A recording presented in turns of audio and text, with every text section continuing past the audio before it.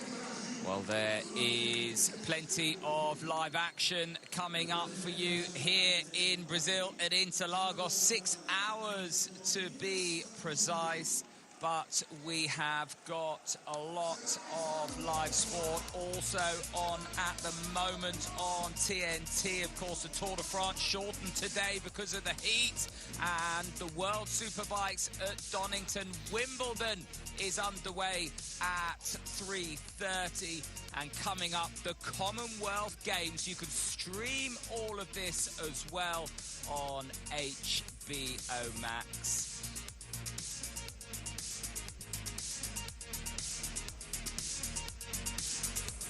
Well, the scene is set here. The grid has been set. Let's look back at the stories of qualifying yesterday.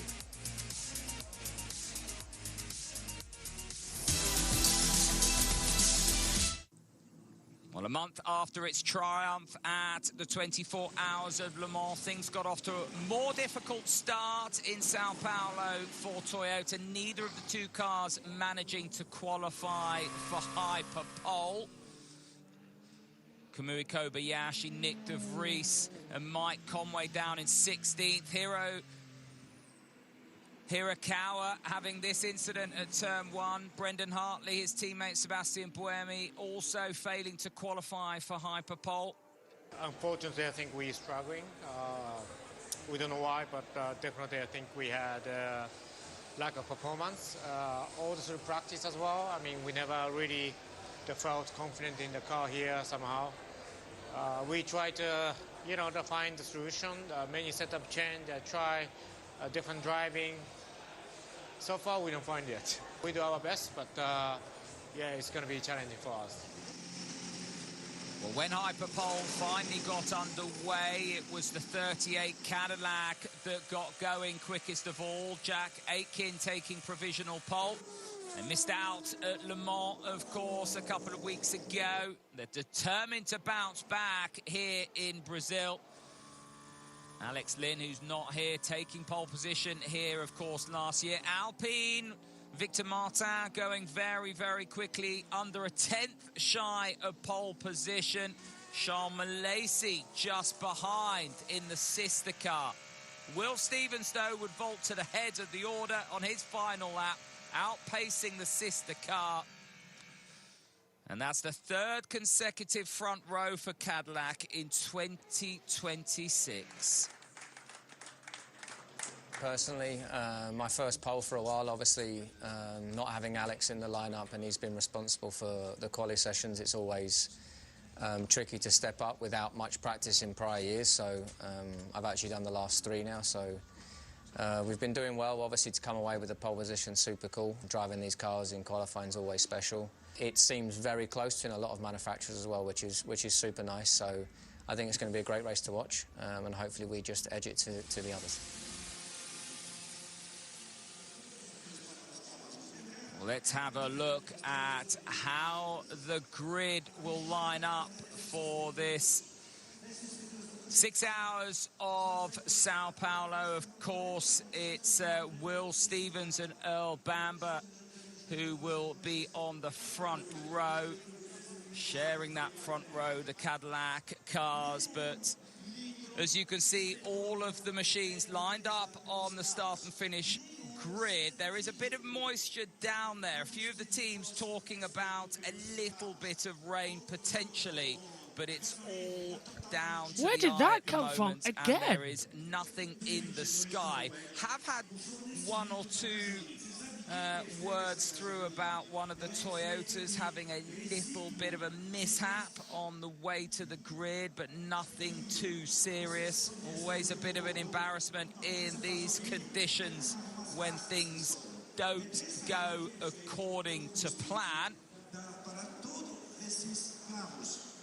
Easily embarrass yourself on the way to the grid in these conditions, and getting heat in the tyres is going to be very, very important indeed. The higher up the grid you start, the better. The easier it is to stay out of trouble. And that is Earl Bamber, who will start, of course, 3-minute board's been given. alongside his teammate. Oh, Bamber, a stalwart of the sports car world, formerly of Porsche, now in the Cadillac. And he's got some experienced sports car and motorsport names behind him. Kevin Magnussen making the switch across, of course, from Formula One, and then another sports car stalwart, Fred Mattavecchi, in the machines behind. 3 minutes to go then until we get the procedure to start for the Rolex 6 hours of Sao Paulo. And it's so wonderful to be back here as well. Never got to cover the Sao Paulo race last year. I'll cover the first 20-odd minutes before heading over to Wimbledon myself. Leave you with the World Feed commentary team. And then it'll all be eyes front. Will Stevenson on pole position with Earl Bamber. Frederick Malkowiecki starting in 3rd position. Here is how they line up then. It is Will Stevens in the number 12 Cadillac from the 38 Caddy alongside him. Then it's the Alpine alongside of the 36, and then it's the 15 BMW. 35 Alpine from the 50 Ferrari. There's the 19 lining up at the Genesis Magma from the Peugeot 94. The 007 of Harry Ticknell in P9 from Yiffy Yi starting in P10 in the number 83 Ferrari. The 51 Ferrari is 11th from the Genesis number 17 in 12th. Peugeot number 93 is 13th. The Toyota number 8, Brendan Hartley starting in 14th. Then it's the 009 Aston Martin in 15th. The number 20 BMW is 16th. And 17th of the grid, Mike Conway in the number 7 Toyota. Only 17 hypercars today. We do not have one taking part. So, go further down. In GT3, pole position goes to the number 23 Aston Martin. Then it's the number 79 Mercedes, followed by the number 87 Lexus. Then it's the 69 BMW from the 77 Ford, followed then by the 61 Mercedes, the 92 Porsche, the 88 Ford, the 32 BMW. Then we go to the Corvettes with the number 34, followed by Porsche number 91, 33 with Ben Keating in the Corvette from the 54 Ferrari, the number 10 McLaren from the 27 Aston Martin, the 78 Lexus, the 21 Ferrari, and the 58 McLaren lining up 18th. 30-second board about to go up. The formation lap will begin for the Rolex 6 hours. To make it onto the top step here at Interlagos for the 6 hours of Sao Paulo. We're about 30 seconds away from the green flag. Let's get ready to join your World Feed commentary team. And they're going to talk us through not just the race start and the opening laps that'll be fast and frenetic, but the entirety of this 6 hours of Sao Paulo. Let's join Martin Haven on the commentary team as well for the parade laps as we look down at Will Stevens. Running. Will Stevens on pole position. Teammate Earl Bamber will be alongside him. And the Brazilian flag flies. The warm-up lap begins here at Sao Paulo. What have we got to witness here today? What are we going to see? First of all, to everybody who was watching us during the Le Mans 24-hour race and know that I had to leave the broadcast, I was unwell. I am perfectly fine now. I'm on the road to recovery with having another tooth operation, but I'm perfectly fine. My thanks to Omi, to Jess, to Pico, and to Megan for keeping that stream going for the rest of what was, I think, about 15 hours. It was incredible work from them both. I have offered Megan to come to the commentary box. I don't think she's going to in this one, but we're on the parade laps now, and we are 3.5 minutes into the green flag going out. Look at that, the Toyota winners of the 24 hours. They went back to the front after winning last year. Toyota are good, and this is what happened to the number 7 Toyota.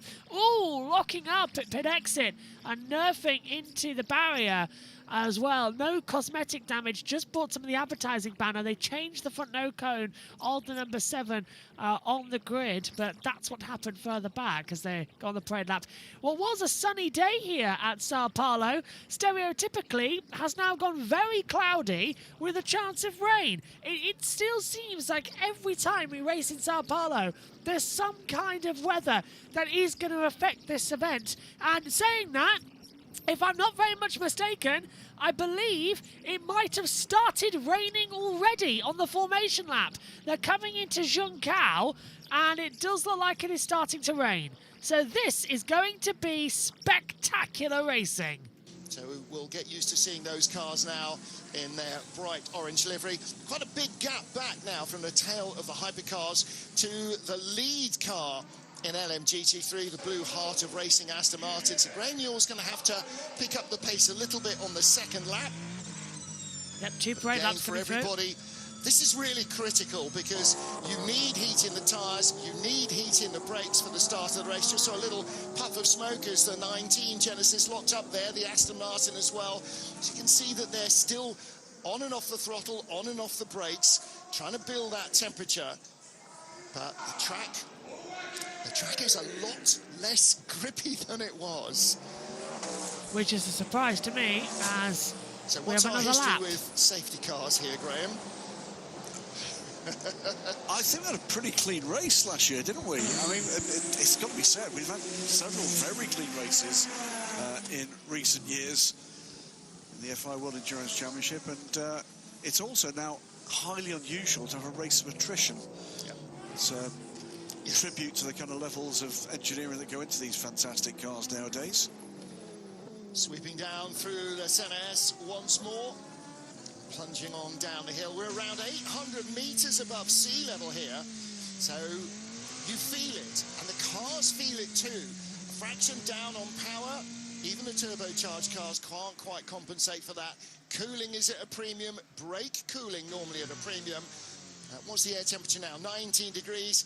Often that will be up towards 30. Track temperature will be close to 60. At the moment it's 21 degrees. So this is...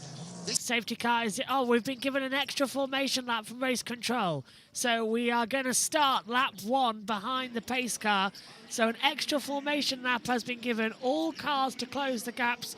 And it will be an extra formation lap. So the race will not start now. And I presume that could be because the rain is starting to come down here at Interlagos. Middle of sector 2.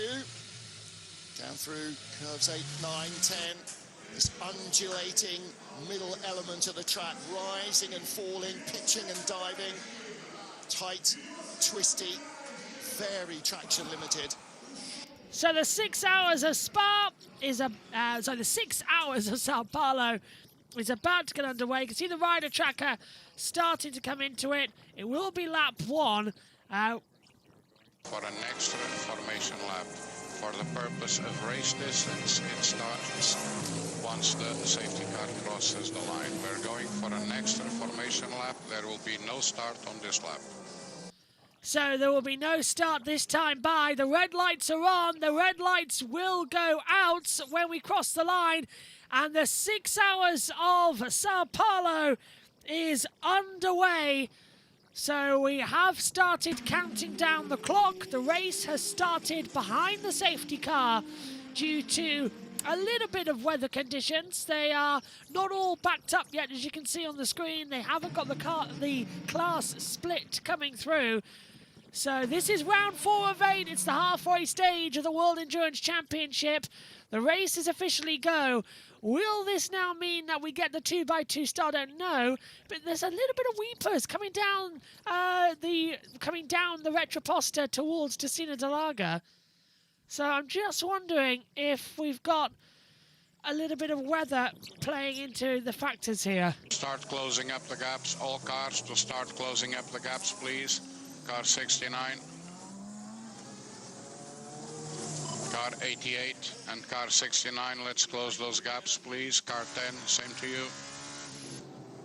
So it's predominantly our LMGT3 field that is causing him a little bit of nervousness. There is your not surprised position sitter, Will Stevens. I suppose strictly you should say your current race leader, because the time has started, even if the race proper hasn't.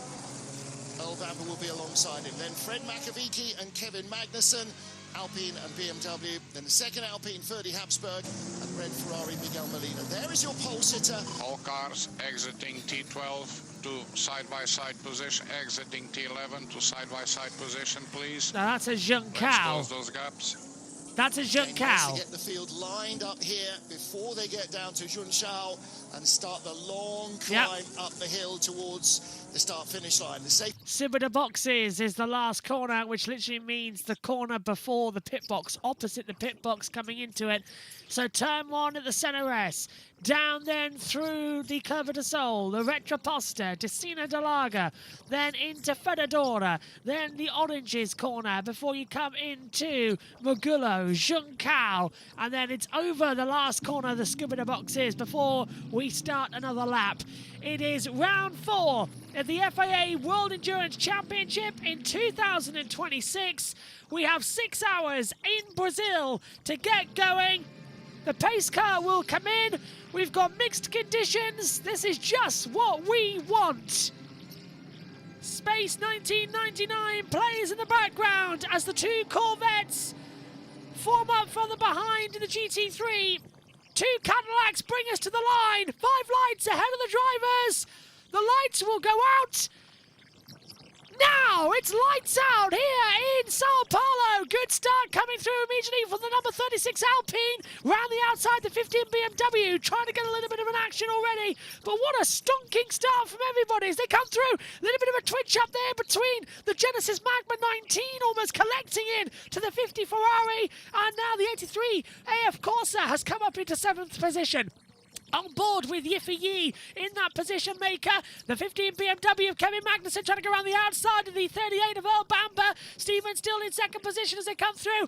Magnussen can't get ahead of Bamber. Coming out of Decina de Laga up towards Fedadora. They've had a good start in the hypercar class. Is it a good start in GT3? Well, it's the Mercedes 79 of Zelga who's got ahead of the 87. Look at the 69 BMW of McIntosh up into 2nd position. Storming start from him. There's still a little bit of moisture in the air as we take a look at Antonio Giovinazzi as he comes out now in towards Mogullo for the first time. So the 50 Ferrari and the 83 AF Corsa making their way up into 5th and 6th positions. Will Stevens still in the lead of the race with Bamber in 2nd. So they have maintained their 1-2 advantage as they head in towards Zheng Cao for the first time and rising up towards the Subida Boxes. That's 1 lap at racing speed complete.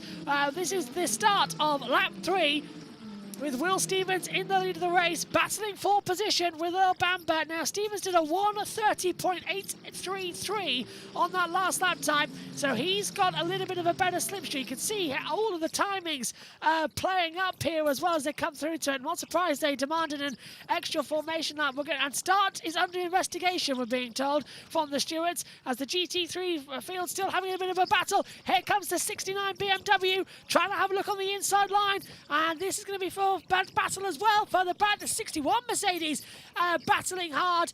So it's all go, all over here in the opening laps of the World Endurance Championship, 6 hours of Sao Paulo. There's still a damp line on the way down. Battle for the race lead as the 87 Lexus dives through on the 79, and coming through hard is the BMW, locks up, nearly hits the back actually of the Mercedes. That's the 69 from McIntosh, who was just running in a little bit too deep as they come out now up towards Ferradora. It's a great start from everybody. A little bit of moisture in the air. I think it could actually rain at some point here in Sao Paulo, but so far it's such a good start from everybody. You've got nothing to do but smile. It's that good of a race start. Let's check in with the world feed. Paulo, as we on board with the 77 car, so it's a little swap there in turn 4 between the two as they were scrambling with the BMW coming up the inside. Yeah, Zelga's actually dropped back now to 5th. It's about to be swallowed up by the advancing pack, led by Sally Yoick, by the way. He's had a good start in the 34 Racing Team Turkey by TF car, but now back with the hypercars. Looking at the battle for 3rd place, Kevin Magnussen with the blue, white and black and red colours, and then the red and blue, or the blue and red perhaps, of Fred McAvicky in the Alpine. We ride on board. Busy hands, Philip. It's still twitchy, isn't it? Yeah, you can see at a moment there in Curva de Sol trying to keep it flat and following the car ahead. It's always going to be tricky, losing a little bit of downforce. But again, if it's the time to attack, it's now, because, you know, as the track starts to The 88 Ford dives through on the inside of the 69 BMW. An awesome attack back through the first couple of corners. Exactly what was needed and exactly what was taken. Set between having the grip and not having the grip. You saw a good move. Don't know what's happened to the audio of the track. There we go. And chasing Pedro Umbrarescu, and that is a world of V8 loveliness. Tony third, Eric Powell in fourth place. As we ride with 30, Habsburg, disappointing start for this Alpine, down in 11th place. A good move from Gattuso, and the Mustang's looking strong at this stage. Sorts of mix around for the hypercar field, but still Cadillac 1-2. Kevin Magnussen in the 15, BMW runs third, Fred Makovicky fourth, into 36 Alpine, and then the first of the Ferraris, the 15, the Hansa Miguel Molina, running in a strong fifth. Moving up the field though, AFA in the 83 AF Corsa car. Yeah, Yiffy up into sixth. Yeah, made a great start, managed to find a gap and wriggle into it, and that's a real art form. Will Stevens leads by 1.1 from the fellow Corvette Cadillac of Earl Bamber, and he also 1.1 ahead of Kevin Magnussen. Let's hear from the 15 BMW team. I have no power at the exit of corners. Like something's wrong. Just at the beginning, the first part of the exit. Copy, stand by, we're checking. So Kevin Magnussen reporting that he's got no power at the exit of the corners, and the team is checking that factor as well. So let's hope they find something sorted with it soon. As we take a look, the 87 Lexus now leading in LMGT3. The two Fords, the 88 and the 77, are right behind. Fastest lap in hypercar is Will Stevens at 125.578. The number 12 Cadillac, the number 88 with Stefano Gazzo is fastest in LMGT3, 135.826. So a better, faster time there as well. What a great start to this 6 hours. And with a threat of rain coming in at some point as well, you know it's going to be a good day for running action as well. I'm looking forward to it. I hope you are back at home, because this is going to be an absolute thriller. TF Sport Corvette, Racing Spirit of Le Mans, and Aston Martin on the podium as well last season. But Sally Jolich with the bit between his teeth. And again, worth pointing out, he's a silver-graded driver. Everyone around him essentially is a bronze-graded driver, so he should be making that progress by dint of his better experience and better ability. So Magnussen and Makovicky still battling for third, and not being caught by the Ferraris behind of Molina and Ye. So looks like there's a little bit of a pace benefit there for the BMW and the Alpine. Maybe the issue for Kevin Magnussen, but we're starting to see the two Cadillacs just pull a gap out here, Felipe, these early stages. We're just under 10 minutes into this race. At the moment, it is Will Stevens leading Earl Bamber by a single second. It's now 1.5 seconds back to Kevin Magnussen. Yeah, the Cadillacs, they look pretty settled, don't they? And they started to open a gap here to Kevin. I mean, Fred has been keeping the pressure there, trying to find an opportunity. Strange, because let's take a look at the start here in LMGT3. Johannes Elger a long way ahead of the Aston Martin, way before they got to the start-finish line. That might be an issue for that Mercedes, but the Aston Martin dropping back at the start. 23 Harter racing car being comprehensively overwhelmed by the field, so not the best start for Gray Newell in that car that he got through. There it is right in front of us, that he got through into Hyperpole. Just being cautious, and that's never a bad thing at the start of a race. You can afford maybe to lose a couple of positions here. On board with the 32 BMW of Darren Leung, Ben Keating just in front. There's Yasser Shaheen, the Bend Porsche, the 92 car. Leung looking to go down the inside on the front stretch, down to turn 4. A little bit of contact there as well. 69 BMW going through. So Johannes Elger having the early lead. Petru Umbrarescu was right behind him in the better of the two Lexuses. There's the 27 Harter racing car of Ian James, who was battling with François Heriot and Thomas Flohr. All the Ferraris and the McLaren's right at the tail of the field. Stefano, think on save your tires, okay? Don't over push. Your position and pace is very good. that sort of engineer speak for calm down. A little bit, a little bit. But great start to the race from both Mustangs. And it is this 5-car group at the moment that seems to have the bit between their teeth and again the best of these conditions. Yellow flag. Is eking out more of an advantage on Earl Bamber. The gap, though... Don't know where this yellow flag's come out for as well. And also, every single time we try and make the timing tower better, it's just gone wrong. But Will Stevens still leading the race. Yellow flag has now come in. Don't know where it was. Double yellow turns 1 and 2. That's the center S. So that was further up the field. I wonder what happened down there. Here's a start replay from GT3. Oh, perfect getaway from the Lexus at the front as well. Was able to just jump ahead brilliantly. And that was a storming start. And the 91 car of James Cottingham, 3 wide down the straight. Kart circuit on the right-hand side there, just at the top of the hill. So here is your race leader, Will Stevens, Earl Bamber behind him. And Stevens will have the difficult job of trying to shoehorn his way through a very tight LMGT3 pack. And this is all part of endurance racing, Philippe. When you're in the quick cars, you've just got to make those moves, but you've got to make them clean. Yeah, the risk and reward is always there, right? He always makes that question before making a move. But so far, you know, like I said, the early part of the race, when the track was still quite damp, you know, the drivers try to make the most of it. That's when the opportunities are there. And you could see a lot of action in both classes there. Yeah. Alexander West, the last of the LMGT3 cars, will have the race leader right with him any second. A little bit of sun starting to come out as well. So Will Stevens, the good news for Stevens is he's now 1.67 seconds ahead of Earl Bamber, so he's got a little bit of room to manoeuvre. He's already passed the first couple of cars, Alexander West and Thomas Floor, François Heriot right in front of him. And now they get into sector 2. So for Will Stevens, he actually jumped a couple of cars up the queue in the quick stuff. Everybody else is going to have to fight their way through in this tight and twisty infield section. Like we pointed out before, the speed difference is not too far away between the GT cars and hypercars in this section. So knowing where you're going to place your car and if you're able to clear traffic at the right time, that gives you a benefit. But also, you know, if you're not able to clear them at the right time, you're probably going to see a gap between the cars increasing. Oh dear, this is already the problem, isn't it? Lapped cars, as we're now starting to factor in just 15 minutes of actual running here.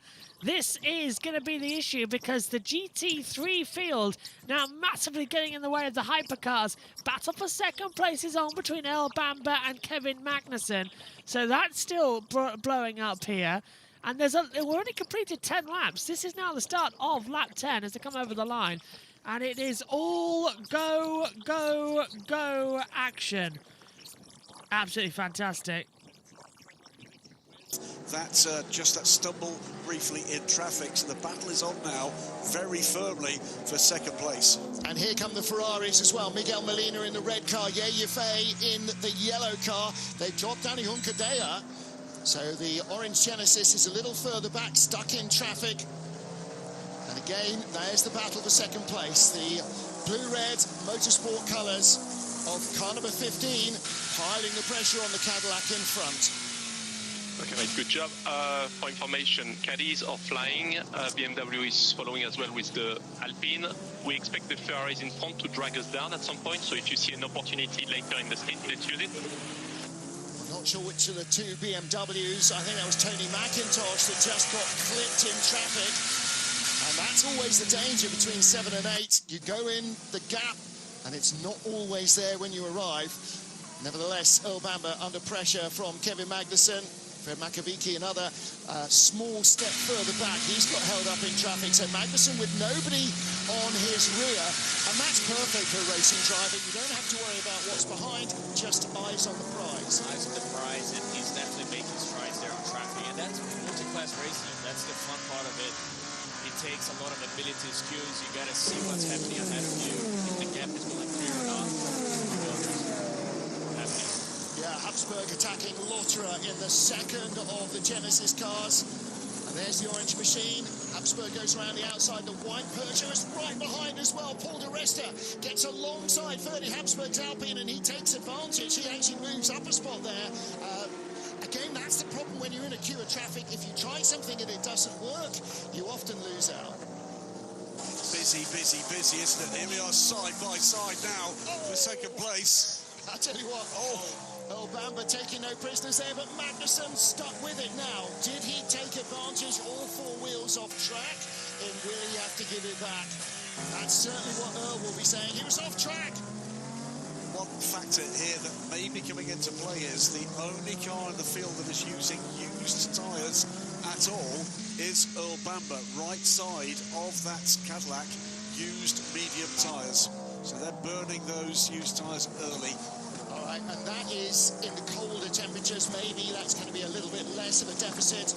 The right-hand side is normally the hard-worked part of the car because this is an anti-clockwise circuit.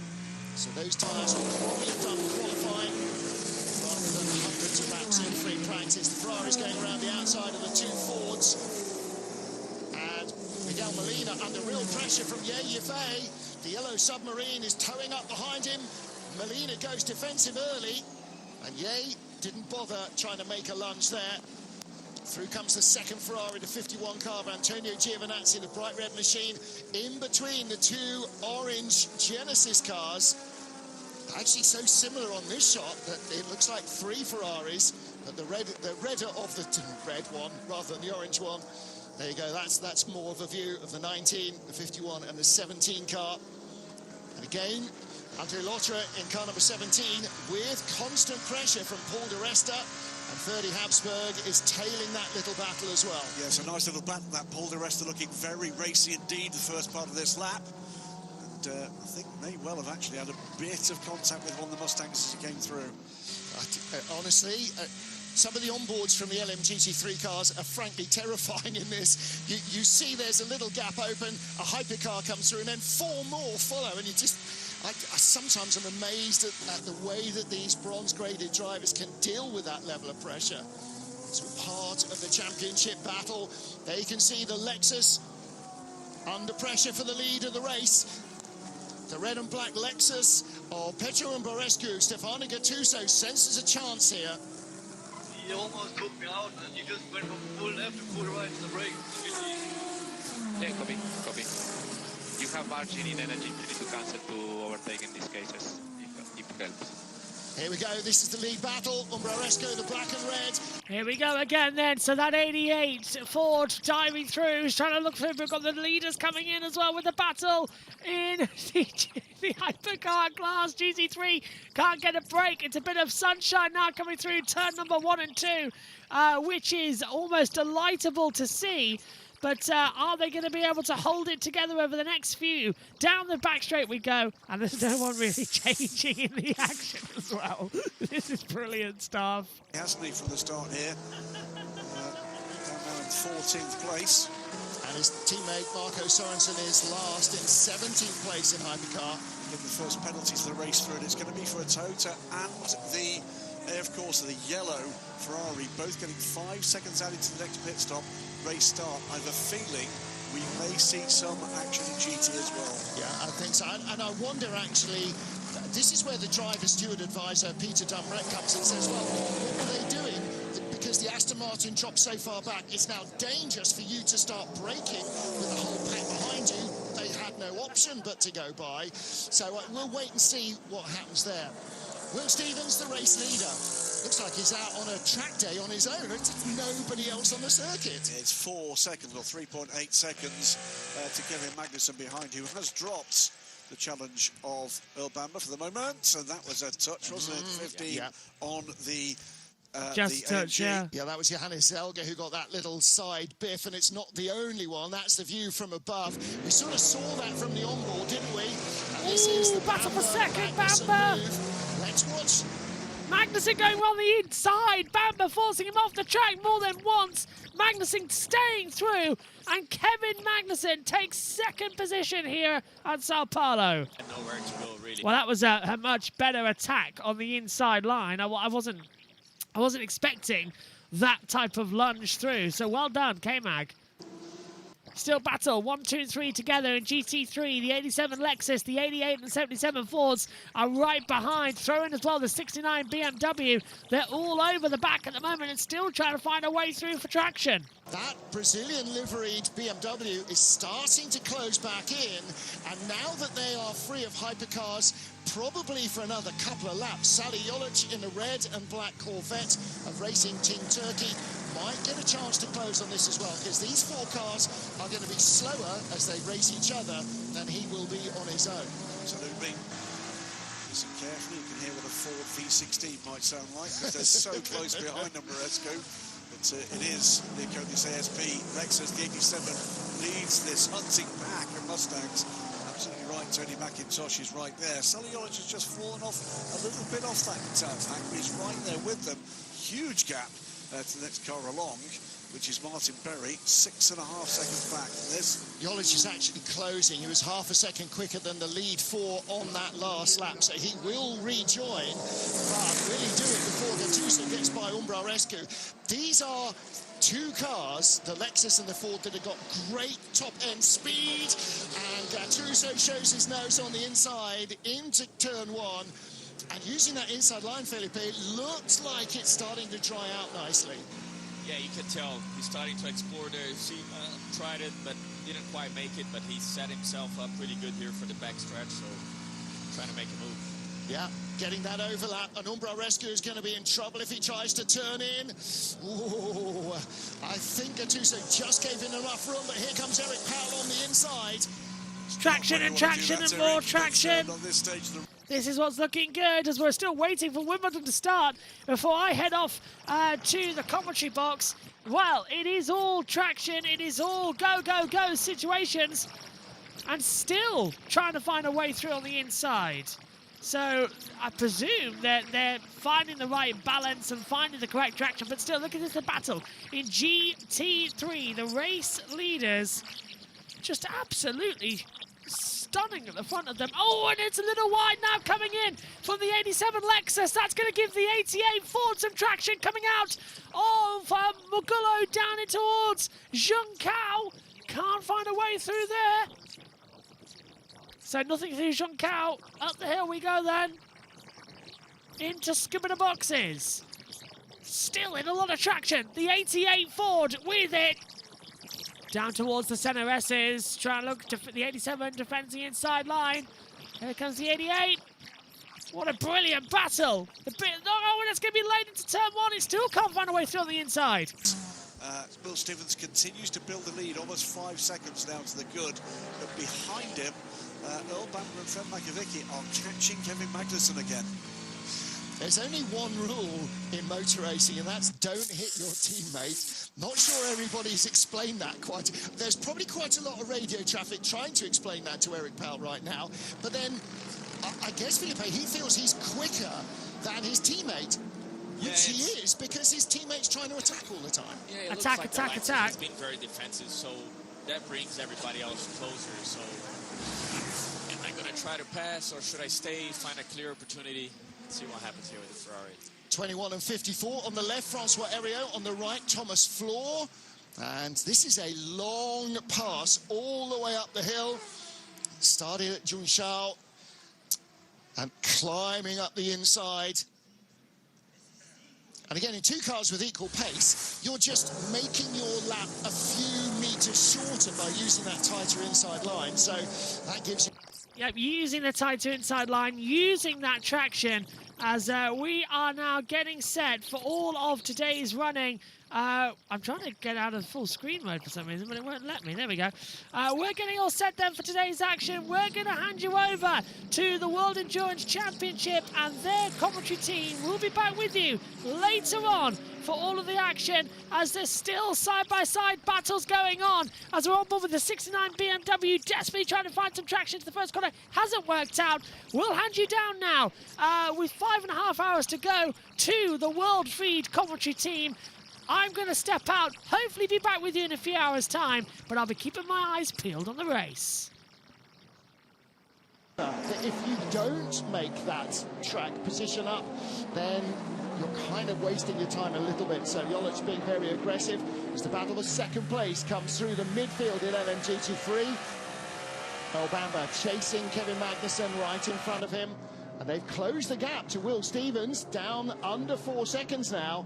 So Stevens getting held up a little bit through that gaggle of traffic. It'll be interesting to see whether or not they can extend it now. He's in a bit more clear air, but he's got another big group of GT3 cars ahead of him. Closing on the first half hour of this race. Remember, started with an additional formation lap. It's getting closer and closer to the fuel window. So would you say we halfway here in the stint with the hypercars, Graham? I think we're beyond that for this stage. We'll get the energy graphic up shortly. Beautiful thing about the FIWEC, particularly from trackside, is you can see on the side of the cars how much energy they've now got with these new visual panels reprogrammed for this season. So we can see there, yeah, they're looking good on energy. The car is a disaster. So much oversteer entry, so much understeer mid-corner, much more compared to what we had in practice. Right, so much for my clutching at straws in the hope that the lower temperatures would favour the Peugeot. But of course, they've set the car up for hotter, grippier track conditions. And not only is it colder, Felipe, but it rained, and that cleans some of the rubber off. And so the track will evolve. It should become more grippy as the race progresses, but... For sure. Yeah, for sure the lower grip now to begin. And but like you said, you set up the car for the race, and you kind of unknow what to expect. And he was struggling for both entry oversteer and understeer mid low speed, he was saying. So he's fighting both ends of the balance there. So looks like a tough beginning there for Duval. Doing all the wrong things in all the wrong places here. Battle here for 8th place. Danny Uncadea, Antonio Giovinazzi, we ride on board with him in 9th, and behind him is car number 50, is Andre Lotter, car number 17. We're on board the 51 car at the moment. So this is 9th, 10th and 11th. The final points paying position is the Ferrari at the moment. You can see on the energy, they've got about half of the energy remaining. However, for all of these hybrid cars, and that excludes the Aston Martin, but all of the hypercars, that also includes the state of charge of their hybrid system. And like a hybrid road car, you can have electricity in the battery, but if you've got no fuel in the tank for the engine, then you're going no further. And the Ferrari under real pressure. Lotterer, there is definitely life in the old dog yet, isn't there? They look very racy, huh? The Genesis, race pace. Yeah. It's a good-looking car, and it performs really well. That was close. And Giovinazzi goes by Uncadea into turn 1. So, again, weaving through traffic. I mean, you know, you've raced at Daytona 24. You're so familiar with this. It's that risk, you know. It's what it makes it fun. But again, as a driver, you're trying to squeeze everything you can, but trying to avoid any type of contact there. You don't want to damage these cars. Yeah, so close. But any damage on a splitter or on the side panel of the car, it takes a lot of the performance. Just look at the onboard from Yasser Shaheen. There's cars flying by him all the time. But that's awesome. That's what I love about racing. Quality class. You know. Love the reaction in the garage. Go to FIA-WEC Plus and sign up and watch All Access from Le Mans. There's so much great garage reaction to some of these battles. Interesting here, you see how much that gap has closed to Stevens there. Yeah. So I wonder if traffic probably didn't help there in some laps. Yeah, if you catch them on the quick stuff, then great, you can go straight by. We saw that down the straight, didn't we, on the last lap? But if you catch them in sector 2 in the twisty corners, then you've got to be patient. You've got to wait. You've got to know that you've still got the pace. Earl Bamber dives down the inside of the lead battle, and through comes Stefano Gattuso. Change for the lead in LMGT3. That's what was shaping up down the straights. He finally got the run he wanted on the red and black Lexus of Pedro Umbrarescu. And then as the Cadillac went down on the inside, there was just enough room for him to sneak in front. Now, Eric Powell, you can see in the paint on the back of the Lexus, the reflection of the flashing headlights of the Ford. So Gattuso with the fastest race lap. He's just set that to take the lead in LMGT3. And again, Eric Powell nearly running into the back of the Lexus there. From moment Umbrarescu was held up. And Powell alongside, can't see Umbrarescu because he's on our left. So this is going to be a change for second place it is. Powell got through. He had that inside line, Felipe, and you can't defend that there. Yeah, and plus you have the hypercar taking an advantage of the open gap, so tricky, but it looked like he was struggling already to be, you know, holding on to that second place. So it looks like they're probably taking a bit on the tires already early on. On board with Sally Olic, and again, hypercars just diving in left, right, and centre. It's like they think they're riding motorcycles. Some of the gaps they go into, again, classic example, you know. You're just setting yourself for the corner and then someone dives in. But you got to have that awareness to know, okay, I cannot, you know, I cannot turn in now, otherwise you make contact, and that damages your race too. Meantime, as they clear the traffic, the lead group, Will Stevens has lost out. It's 2 or 3 seconds lost from his lead through that run through what was frenetic traffic for that for a wee while, wasn't it? And Kevin Magnussen now 2.1 seconds behind, and has gapped Earl Banner again to over a second. Fred Bacco 2 seconds further back again. Kevin Magnussen is such a dual personality, isn't he? He's so chilled and relaxed and almost looks like he's just a spectator when he's out of the car. When he's in it, he definitely grows those Viking horns. He's such a great attacking race driver. On board with Paul Di Resta. And Di Resta, yeah, okay, the Peugeot not quite what we'd hoped for, but he is closing on Danny Huncadea. Here's a replay from Eric Powell of that move. Stefano Gattuso. That was a little touch there. That was Will Stevens coming through, I think.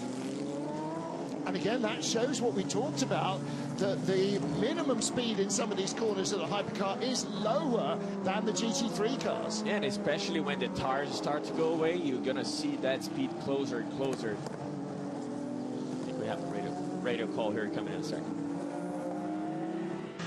Yeah, I mean, I'm much slower in the middle sector than the cars around me. It is getting a bit easier as the fuel load comes off, but the car is heavy. And by heavy, he means it's not reacting. I was going to say, yeah, it's probably the rotation and the, you know, change of direction. He's feeling is quite heavy, or again, it looks like they're not having a lot of fun right now, but let's hope that the grips come up to them as the race goes on. They're making progress, in fairness. The 93, 94, but the gaps tell the story. Not really able to attack the cars around them. That's the frustration you're hearing from Paul Di Resta. And we heard Lloyd Duval saying, you know, it's understeering, it's oversteering, and in fact it's doing them in all the wrong places. In the high-speed stuff where you want a little bit of understeer and rear stability, it's oversteering, and in the tighter stuff in the corners where you want it to over-rotate, it's just ploughing on. Yeah, so it's having the opposite every, you know, in the corners you want it to make it rotate. All the wrong things in all the wrong places. We're still down on power, guys. Like, they're pulling away like crazy in this race. So hands up anybody who's not down on power at the moment. I mean, we haven't heard Toyota complaining about it. Mike Conway has got by Marco Sorensen from 17th to 16th. Number 8 car still in 13th place. Brendan Hartley, so Toyota are struggling. But here come the Ferrari duo, 5th and 6th. Miguel Molina still ahead of Ye Yifei. And I think after that little moment a few laps ago where Ye was almost alongside him, Ye's just gone, okay, now it's time to put the slippers on, save a little bit of fuel.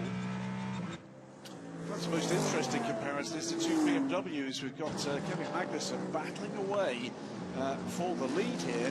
The 20 car is down in 14th place. Absolutely nowhere by comparison. And again, you wonder whether both teams in that garage have got quite the same setup.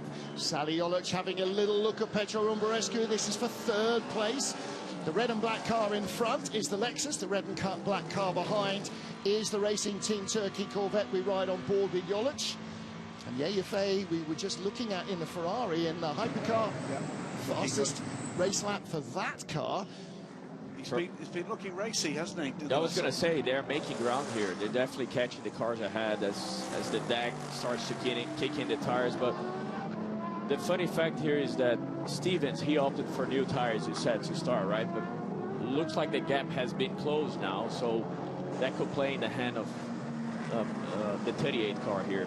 Yeah, car for later on. With those used tires on the right. I'll correct myself, by the way. It's not the only team to have opted to do that. It's the only team in the league group that's opted to do that. So the fact that he's managed to stay with that battle speaks volumes for just exactly what they're able to do to preserve the package. Here's the dark maroon cars, red, black, grey.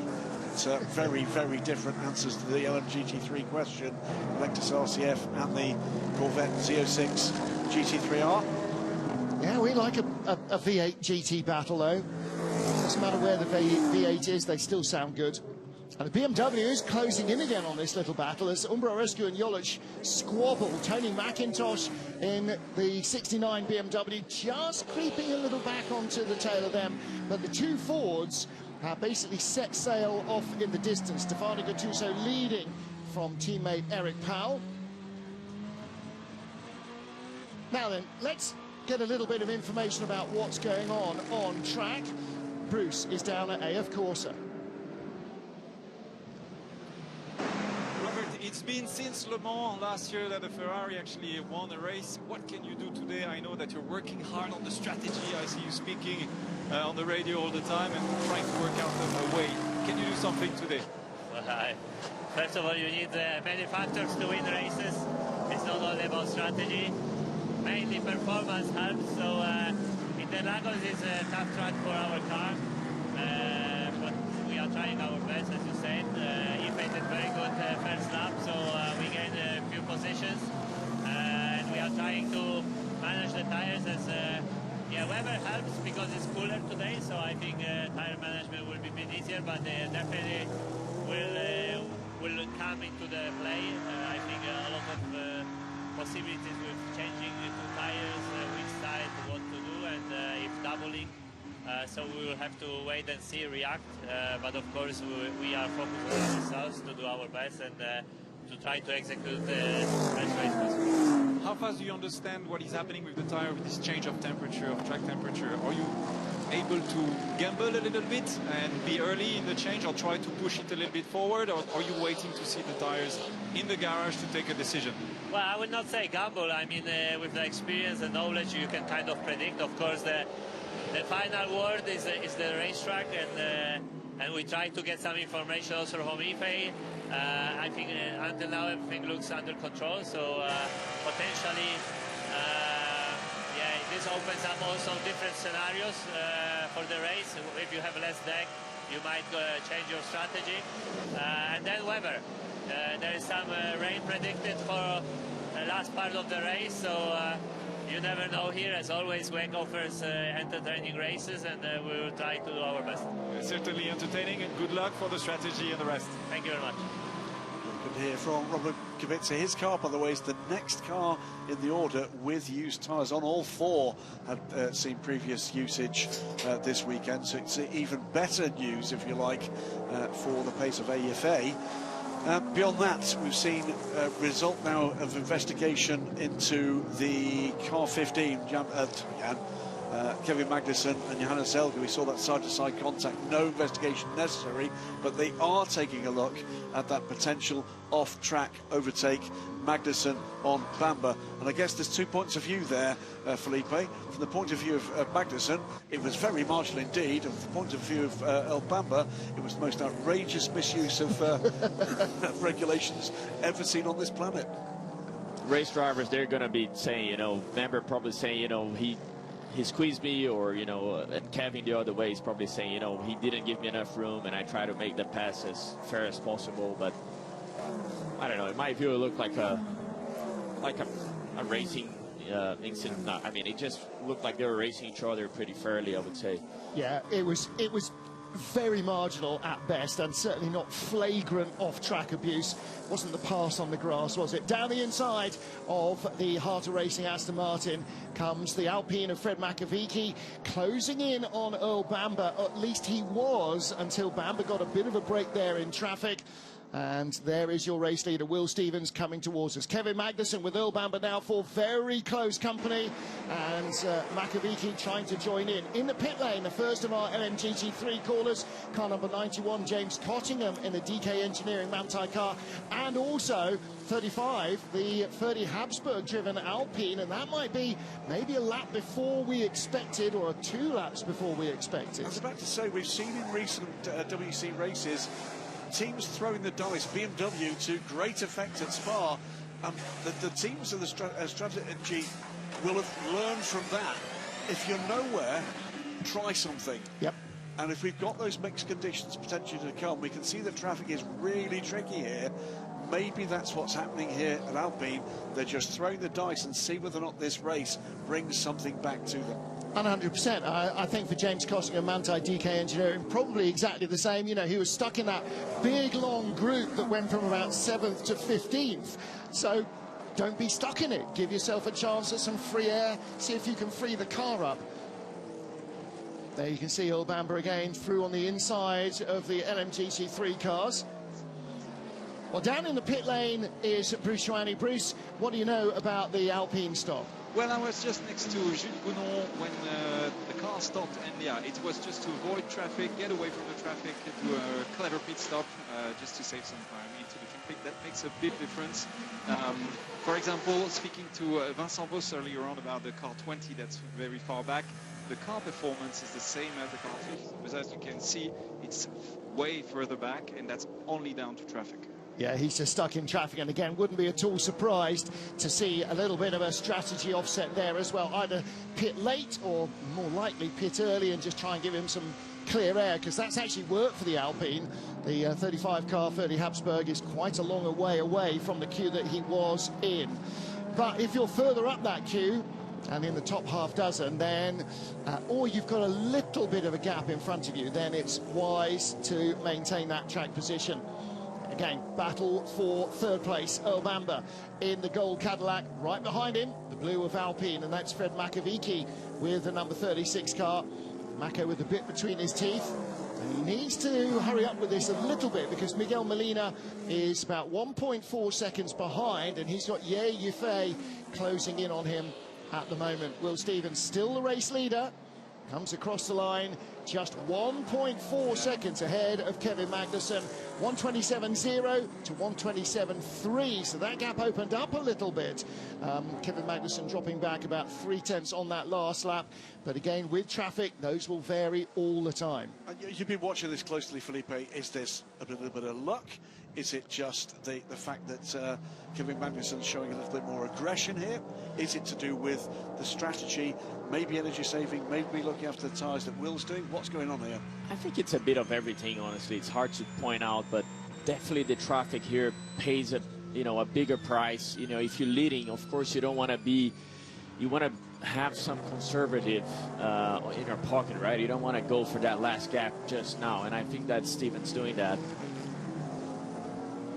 Well, let's hear from the 83 for our Base is very strong. Base is very strong. Yeah, but the third gear is making me slow. I could have gone much faster. Let's preserve the tires, and let me know about tires if you still think about the rears. All right, so third gear said, I could have gone much faster, or I could not go much faster, rather. Okay, just... That's a classic response from a race engineer, which is Ife is telling him something's relevant, there's nothing to do about it, so let's talk about what we can do something about. So it's trying to lift the frustration by giving him something to concentrate on. Big lift there. Big lift, you can hear. They're probably doing a lot of saving now. And you can tell the Ferraris look to have a pretty good pace there on the longer run. And the critical thing for Ye is there's nobody relevant behind him. It's 5 seconds back to Roqueval's Peugeot, and he's not in a position where he wants to attack Miguel Molina's red car, so he's in the perfect position to fuel save as much as possible. Every lap extra you can creep out of the tank might be of a benefit later. It's never guaranteed, but it might be. Tough to overtake here. This is what we're looking at the moment in this phase of the race, isn't it? Those gaps, they're up and down. But other than when traffic is a factor, we are finding that it is difficult for these cars to overtake her into Lagos. Exactly what we saw last year. I mean, it's a factor on the tighter, old-fashioned circuits like this. What are we looking at here? Peugeot coming down the inside. Oh, big lock-up. Was that Lottery? Yes, it was. Just ahead of Di Resta. Di Resta finding himself in a gap that he wasn't expecting to be there. And this is Loic Duval all over the back of the Ferrari of Antonio Giovinazzi. In fact, Giovinazzi's just gone by Duval. So Ferrari have got pace here. Giovinazzi up to 7th position. Making the 51 car start on the grid. 11th. So Ye has gone from 10th to 6th, and Giovinazzi has gone from 11th to 7th. So they are making up ground. But what we don't know yet is at what cost, in terms of energy, in terms of the life of the tyres that they've got aboard them. That's all going to come into play as we get closer to the halfway point in this race. Well, that's still a long way from here. We're only 45 minutes in so far to the 6 hours of Sao Paulo. And there you can see the 51 car. Antonio Giovinazzi, Joby just ahead of Loic Duval. And Duval's next car behind him is in fact his own teammate, Paul Di Resta. So they're sort of going in a little bit 2 by 2. We've got all the Ferraris ahead of the Peugeots. Then the 2 Genesis Magna cars are 10th and 11th. So they're running together. The one that is, the 2 that are out of sync, the 35 Alpine, which has pitted out of sequence, and the 20 BMW, which is a long way back. And I'm surprised they haven't tried something with that car. Ron Boyd brings the 78's Lexus onto pit lane. He's been stuck in the midfield and not able, it seems, to progress. New tyres for the car, full service stop from the 78's. So there are 2 things that they can do, and one of them they will try and do anyway, which is keep the bronze driver in until he has used or he has raced through all of the minimum drive time that he needs to do.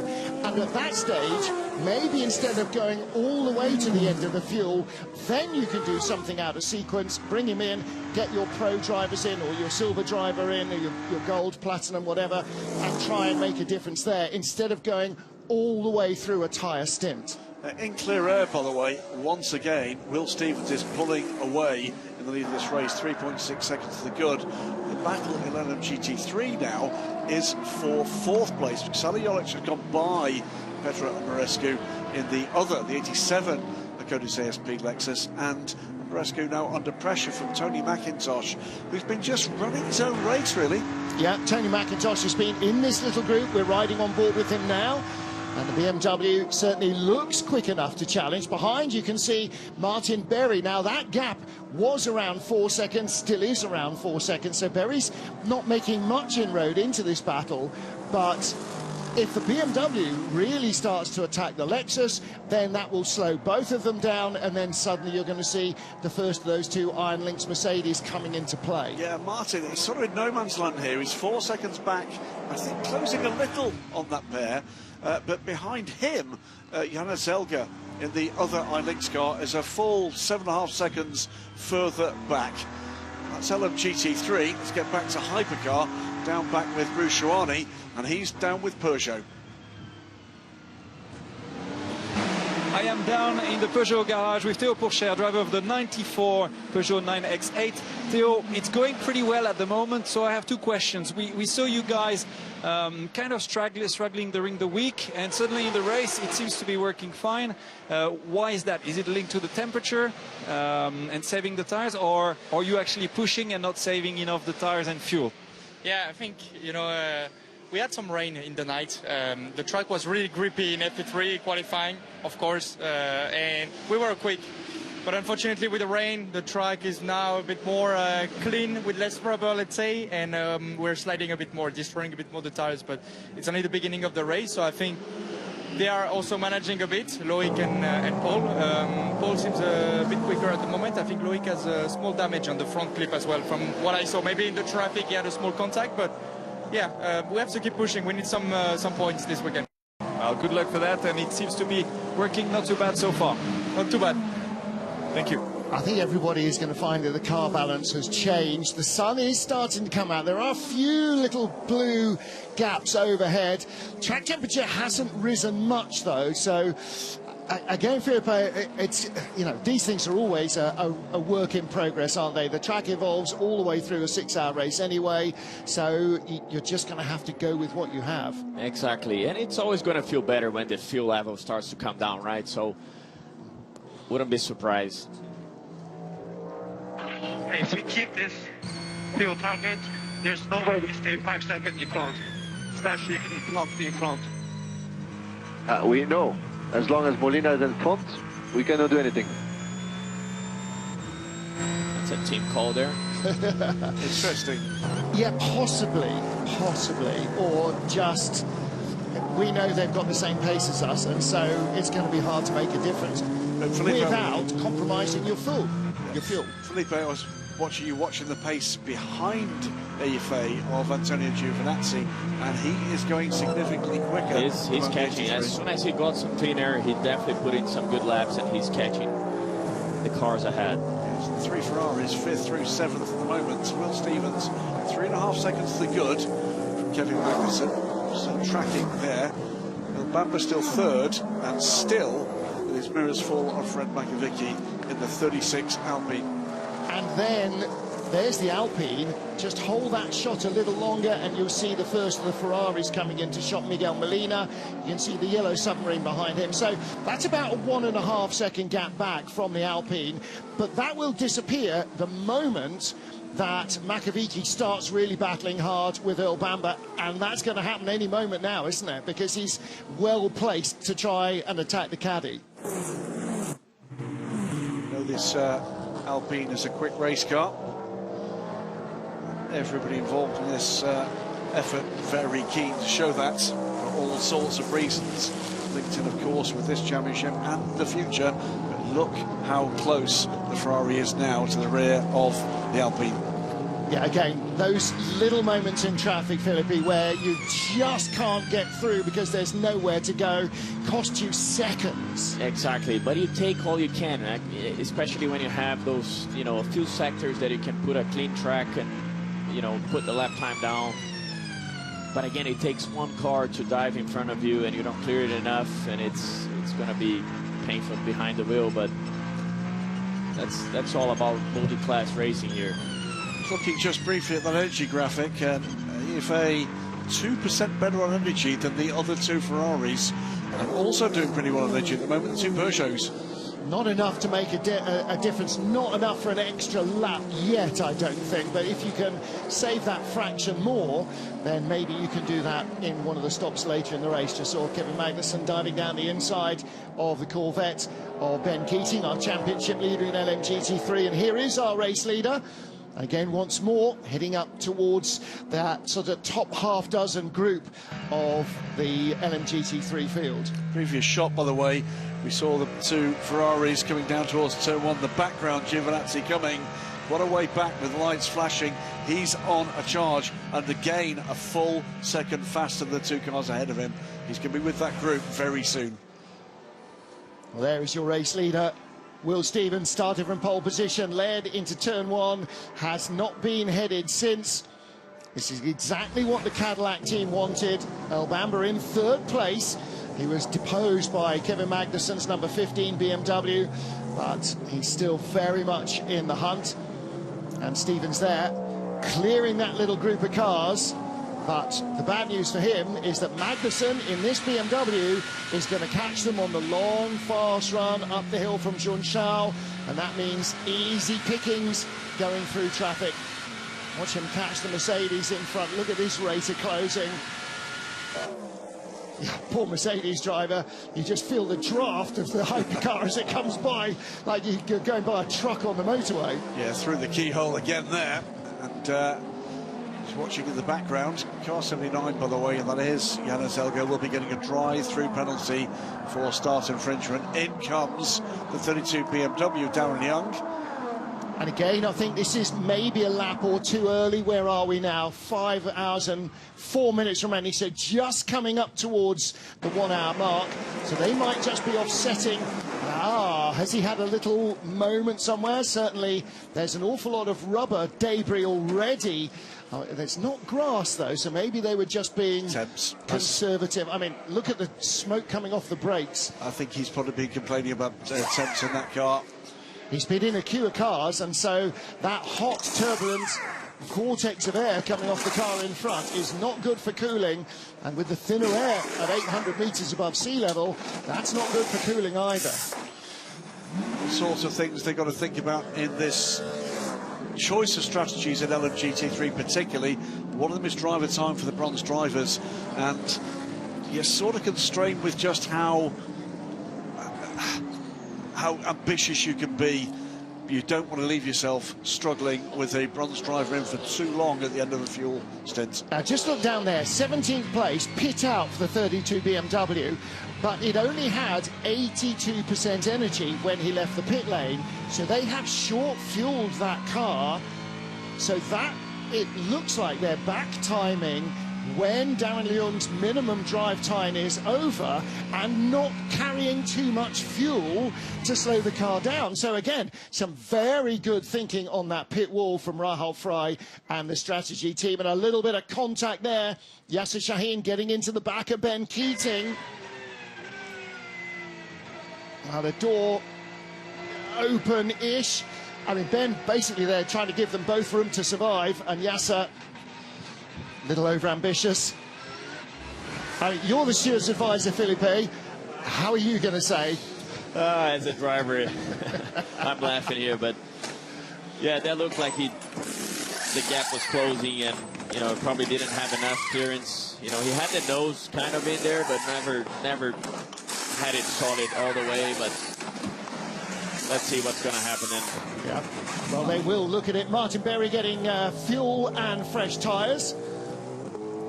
Now this time, Will Stevens has done rather better through the traffic. Traffic is beginning to draw out a little, perhaps a little wider, but he's managed to clear there without losing too much time.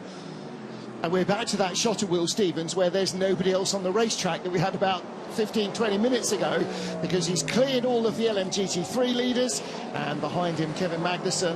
That gap, just... Will Stevens got by in just the right bit, and now K-Mag struggling to get by that Ford. And you can almost feel the time dropping out of the car. Instantly half a second. Instantly half a second. And here we go. Begins to get more and more of the LMGT3s in. This is the first of the front runners. The 87 Acodius ASP Lexus, Petra Ambarescu. A couple of little bits of contact we saw earlier on being notified or being noted by the stewards. The one where Paul de Resta got inside Danny Juncadella when Juncadella had that little lock-up, and there was a brief contact. But we also saw a notification of contact between Antonio Giovinazzi and the 54 Vista Air Corsica. We didn't see that, I don't think, on screen. No. That could be quite an interesting one. That's, again, probably one of those, like we saw with the BMW and the Mercedes, just that little contact in traffic, very likely a side-by-side slap. Now, look at the way that the cars are lining up. Got two caddies at the top with the BMW and Alpine, then all the Ferraris, all the Peugeots, then the Genesises. You can see where the respective performance of a lot of these cars is, can't you? Okay, Danny, since the car is faster, we're going to have to swap. So swap at turn 1, please. Swap at turn 1. Now, this is a system that Toyota have had for years and years and years. If you're behind, you get on the radio, they'll do the swap. So I'm faster than him, okay, and then you get 3 laps to prove it. And if you don't start pulling away properly, then, okay, back in your box, we'll swap positions back. And it makes sense when you've got a 2-car team to have the ability to do that, because maybe the balance of the car isn't quite what works for one but does for the other driver, and you can use Hongibea now to tow Lotter along. I think that's fair, right? We have 2 cars, and you know, who knows what they're doing on energy here, and probably Lotter saved the tires a little bit better, so he's giving him a shot. try and catch the cars ahead, because we're getting closer now to the window where they should pit. So anything at this point is pretty crucial for the team. What major difference, by the way, the way the Genesis team executed that? We heard the radio call, they did it, and away they went. We didn't hear any complaints. No, it was okay, done. Yeah. And the first time they've actually had to think like that, because the cars have been running nose to tail for quite a while. The other thing, of course, is with the slightly mixed conditions at the start, you may have had one car with slightly different tyre pressures to the other just to see what was going to work. Because, of course, this is a good point. This is a race, but they're learning. For sure, and that's a good point, because we have to have stabilized pressures, right? So you as an engineer and the driver are trying to guess, you know, what's the track going to be like, and you're trying to achieve that pressure, but it could have had, you know, differences between the cars, so it might be in a better window for longer. We're starting to see some real pit strategy here, going for the undercut. The 38 Hertz Team Jota car, Earl Bamber brings it in maybe a lap before everybody else. Now, that does two things. It means the team don't have to stack the cars, because you've only got a very limited pit crew to do your pit stops with, but also get him out on fresh rubber or with a full fuel tank. Just saw the dollies going under the car there for a moment, but that looks okay. 009 Aston Martin in as well, Marco Sorensen from the tail of the field. And this, of course, will drop him out of sequence with everybody else in where they are in the queue of traffic. Most importantly, it means he won't be in the turbulent air of Kevin Magnussen. So, are we looking at left sides only? Again, it should be the yellow sidewall of the medium compound tyre. The red sidewall hard tyre is really for quite extreme track temperatures. Remember, this is the point at which, if they do decide to do one side only, there is an advantage here to be drawn. They've got new tyres, or had new tyres one side of the car. They can be through the pit stop quicker and they cover the undercut. And don't forget, that had used tyres on the right-hand side at the start of the race. In comes the leader. Will Stevens is in. And that was good timing. So excellent timing by Hertz Team Jota. Again, this might be a single-side tyre change. The Michelin tyre engineer, there's one tyre engineer per team. So the Michelin engineer taking a look at those tyres. And again, right-side tyres only is very, very common here. This is quite a high energy, quite abrasive circuit. Antonio Giovinazzi, Thomas Floor, that little contact being examined by the stewards. There will be no further action on that. And it's a good way of stretching your tyre allocation. In hypercar, you don't have enough tyres to change a full set at every stop. In LMGT3 you do. So the hypercar teams have to strategize when they're using what.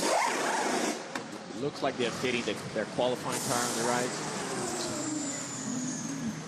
Disaster for the race leader. The gun won't go on the wheel nut. And it's not happening, and they've been jumped by the 50 Ferrari. So Miguel Molina came in from what was 5th place. He's ahead of Will Stevens. They'll have to hope that that wheel nut stays on. What a frustration for the race leader, the pole man, Will Stevens. In comes the number 15 BMW. So both caddies undercut the BMW. Kevin Magnussen comes in as the race leader, and following him in, Fred Makovici and Antonio Giovinazzi.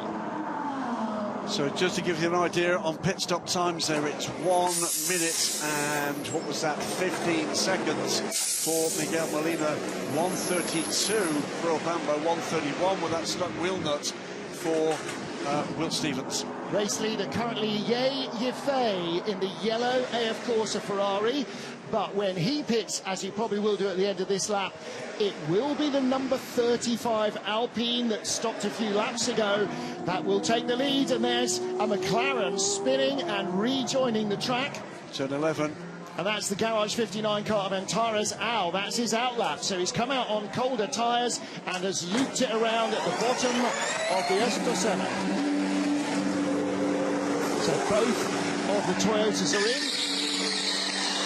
No driver changes yet. They will double stick the drivers. Out comes the Peugeot, number 15 BMW on its way.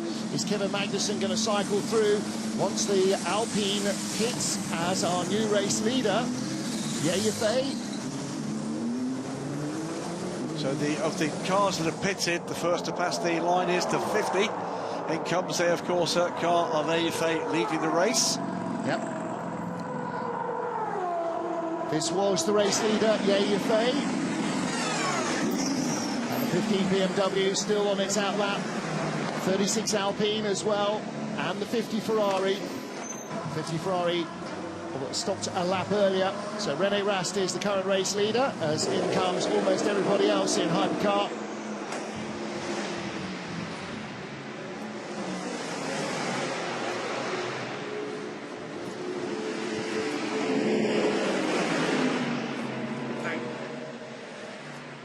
Copy, normal stop, and we change rears to scrub. Okay, so scrub rears going on. So this is a different way of slicing it, where you change the rear axle rather than the right sides. So they're trying different strategy with the 83 car. Out comes the Peugeot. So they're going to lose a spot there. René Rast still on track, is the race leader from the 35 Alpine of Ferdi Habsburg. And then everybody else recovering from their pit stops. So here's René Rast, our current race leader. And this car yet to stop. If he comes in this lap, he will surrender the lead to the 35 Alpine that stopped earlier. And this should be his in-lap. Okay, René box. Dives inside that white line. Carry the speed all the way up to the 60 km/h mark. Not cutting too much of those. That little chicane as they come through. So he comes through, and Habsburg will take the lead in the 35 Alpine. He stopped earlier, he's off strategy with the others. We've seen that work to win races for drivers already this season. And this brings a whole new element in that we haven't seen really in the previous 2 years of hypercar racing, because the field is so tight and so large. Strategy is now playing a major part, as well as car speed, tyre wear and everything else. So of the hypercars, it is the 20 car that's been in no man's land. It has been most fuel efficient, most energy efficient to this point. It's from the lead, but obviously tumbled back down there. The 35 rather, takes the lead at this point. Remember, that car stopped for fuel only quite some time ago. So René Rast heading out of the pit lane. And there you can see at the bottom of the screen your leader in LMGT3, the second place car, the other Ford of Eric Powell, chasing Stefano Gattuso. And then Sally Jolic in the Corvette in third. And here is where the 20 car has cycled back in. A huge difference in the way that these teams have been addressing these first pit stops. 3 of them with what looked like fuel-only stops, a number that's 2 tyres only, and some of those with, we're going to go to full course yellow, by the way, in 30 seconds' time for Debris, turn 8. Okay, that's at the top of the hill. So just up in the background, somebody's obviously just dropped a bit of either bodywork or something. That is turn 8, can't see it too much there. Interesting that René Rast now right up behind the Peugeot. And is that Di Resta? 8. Yeah, that is. 7, that's Di Resta's car. 6, so that's 5, that's worked well 4, for the 20 3, BMW. 2, 1. Full course yellow, full course yellow. And you saw on board the driver safety monitoring system there, counting him down to full course yellow, and then it shows what the flag situation is on the track, and he'll have a countdown from his engineer to green. Now what are we seeing here? Alpine going around the outside of one of the heart of racing Aston Martins, and the tiniest of tags perhaps as you went by. Let's listen. No. Oh. No, he lost it. He lost it way before, right? Yep. And maybe, again, just a tiny glimpse in the mirrors as he saw the hypercar coming. Gray Newell just losing it. So I think no penalty, no foul there. On board with the Garage 59 car. Oh, right, OK. Now, I thought that it was the 10 car that had come out of the pit lane when we saw it recovering, because the 10 car was on an outlap. It looks like it was Alexander West, in fact, in the 58 garage, 59 car. We're going to go back to full green, by the way, in about 20 seconds. Just taking a look at the varying fortunes of the three Ferraris through that pit stop cycle. They are still running. The 50 is 6th, 7th the 83. The 51 has dropped back to 10th. That pit stop cycle, of course, remember, did include a 5-second hold for the 83 for a start infringement. So they cleared the pits in a minute and 21 seconds. Back to green now. Minute and 18 for the 51, but they have lost position in that cycle, as others, I think, just played the strategy game. Well, the big losers, 11th and 12th from 1st and 3rd, Will Stevens and Earl Bamber. Cadillac, Hertz Team Jota have a lot of making up to do. Yes, Ferdy Habsburg is off schedule. No, Paul de Resta is not. Yeah, another big loser, by the way, Daniel Cadea, who was in that 10th, 11th battle. He's now down in 16th place.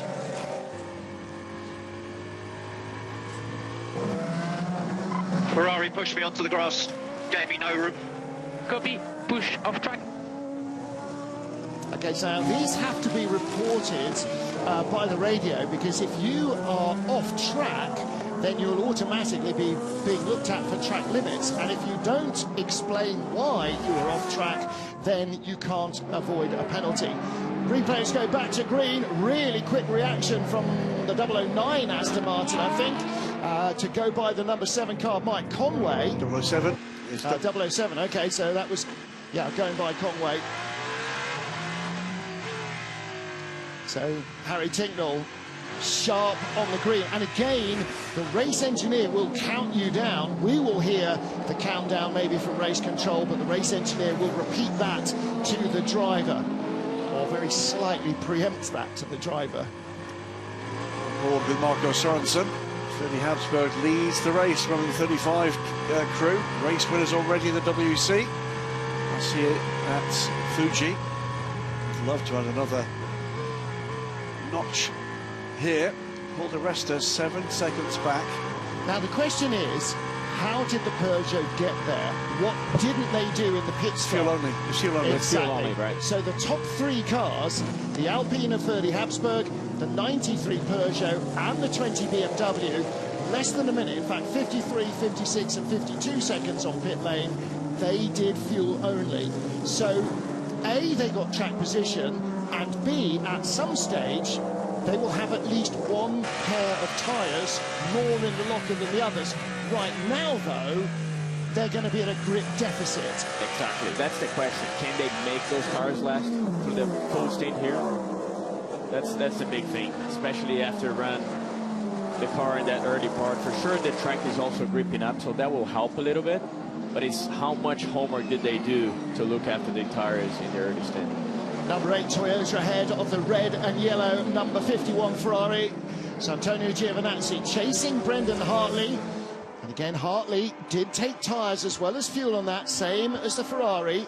But we heard from the yellow Ferrari a different strategy going on, changing rears rather than right sides. By the way, under investigation again, we saw that contact with Yasser Shaheen being a little ambitious on Ben Keating's Corvette. Leaders are in. Yes. This is the 88 Ford of Stefano Gattuso. Yeah, sister car goes through into the lead. Let's watch this pit stop. Just another point behind that pair we're describing, Martin. The Toyota followed by the Ferrari are the 2 Cadillacs. We know they've got speed. We're about to see whether or not they've got enough to drag by some other very capable cars. Now, interestingly here, Eric Powell in 2nd place in the, or now the leader in the 77 Proton competition car. In 3rd place is Ian James, Heart of Racing Aston, 32 seconds behind. And those cars yet to make their pit stops. Almost everybody else has. And was that the 77 car there in a little moment? It must have been, because the 88 car was in the pit lane. So Iron Lynx's Johannes Zelger, the 79 car, that served a penalty as well, or will serve a penalty, won't it, for that start infringement? You're looking at just 3 of the LMGT3 cars that have not yet pitted. It is the leader. It is that Heart of Racing Aston Martin and Thomas Fleur's Ferrari. Oh, Ferrari on Toyota action. And this is the 51 car trying to go by number 8 as Danny Onkadea chases the number 7 car of Mike Conway. I am down in the Ford Racing garage with Gianmarco Levorato and Logan Sargent. We just looked at a pit stop that went pretty well, and I saw you looking at your teammate and saying, "Come on, push!" No, it's been a great start to the race for us. Obviously, starting 8th and being in the lead pretty quickly was a good effort by Stefano, and the pace seems strong, but obviously it's still a long way to go. It always comes down to a bit of attrition as well, so just need to keep it clean, keep pushing, and see where we end up. One quick question, another question. I mean, during the week we saw some great pace. In qualifying, not so much. Did you work on setup only for the race? Is that what you were a little bit further down in qualifying? Yeah, of course, we worked a bit on the setup after quali, more conservative one for the race. Considering the temperature of today, we work, of course, on a conservative setup, but the pace looks strong at the moment. Stefano, as Logan said, did an amazing job. Still almost 5 hours to go, so let's see what's going on. Okay, thank you very much. Thank you. Already heard the air guns in the background of Eric Powell stopping from the lead. There's Ian James from second place. This monster battle going on. The Ferrari, the Toyotas and the Cadillacs all knocking each other almost side by side. This is number 8 car. This is the battle for 11th place. Right behind is Earl Bamber trying to find a way through. Just in front, the Peugeot of Loic Duval. Then the 51 car, Antonio Giovinazzi with Will Stevens. Bamber trying to go the long way round the outside of the Toyota, being run off the roads. You kind of expect that, I'm afraid, when you hang yourself out around the outside of Brendan Hartley. He had the racing line and he wasn't going to surrender it. Miguel Molina under investigation for full course yellow infringements. Let's see what happens there. And Hartley hanging on ahead of Bamber. And this is a position that Cadillac did not expect themselves to be in, back in the end of the train, battling with the Toyotas that had no pace from the start of the race. And whether Toyota are sacrificing performance for tyre life and fuel later on, we'll wait and see. Hardy, push me off. Copy, copy. I think that was the most predictable radio call of the race so far. We'll confirm, by the way, as we're watching what's becoming very feisty out there indeed. Felipe, you noted there's a problem with the Genesis. The 19 car is off at turn 12.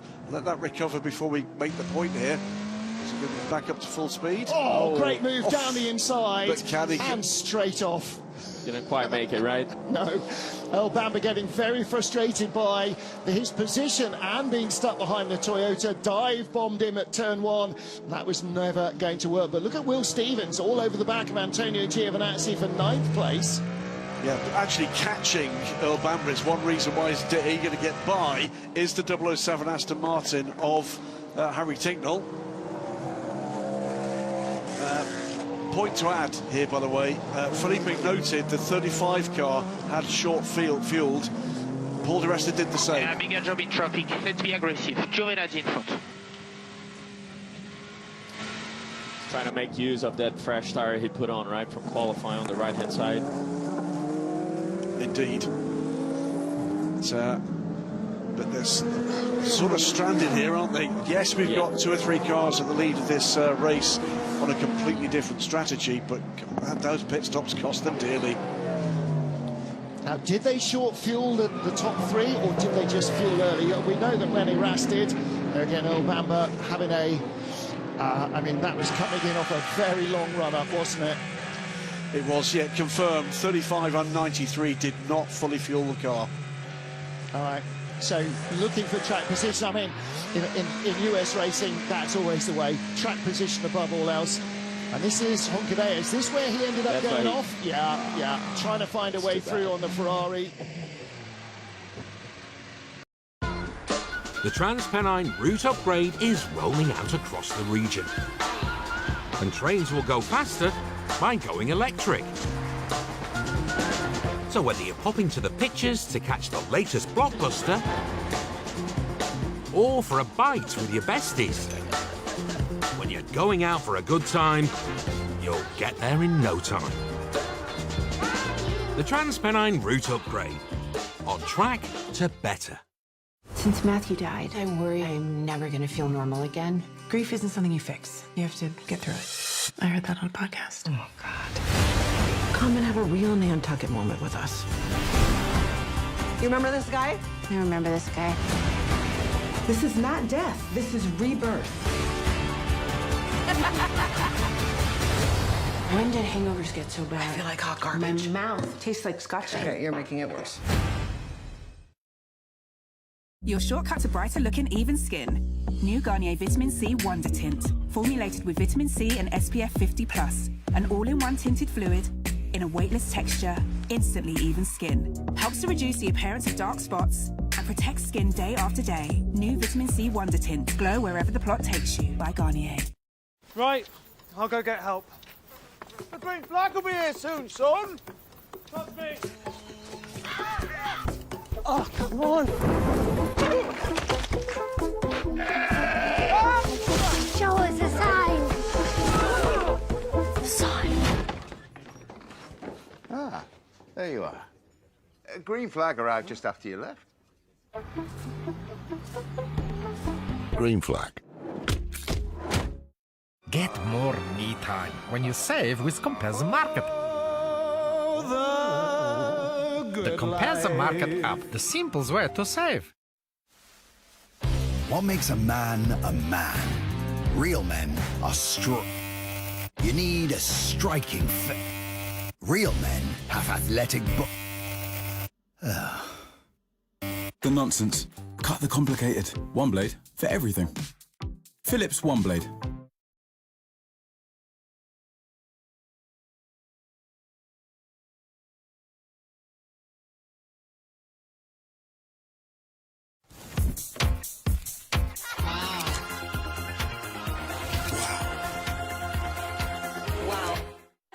Gamma SUV Peugeot 2008 da 19.950 euro e fino a 8 anni di garanzia Peugeot Care.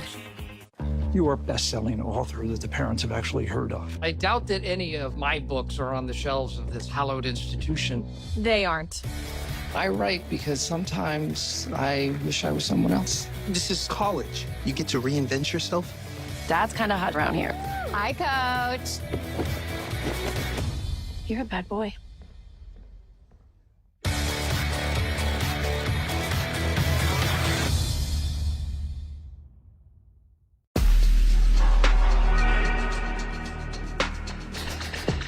Second pit stop for the 88 car.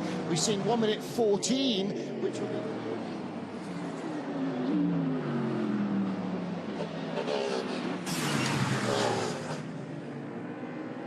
Comes right back at you. Contact there in turn 2. And here comes Gattuso in the Ford, trying to go the long way around the outside of the BMW. That didn't quite stick there, but there could be trouble down the hill for Darren Lynn at turn 4. Yeah, James and Darren are old rivals, British GT and International Racing. And the two Fords are all over the back of this battle now. This is Cottingham in 6th, Leung in 7th, and then Gattuso and Powell 8th and 9th. These are the two Fords that led the race early on. All action all the way. And delighted to have been joined in the booth by a name that very many race drivers, fans will be familiar with, Roberto Moreno. Roberto, welcome. What have you made of this World Endurance Championship weekend so far? It's fantastic. I was caught by surprise. I came to Brazil to actually get married, and I was on my way home on Friday. The plane got delayed, cancelled. Here I am watching the race, and I'm so glad I stayed because it's unbelievable. The cars have developed so much from my old days in '84, when I only done Le Mans for one short race. And it's amazing, the amount of power, the amount of grip they have. I was watching them coming down from the S's, the Senna S's. It's amazing the amount of downforce they have coming out of there. Well, first of all, congratulations. Thank you very much. And what a happy circumstance. I mean, and one of the things that, I mean, when you were racing at Le Mans, you might have maybe two brands at the top who were, you know, Jaguar Porsche or Porsche BMW or so on. now we've got so many manufacturers who are here, and the rules allow them to be, like in the Group C era, so close in terms of performance. It's just fantastic to watch. And so competitive, it's unbelievable. And the driving, you know, you go to Le Mans, in my days in Le Mans, you could take it easy, you could maybe lose a lap or two and recover. Now, if you're not full blast driving all the way and you have good drivers all the way through, you can't win the race. You're over 40 now. You might be heading towards bronze driver status. Sister, you know to get the racing helmet back out. Thank you for that. You know, I'm 67, Jeff. Listen, I've been watching you a long time in my life, but this is, I mean, for any young driver, if you can imagine yourself coming up through the ranks, yes, of course, as a young single-seater driver, you're looking at Formula One and so on, but you must be looking at this going, wow, this is good too. Oh, for sure, and it's definitely a way to make a living out of racing. If you're a good driver and you get into a factory setup, it's one of the best things you can do lately, unless you want to spend a lot of money to get to Formula One. Yeah, not many people have that amount of money. Kevin Magnussen just moving up to second place ahead of the Peugeot Paul Di Resta. Di Resta coming back at him and doesn't quite have the pace on the straight, and right behind Rene Rast, the number 20 BMW. So again, we're looking at brands that would have raced at Le Mans in decades gone by, but we're looking at a whole lot of new manufacturers coming in as well. Just to confirm that, just as Roberto joined us, there was a switch between the two BMWs, so the 15 being allowed to go ahead, and you can see why now. Behind, by the way, both the Ferraris chasing the 1583 have now gone by the 36 Alpine up into 5th and 6th. I'm going to shut up because I'm enjoying listening to Roberto. Well, Pedro Umbrarescu in the Lexus back in the lead of LMGT3 after that round. A pit stop, Sally Ulich in second, Tom Van Rompuy in the second Lexus lying in third, and then Tony McIntosh in the BMW. And the other BMW you're seeing here, Darren Leung in the middle of that sandwich, and both the BMWs with the Brazilian colours. Now, obviously we've got a proud Brazilian racing heritage across the globe. We've got two superstars with you and Felipe in the booth here.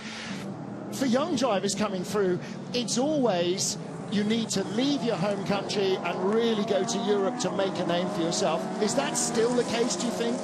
I think from Brazilians, Emerson was the one that opened the doors and showed us the way. Oh, no. Okay, there's only one rule in the Fords: do not hit the blue car. They broke that rule right there. They're definitely hitting each other right now. Yeah, they did. They don't look like teammates, do they? Well, if you can't beat your own teammate, you're never going to win. I see. You know how it is.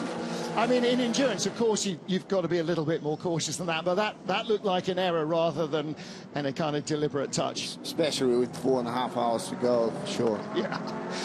I mean, and the rules that were the case when you were racing at Le Mans are still the same. Stay out of the pits, don't hit things. Yes. That's the key. And in endurance racing, you want to make the shortest pit stop ever. You know, that's what wins races at the end of the day there. Unfortunately, that 84 experience in Le Mans turned me off away from what we used to call prototypes. Because it was the very first 962 car that Fitzpatrick wanted to take to America. And before he did that, he put the car in the race, and he invited me, Guy Edwards, and Keegan to drive the car. The Skull Bandit car, yes? Yes, yeah. Yes. And we spent, 14 days in Le Mans. We did all the publicity and all that thing. And then when I started driving the car had too much downforce on the front. I could not take my hands out of the steering wheel to adjust the turbo knob because the thing was pivoting around the front. And then I said, well, I can't drive the car like that. So we put the big rear wing. The car was so slow. So we put the small rear wing back on. And the solution we found to balance the car was to raise the front as much as possible, which was extremely dangerous in Le Mans. And we had to blow up the front tires to 40 pounds. and that's how we drove that car. Different times, huh? Very different times. Well, I mean, you've a sort of surprise introduction to the WEC. Just going to pause to listen into what's going on with the 94 Peugeot. Okay, Loic, everybody will be bunched up behind 93 and the car 83, so the yellow Ferrari has changed the rear tire and is a bit difficult with the caddy. If you see you can hold it, okay, but no hard fight. Just want a quick reaction from you to the level here. I mean, we've got obviously two races at the same time. I mean, Hypercar in particular, the level and the depth now in this championship. Well, I'm not following the championship a lot. I'm based in America now, and we only watch if we have the right channel and everything else. But for what I see and for the little experience I have in those cars, it's so much technology involved, and there's so much efforts from drivers, from mechanics, from engineering. It's like a Formula One thing. It's unbelievable. Good pass by René Rast, taking third away from Paul de Resta in the Peugeot. So number 20 Ferrari is up to third place. Kevin Magnussen in second. 30 Habsburg still leading. And don't forget that Rast is still on that fuel offset along with the lead group. Apart from Kevin Magnussen, Magnussen's still the leader of the group that's stopped together. Yeah, that's run wide there from the 83 car, but another positional change with the 50 going ahead of the 93 as well. Paul de Resta ceding another position. Just confirming car 92, Yasser Shaheen, 5-second penalty added to his next pit stop. That was after contact with Ben Keating that we saw earlier in the race. So, Roberto, 67 years young. There's plenty of opportunity here. My neck does not sustain anymore. I actually went to coach a team in Monaco on the historic Formula One race. And they asked me to drive the car in Le Lac, which is a small place about an hour away from Monaco. And I drove the Williams FW8. And I drove quite fast. But a week later, I had troubles with my neck, so I've got to be careful in driving car. I'm still quite fast, but I can't stand the pain for a week after that. I'm just hearing Bouchouani in my ears. He knows the Luke well. I think he's impressed. All right, well, time to get to the gym then for Roberto Moreno before he rejoins the racing fraternity. Copy. If it's just the steering which is offset, Brendan, then we'd like you to continue. But if you feel vibration or the car bouncing around, then we'll need to come in. All right, that's interesting. Hartley stopped about 3 laps ago out of sequence. So Toyota are preparing to bring the car into the pit lane. That's really bad news. Well, delighted to see Roberto Moreno here, but let's see what else is happening. Drive-through penalty for the number 7 car. Wow. They're not a great moment at 2-4 Toyota, is it? It's a full course yellow procedure problem for the 7, so they're going to get a drive-through penalty. At the moment, the 7 and 8 are down in 16th and 17th place. And last year, they had their worst ever competitive run in the WEC here. Could they be about to replicate that? Oh. That's Brendan Hartley, and that is the 009 Aston Martin going by him, Marco Sorensen. Doesn't make good viewing from on board either, does it? Brendan just at the rear of the car, wasn't it? It's that wasn't anything to do with Marco. He was kind of stumbling into someone else's incident. Yeah, when somebody gets crossed up in front of you in that corner, I can't imagine it's much fun. Down the inside comes the Cadillac, so another place made up by Will Stevens, ahead of De Resta now for 5th position. And right behind is Ye Yifei in the Ferrari. We've heard a number of engineers saying, OK, this is not our race, don't fight this car.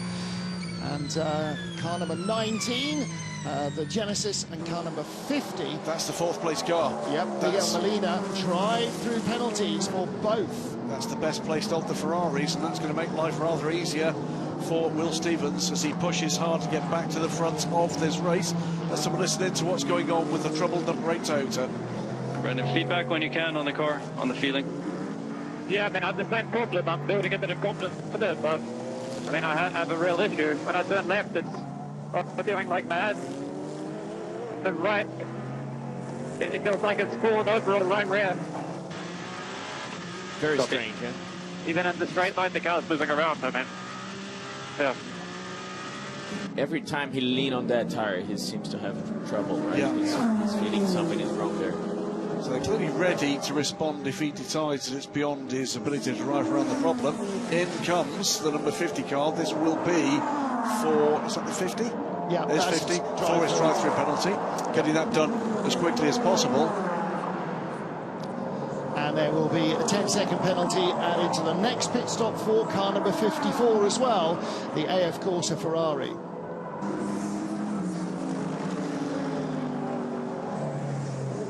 We are 1 hour 35 minutes somehow into this Rolex 6 Hours of Sao Paulo. This is rushing by like a race. It's absolutely steaming by in both categories.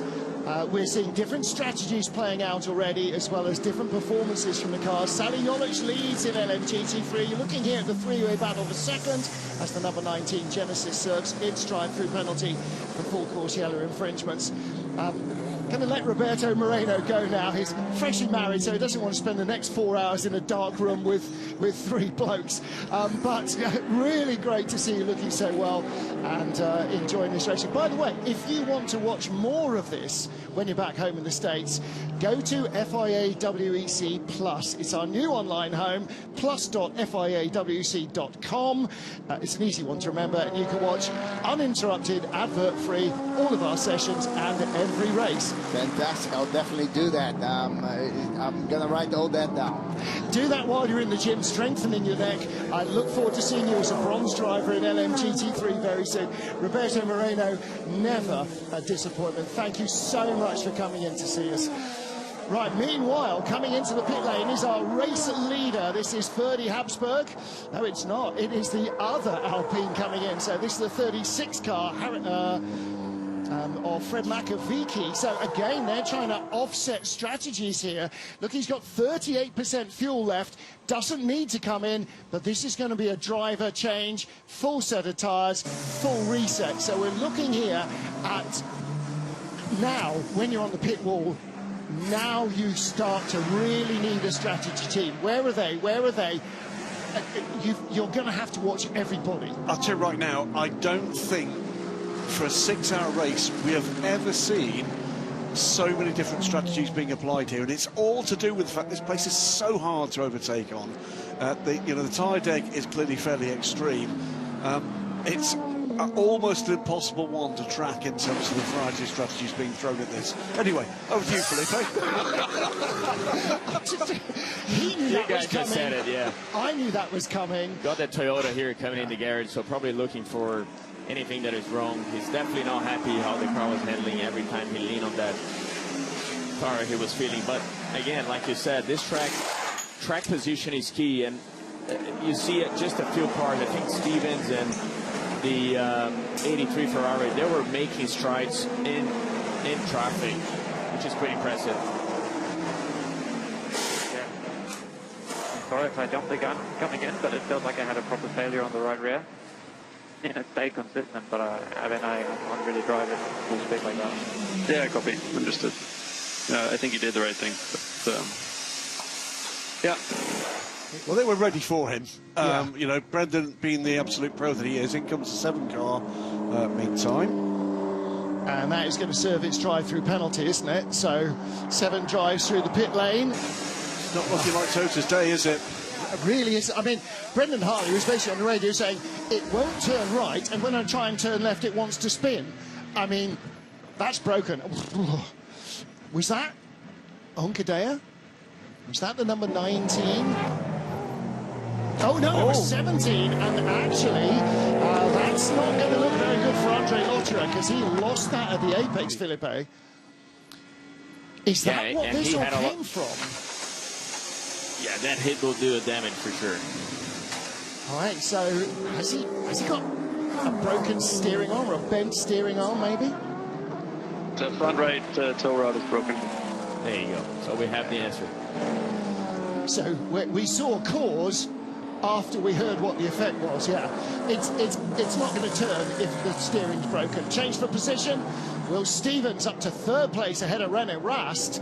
Got some pace, haven't they? We did say we'd soon find out. We are finding out because he is able to come back and challenge. 20 seconds off the lead now, Will Stevens. And the next gap we need to take a look at is him to Kevin Magnussen. That's 11.5 seconds to close.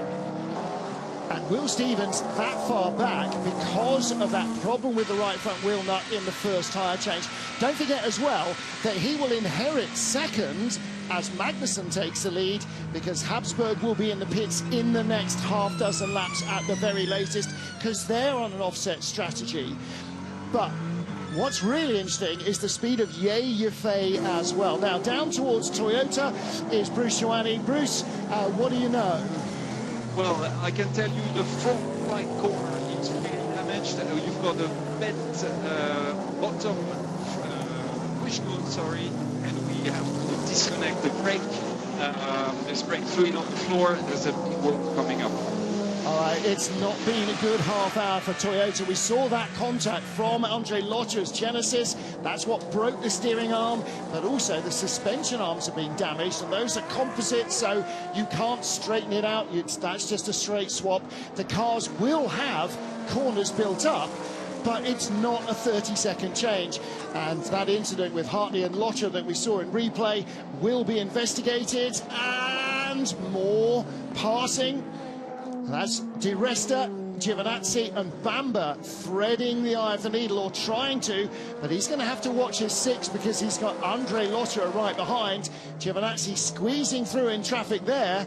Again, the Ferrari has got pace that it didn't seem to have early in the season. And it's strange, isn't it, how quick the caddies are here, because they really looked under par in Imola. And that's a tight, twisty circuit with a similar nature. Yeah, to explain, by the way, why was the 38 so slow on pit lane, hearing that the car locked up coming into its pit stall, that's why we saw the dollies briefly underneath the car to reposition it. That's why they lost position. We know why the 12 did, because we saw the wheel gun struggling on the front right, but that explains the issue.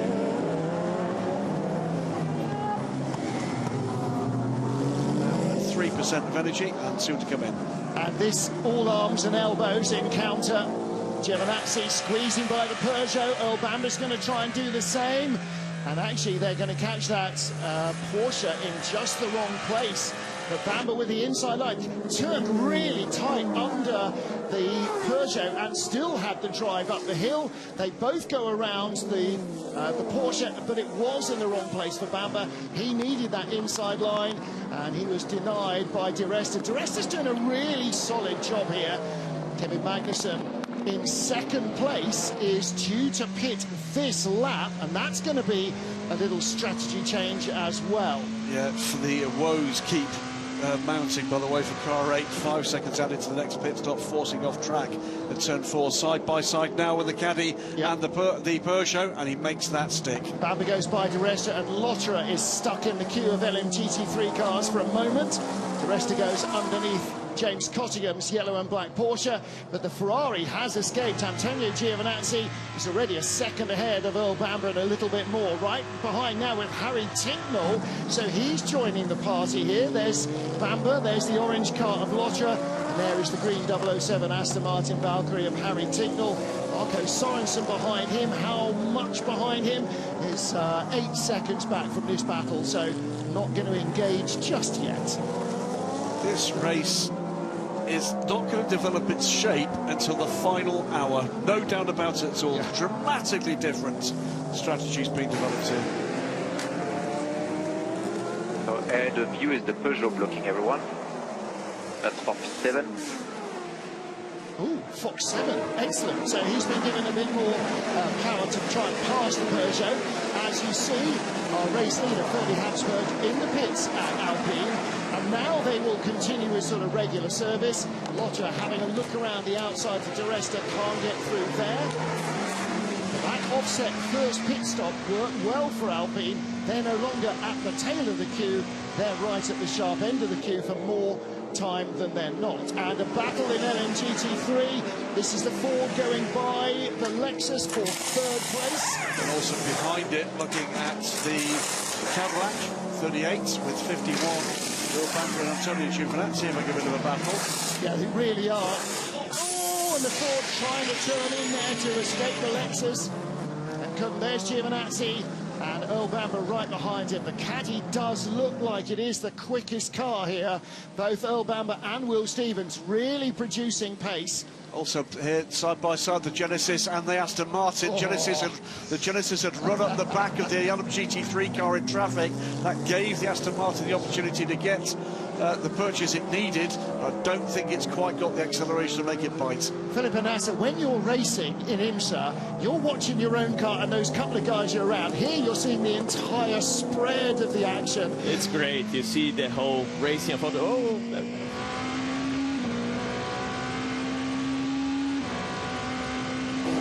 driver's seat. It's always the fun part, but I'm having a blast here just watching the race with you guys and trying to bring the driver perspective as well. You can see the marbles forming on the outside line, so whenever you make a pass, you got to remember that the tires might be a little bit dirty in a few laps. Well, to rest of pits, there will be a driver change and fresh tyres there. Let's get down to Alpine with Bruce Joanny. And I'm down in the Alpine garage next to Fred Makowiecki, driver of the number 36 Alpine car. Fred, an early stop, why was that? I mean, start of the race started quite good, you know. We could continue to stay with a good pack, you know, P4. And the pit stop went good, you know, and we had a strategy to double the stint with the tire and to shorter a bit in terms of fuel. Like this, we could get advantage. The only problem is in second stint, I don't know why, but after the full course yellow, rear tire struggled. And I could not put energy anymore in, and we lost 1.5 seconds. We need to understand why. Probably the condition, or I don't know what, but difficult. Okay, thank you very much, and let's go back to work on your side to try to understand why those tires didn't bring up to life. Yeah, thank you. A cynic would say if the car was okay, it was the driver. The driver will say it was. I would never that's the easy part. I would never accuse Fred of not being up to snuff, so that's a very unfair comment. On board with Victor Martin, the 36 car, 20 BMW, Brendan Rast also in the pit lane. By the way, the Toyota now 8 laps behind the number 8 car, so if it does appear, it will be purely for testing. 58 in the garage as well. Alexander West now, has he finished his drive time? 1 hour 47 minutes since the start of the race. Yes, he has.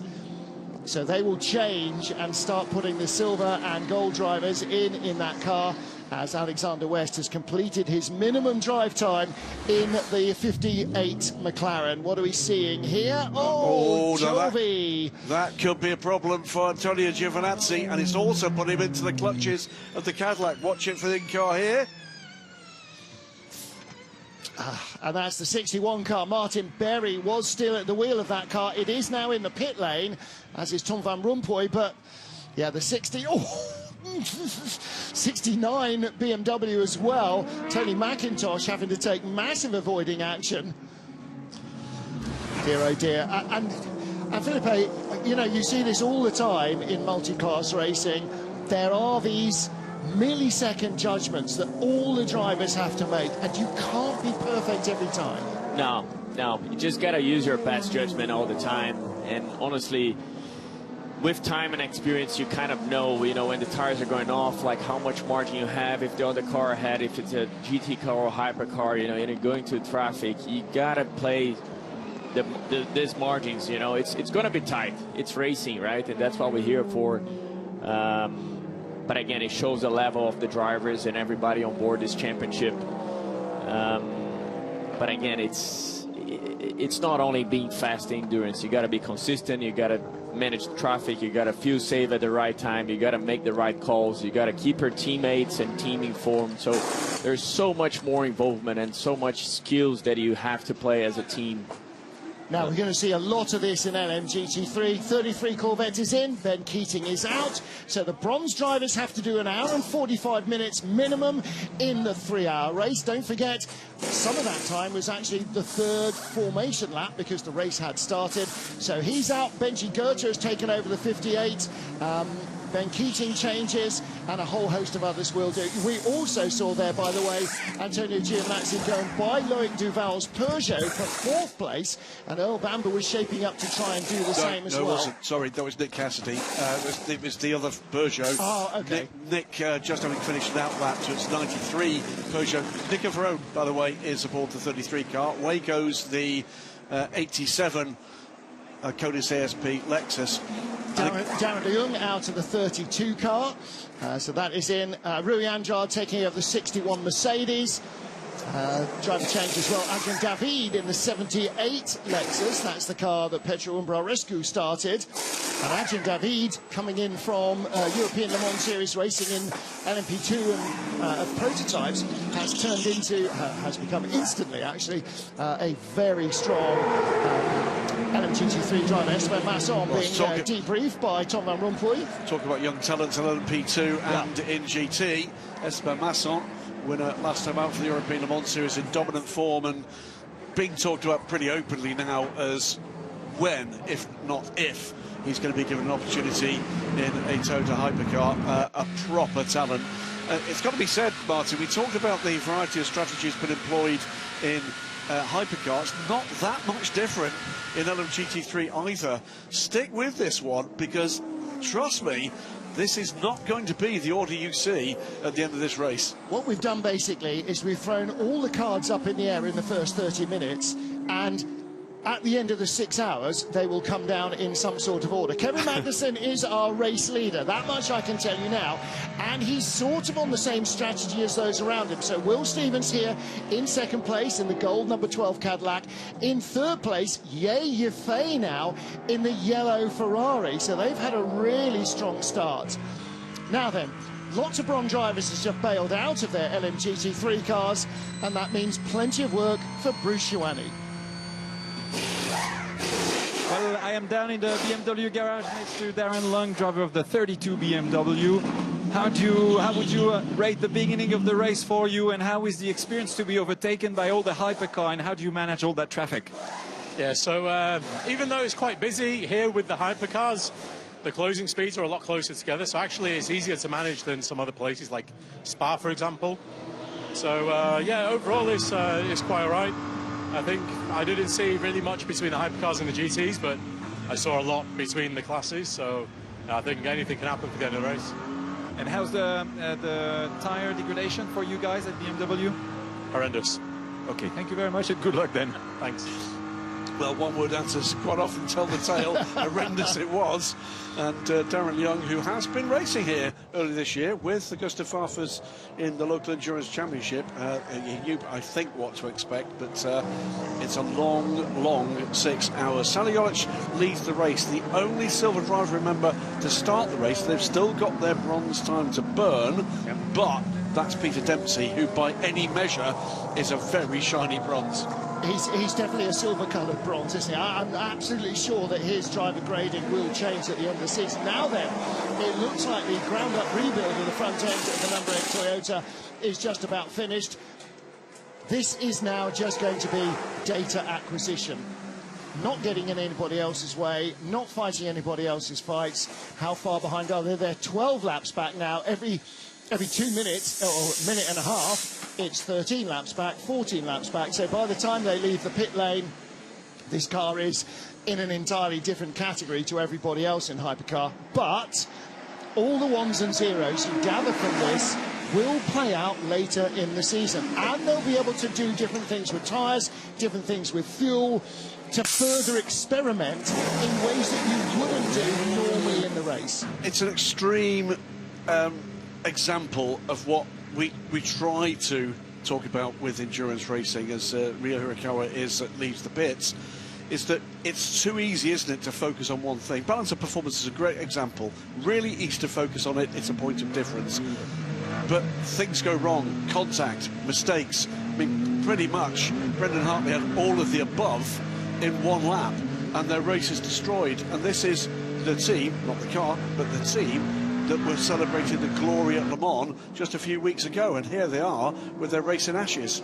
Yeah, 1st and 3rd at Le Mans, and struggling for pace and any kind of good luck here in Brazil as well. So But this is a great learning opportunity for the whole Toyota team. From that number 8 car, they can do all sorts of weird and wonderful things, try different tyre offsets, different pressures, different whatevers, and work with fuel and so on to try and figure out how they're going to run the rest of the race. Because don't forget, that is an evolution of their previous car. They are still learning. Let's hear from our race leaders. So the rear end tire temperature is starting to drop. We are now getting at the bottom of the range. If you think going backward the brake bias can help to keep it hot, you can do. Now the significance there is that if the temperature drops too much, when he tries to turn right, and you do have to do that occasionally, even on anti-clockwise circuits, the that left rear is not going to be your friend. So you want to try and make sure that you're as within the temperature window on the low side as you're on the top. By the way, race leader in LMGT3 has just pitted Sally Jolic. So 2 hours in, very nearly, 4 hours to go. Absolute mayhem so far in Sao Paulo.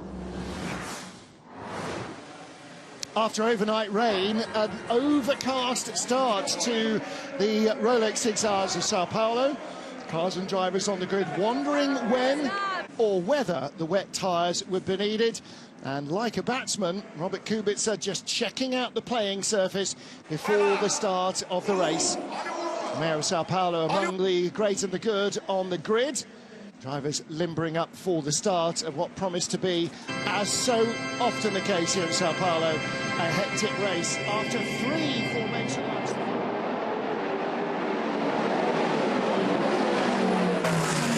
That position on the first lap, Will Stevens ahead of Earl Bamber. Johannes Elger getting a flying start in the Mercedes, far too flying in fact. He'd serve a penalty for that, but the pole-sitting Aston Martin being swamped by the field down into turns 1 and 2, playing it a little conservative and giving away positions early on. Moving up fast, Pedro Umbrarescu in the Lexus, but he was chased by the 2 Ford Mustangs, Stefano Gattuso and Eric Powell. Going around the outside of Earl Bamber for second place, Kevin Magnussen in the number 15 BMW, as aggressive as ever in traffic, taking no prisoners. Will Stevens continued to lead as the lead trio broke away, and a change in LMGT3 with Gattuso finally getting by the Lexus. He would soon be followed by Eric Powell as Ford asserted themselves 1-2. Contact in traffic among hypercars and occasionally with the GT cars. Ferrari versus Lexus, an ongoing tale. Close enough for you? Yeah, and it wasn't even their car that was involved. In traffic in LMGT3, Sally Jolic working his way through the field. The Racing Team Turkey team had started their silver graded driver, everybody else with their bronze graded drivers at the start of the race, and it was imperative that Jolic took advantage of his speed to move up the order. Disaster in the first pit stop for Will Stevens, the race leader, losing over 20 seconds with a wheel nut that refused to come off and dropping down the field from the lead. Offset strategy, putting the number 35 Alpine of 30 Habsburg out front. And Yeye in the yellow Ferrari carving his way through the field, following the number 50 car of his teammate Miguel Molina. But the 50 car would pick up a penalty, and the Cadillac moving by the yellow Ferrari. Will Stevens recovering some of that lost time. There was time lost in the pit stops for the 38 Cadillac as well, overshooting its pit box first time round, and then contact as Andre Lotterer clumped the side of Brendan Hartley, damaging the right front corner of the number 8 Toyota and costing them nearly a dozen laps in the pit lane. Coming in from the lead of the race, the 35 Alpine, but its offset strategy still seems to be working. It's number 15 BMW that leads. Well, there is your race leader, Kevin Magnussen, and he's just gone by the 35 Alpine. So Magnussen leads from the number 12 Cadillac of Will Stevens. Yefei in third, Antonio Giovinazzi fourth for Ferrari, and Lloyd Duval still fifth in the Peugeot that all the Peugeot drivers say it's horrible, doesn't handle, is burning through its tyres and everything else. Seems to be having a moderately okay day. Maybe they ought to have a worse handling Peugeot at more races. Here's the 38 Hurst Team Jones Cadillac of Earl Bamber. Fresh tyres waiting to go. And is it going to be a full set? Last time round, the 38 car had a split set. That's early. It's a little early. Yep. I think they're messing again with strategy, because the sister car, that you recall pitted about at the same time, still 10% of energy for that car. So I think they're just taking it out of the fray, unless they've got a problem with one of those tyres. They only took 2 tyres, didn't they? So we did say that they'd locked up and that had to be repositioned. I wonder if that's come into play. Well, the first, when they started the 38 car, there's Mike Conway, who's just handed over the number 7 car, by the way, to Nick de Vries. The 38 car started with used tyres on the right-hand side, the more hard work side of the car. They changed right-hand side tyres in the first stop. They've done a right side only change again in the second, so they're triple stinting those left-hand side tyres. It's a 10-second penalty for car 17, manner of Andre Lotterer. We saw that contact, didn't we? Yeah. That was with the Ferrari? Number 8 Toyota, that's what broke the Toyota. You're right. So he serves a 10-second penalty, and Toyota lost a dozen laps. The penalty is not the legacy of the crime, it's for the crime, which is basically locking up at the apex and tagging somebody else. Into the third hour, by the way, of this race. The lead, Kevin Magnussen, has now 10.5 seconds. Put that into context. Remember, we saw that delayed pit stop for the Cadillac. That added about 15 seconds to the predicted time for the Caddy stop with 2 tyres. The gap is 10 seconds, 11 seconds. The Caddy's quicker. The Caddy is absolutely flying. K-Mag leads, Will Stevens in second place, 10 seconds behind him. There's the number 8 Toyota actually back out on track with Ryo Hirakawa. And he is in the midst of our LMGT3 battle between Racing Team Turkey's Peter Dempsey, their bronze driver, and Clement Schmidt in the 87 Lexus. Clement Schmidt taking over from starting driver Pedro Umbraescu. Well, how shiny a bronze is Peter Dempsey. It was his first flying lap, and he's done the fastest lap of the race on that car. Wow, and neither of them changed tyres. They've done 72 laps on the tyres. So those are the tyres that they started the race with. I think he has taken tyres on that car, maybe 2. We don't. Oh, and contact as the Cadillac clatters the 87 Lexus. Which Caddy was it? 12. It's been followed through by the Ferrari. It was Will Stevens. Yes, it was the 12. It was Will Stevens. The yellow Ferrari went through, and there's a challenge as well from the Mustang to try and get by. So on board with the Cadillac with Will Stevens. This is between 7 and 8 at the top of the hill. And he's trying to dig himself out of the hole and can't. So you just turned straight in on me? Yeah, copy. Well, yeah, but yeah, it's a corner. That's a tough call, right? It is, and he was trying to avoid the contact. But here's the thing, with the GT, like, it's hard to see that inside, you know. It's for us drivers, once you make that move, it's hard to bail out too. And he can't be far from a pit stop because Norman Nato is ready to go as well in the garage. Okay, back into, we're on board with Will Stevens looking at LMGT3. It is Eric Powell that leads in the 77 Ford from Ian James. They have yet to stop. Peter Dempsey in third for Racing Team Turkey. So when those 2 bronze drivers do jump into the pit lane, then Racing Team Turkey will be back in front. Kevin Magnussen leads from this man, Will Stevens. 12 seconds is the margin. And Magnussen actually faster on that last lap. But then, of course, Will Stevens was involved in that little contact. Here's the 88 Ford. Gianmarco Lavorato now at the wheel of the 88 car. That was the race leader when it pitted for the first time. Let's hear from Cadillac Hurst Team Jota. I think I've got damage. 2 left. All right, so he's feeling damage on the car. And does that mean actually that they may have damaged and misaligned the suspension? was it just a dive plane? If it can be rectified by changing the nose, then that would be very handy, because that will be a minimum loss of time. If it's more suspension related, that is going to be effectively the end of any chance of a competitive race. I've said that now. Watch them go and win in 3 hours 55 minutes. So again, combination of battles. Peugeot versus Genesis. That's Loic Duval still under pressure from Andre Lotterer. Two of the, I was going to use the veteran word there, but I won't. Two of the more experienced drivers in field. 88, Gianmarco Leverato down the inside and moves by Clement Schmidt for 4th place. And that was almost looked like a snap decision from Leverato, because he came up with a big head of steam and he just went full send on the inside. Now then, what are we looking at here?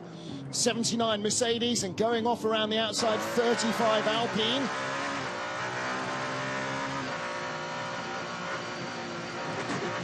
Once you hit those marbles, it's so hard to come back. And you're straddling that curb as well, so it kind of lifts the car a bit off the ground. So plank in the centre of these cars, not forgiving. And there's Harry Tincknell still attacking Andre Lotterer, who's still attacking Loic Duval. Lotterer has got different coloured paint all over that car now, hasn't he? This is vintage Andre. He made a few exchanges so far in this race, yeah. It started orange, it's going to finish with a lot more different colours on it. Absolutely vintage Lotterer, no quarter given or asked. So Tincknell will have to try again, and Lotterer not quite close enough to Loic Duval to be able to make a lunge this time. Tincknell into the garage, so Duval in as well in front of him, big lock-up from Tincknell. And so Duval and Tincknell both pitting. That moves Lotterer up to 3rd place. So this is the number 12 Cadillac. Will Stevens out. In is Norman Nato, and a driver change as well at the 83 Ferrari team. So Yefe started. By rights, you would expect maybe Phil Hansen would be next in, but never jumped the gun. They may be doing different things with drivers as well as tyres and fuel strategy.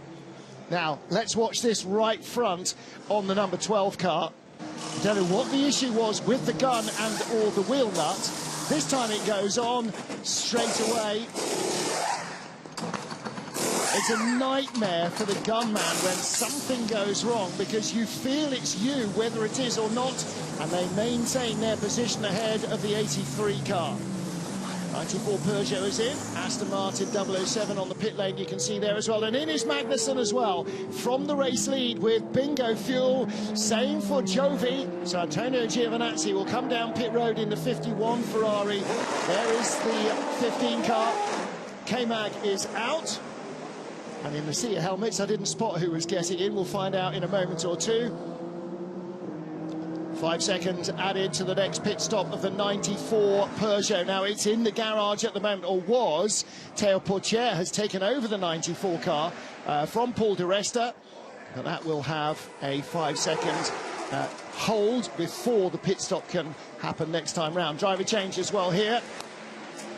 Again, looking at a slightly different lineup, because was that not Ale getting into the 51 car?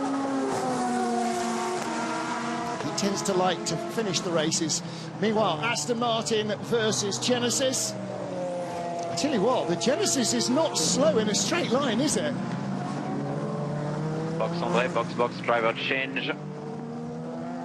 Andre Lotterer and Dani Unkadea are 1-2 for Genesis. Okay, it's not going to last, but they are. This is on the outlap. Whoa! And Will Stevens, fresh set of tyres, absolutely catastrophically flat spotted at turn 7. Norman Nato, rather, as around the outside went, who was in 83? It was Phil Hansen. So they had just come out of the pits together. And Lotterer and Unkadea will be in this time round. Lotterer comes in from the lead of the race. A momentous moment for Genesis Magma Racing. I don't think they've been in that position before. And he pits, and Honkadea will follow him in, I'm sure. Tough 5 minutes for Peugeot. We've just had 94 being handed a penalty. 93, Nick Cassidy, now under investigation for not obeying blue flags. And in comes Honkadea. So the Genesis 1-2 subsides, and that means that the 35 Alpine, now being driven by Antonio Felix da Costa, is going to resume the race lead. And that car off strategy from their first early pit stop with Fred Makovici. Great little moment in the all-access program, full access program of Le Mans. After qualifying, Antonio Felix da Costa walking along in the paddock going, wow, man, qualifying at Le Mans is just amazing. He said, I'd forgotten that. I never want to miss it again. He's back in his happy place. He really is. We're looking for a solution for 2027 for sure. So we'll listen in to Antonio Felix da Costa. We see very little vibration on the front left tire, but very low. I'm not sure you can feel it. Okay. Now you expect the radio message coming up. That wasn't the case, so it must be pretty mild. It's a little damage here in the Genesis. Well, actually, I was going to say, you know, that's Lotto. Of course, that's not. That's Honkadea's car, so... It's only a flash one. Yeah, exactly. Come back and fight. Alpine 1-2, BMW 3-4, and then Ferraris in 5th and 7th place with the Cadillacs straddling them. So we really are seeing lots of team formation flying here. Antonio Felix da Costa, that was a full service the last time that car was in. Victor Martin taking half a set of tyres. The 35 car out front, and Felix da Costa, yeah, he was eased out of endurance racing by his previous employers in favour of Formula E. He has decided that he does not want to be eased out again. And Philippe Senior as well, the boss of Cinetec, who've been running the Alpine brand for so many years, he doesn't want to be eased out either. He wants his team to continue to compete here. So Genesis 1-2, let's speak to the man who came in from the lead of the race, Andre Lotterer. And I'm down in the Genesis Magma Racing garage, Andre, sweaty, and it was tough out there. There was a big fight and bumping wheels, and it transformed that orange car into more of a black car. Yeah, this track definitely delivers a lot of action, and it was crazy out there with the traffic, and everyone is driving at a similar level, so any opportunity you can get, you take it, and with all these long curves, sometimes it's tricky. The GTs are fighting as well. But it's a lot of fun. The car is not bad, so we move forward. Unfortunately, yeah, we got a 10-second penalty because it was fair. I overdid a little bit my pass on the Toyota and made contact. It closed in a bit, but yeah, it's racing, you know. So hopefully, the next 4 hours or 3.5 will be good for us. How are we looking in terms of tire deck? I managed at the end. I struggled a bit, so let's see how Mattis will go. Try to give him some information. Thank you very much. Yeah, it's Mathieu Joubert that takes over in that car. I love that man. He's just, he's super intelligent, still quick, still feisty. Not the kind of guy you want to get into a wheel-to-wheel battle with if something that matters is on the line, though, Felipe. Yeah, definitely. I mean, it's... you know, it's at this level, you know, these guys have the experience already. They know how to race. They know how to put those cars on the edge. And, you know, I have the chance to, you know, to race those guys, several of them in either IMSA or the Le Mans race. And it's, you know, you can never overlook experience. It's always something that can play in handy. You said Andre there, well, he was very honest with himself, you know, like he overdid the passing there with the Toyota. So that misjudgment, you know, it can take you in or out of the race. So 10 seconds is always going to be a heavy penalty, you know, for any team. So you want to try and avoid that. But I mean, he looked pretty racy. He looked smiley. You know, he's doing what he has to do. But, you know, it's easy to overdo it sometimes. Well, to give you for instance here, the entire competitive remaining 16 cars. Since Matthew died, I worry I'm never going to feel normal again. Grief isn't something you fix. You have to get through it. I heard that on a podcast. Oh, God. Come and have a real Nantucket moment with us. You remember this guy? I remember this guy. This is not death. This is rebirth. When did hangovers get so bad? I feel like hot garbage. My mouth tastes like Scotch. Okay, you're making it worse. Need anything from Tesco?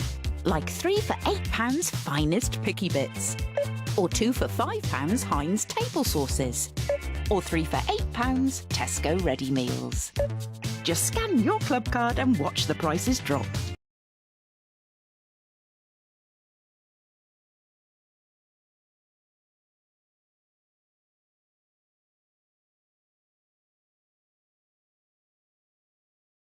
The race. Now, while we watch this, just them with the ultimate bike they've got in the next phase of the race. Now, while we watch this, just one more thing. Danny Juncadella, you saw conferring with the team. The steering is misaligned on the number 17 car. We saw that damage on the right front on those dive planes. Looks like they might have just damaged something there. Eric Powell watching from the garage. I beg your pardon, Eric Powell, not watching from the garage. Eric Powell in the number 77 Ford as they lead in LMGT3. Little contact there as well. Yeah. Who took over the... it was Phil Hansen took over the car. Norman Nato just sort of bouncing on the inside of him. Nato spun, of course, on their outlaps. So this was contact between the two, remember, on their outlaps. Yep. Yes. And that was that bit of afters, do you think? That was just now. There wasn't contact. Nato spun, trying to stay tight on the inside with cold tyres. Luckily, he made a 360, which he didn't lose a lot of time, but you can tell the tires are now, you know, once he got the tires up to temperature, he's probably making up time now. Yeah, so he's taking that back. So Phil Hansen down to 6, Norman Nato up to 5th place. Still Alpine 1-2, BMW 3-4. Well, let's hear from the 83 Ferrari team. Yeah, but this contact was deliberate. The other one he did by accident. This one was deliberate. Yeah, I mean, and the other one is what he's talking about is actually when Nato spun the caddy on the inside, when Hansen was going around the outside between 7 and 8, there must obviously have been a little nudge as the Cadillac rotated. After all, it's longer than it is wider, so that's more likely to happen. Okay, let's focus. Try to keep the gaps close. He's under investigation for the contact. And that's always the thing, you know, the drivers immediately, and Felipe, it's a natural instinct. You feel you've been wronged, you want to complain to somebody. The only guy you complain to is your race engineer. Yeah, okay, we know that. But, okay, now let's get our head together. And it's... For sure. Best thing, you got to be vocal about it, and you got to tell your team, and then it's time to switch the focus. Because if you just let it in your head, you know, it leads to another mistake, and then you're not focusing your, you know, at work, and you're doing so many things at a time.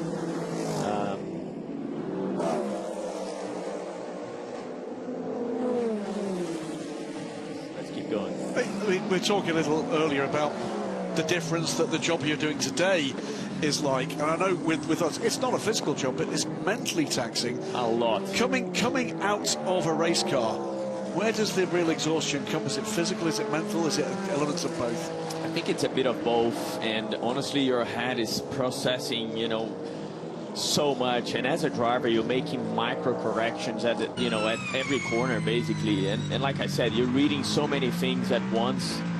So you get out of the car and you have everything in your head, and you're so switched on that you need that time just to, okay, what are the important things I have to pass on? Because those things are the ones you need to focus on. There's so many others that are not gonna matter now. It's behind you. And that's why you see the good guys, you know, they're able to make steps forwards in this race and help the team as a whole, because you still got to pass on the information to the next driver going in, you know, corners that they have to watch out, or maybe there's a grip difference, you know, inside or outside lanes that are better to overtake. There's so much to help the other team, your teammates, you know. Well, let's hear what Kevin Magnussen's debrief sounds like. Kevin, what a really strong start of the race. Since the beginning, you were at the start right into the car in front of you. Big push, no mistakes, took the lead. Is it because since you were on pole position in Formula 1 on this track, is it that an extra motivation? No, just motivated to try and get a win. You know, we didn't win a race last year, and we haven't won a race this year, so just very, very fired up to try and fight for victory. And you know, I think we have Dries qualified P4 yesterday, which was great, and yeah, I felt like we should push and see if we can get a win. Tire degradation, we're trying to get a little bit of information. How is it going for you? Looks like it's okay. I haven't seen too much yet of the other cars, but on our side, felt decent on the tires. Was able to push and didn't have to manage too much. Some people, I think, tried a double, but on both sides, we took new on one side at the stop, and that seemed okay, but let's see. Thank you very much. One quick bit of housekeeping that came in as we were listening to Kevin there. Car 36, 5-second penalty to be added to the next stop. Pit stop issue in the first hour of the race. That's clearly been looked at. Just looking at the tracker, by the way, and I think I'm right, our championship leading car, Nico Veroni, is about to be lapped by the race leader of GT3. Okay, Van der Leyen in front, you are faster than him, so let's go, Norman, let's go. Little motivation here. Yeah, absolutely. Oh, and you've got this. They definitely have the pace. The Cadillac and the BMWs seem very strong, you know, up to this point. Yeah, the Cadillac definitely is absolutely where it needs to be on this track, and quite why exactly. You know, they go to Spa and go, okay, this is a track that really suits the car. And then, okay, so how does this track suit the car? Again, sometimes you think, okay, I don't know. And the simple answer is they've managed to work out a balance that really works for them. Here you can see Sebastian Bourdais in the 38 Cadillac, right behind the 51 Ferrari of Alessandro Pierguidi. It was Ale that got in. Now, often you'd think, okay, James Calado would do the middle stint of the race, and Ale tends to like to get in towards the end when he can roll his sleeves up a bit, but right now, maybe there's a bit more digging to do. Phil Hansen is ahead of them in the yellow car. Norman Nato ahead of him in 5th position. But the gaps, how far? He's only 3 seconds behind Hansen, but Bourdais with a Cadillac that was a second quicker on the last lap alone than the Ferrari.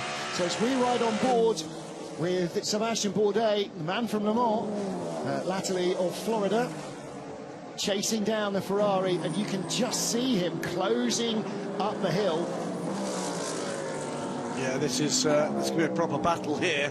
Fastest man on track at the moment, by the way, has been Norman Nato in his pursuit of the second of the BMWs.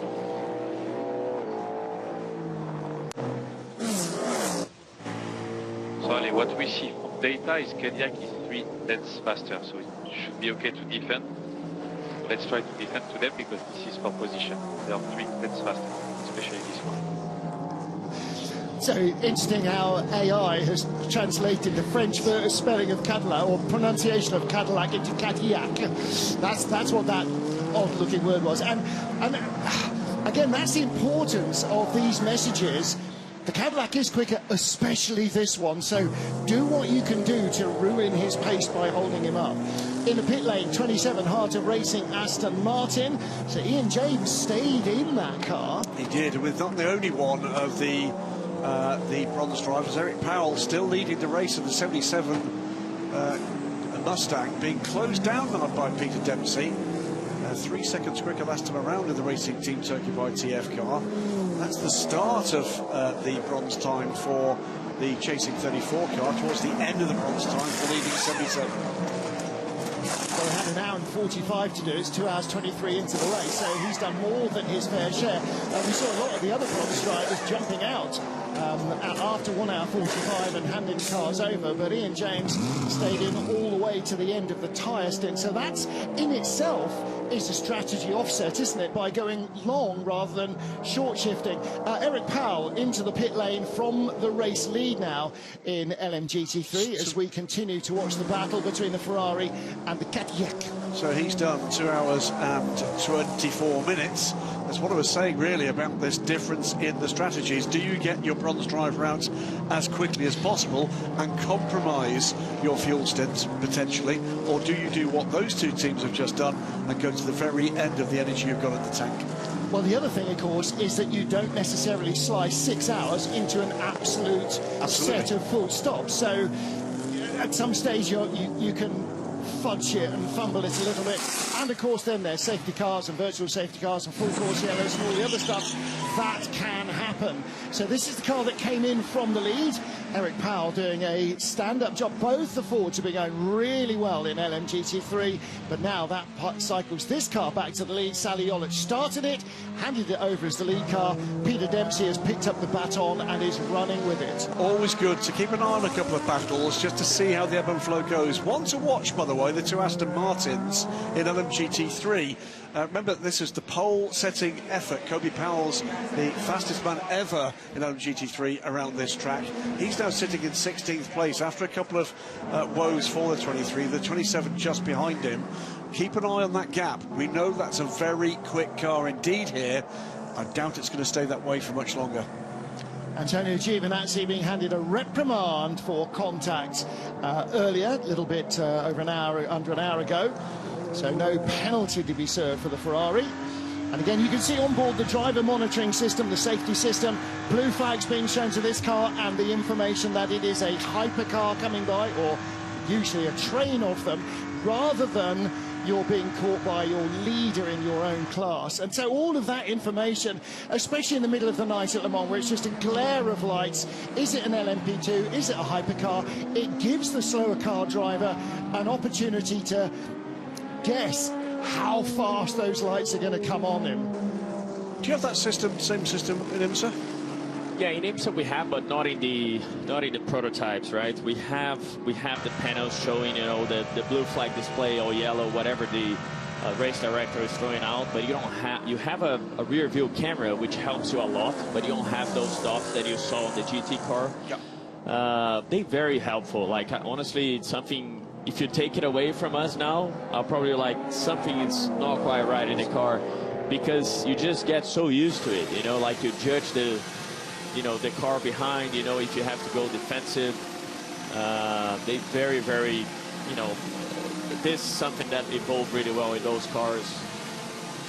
Everything that gives you information is a benefit as a driver. Wherever it comes from, it all helps to colour in the picture for you, doesn't it?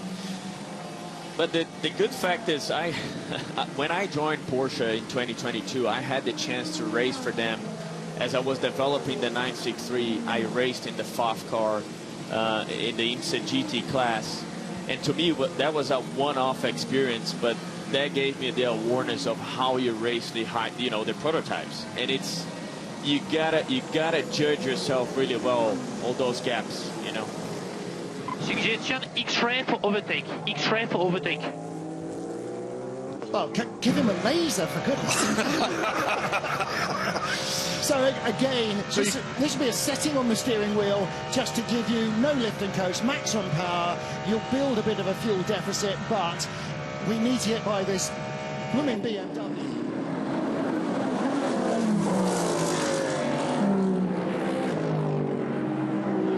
Let's see if he sets up for the back straight. Oh, he's gonna have a run. Still a little far.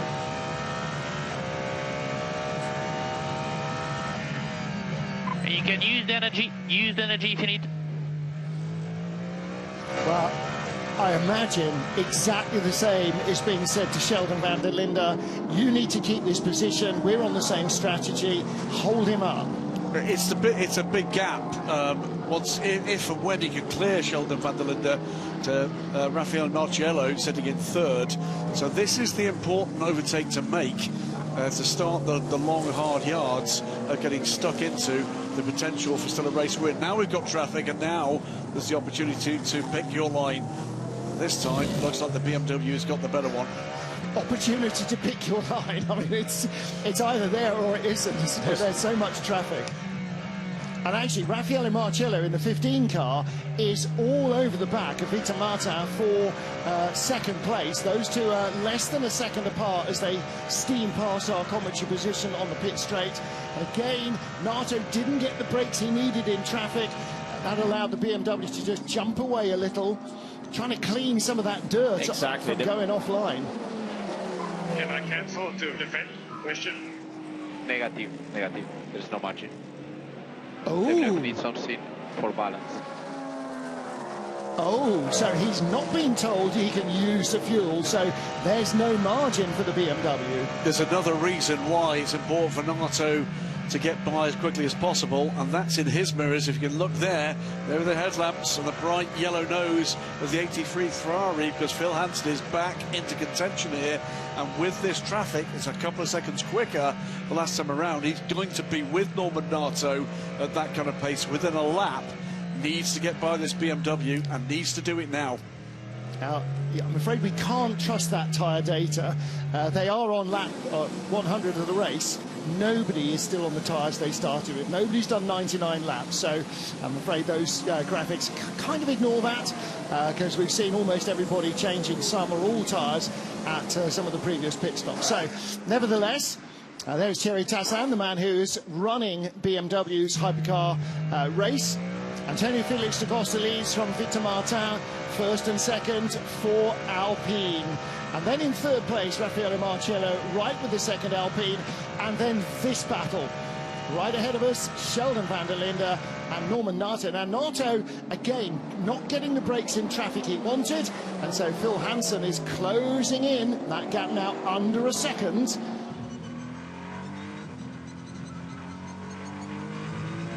diving down through the CNRS with Phil Hansen. Kart circuit on the right-hand side. So many young drivers will have been staring through that fence, watching the action. So it seems like the BMW is struggling for pace. Let's see if we can close the gap to Caddy. By the way, we passed one little storyline just a couple of moments ago with the race leader, number 35 of the hands of Antonio Felix da Costa.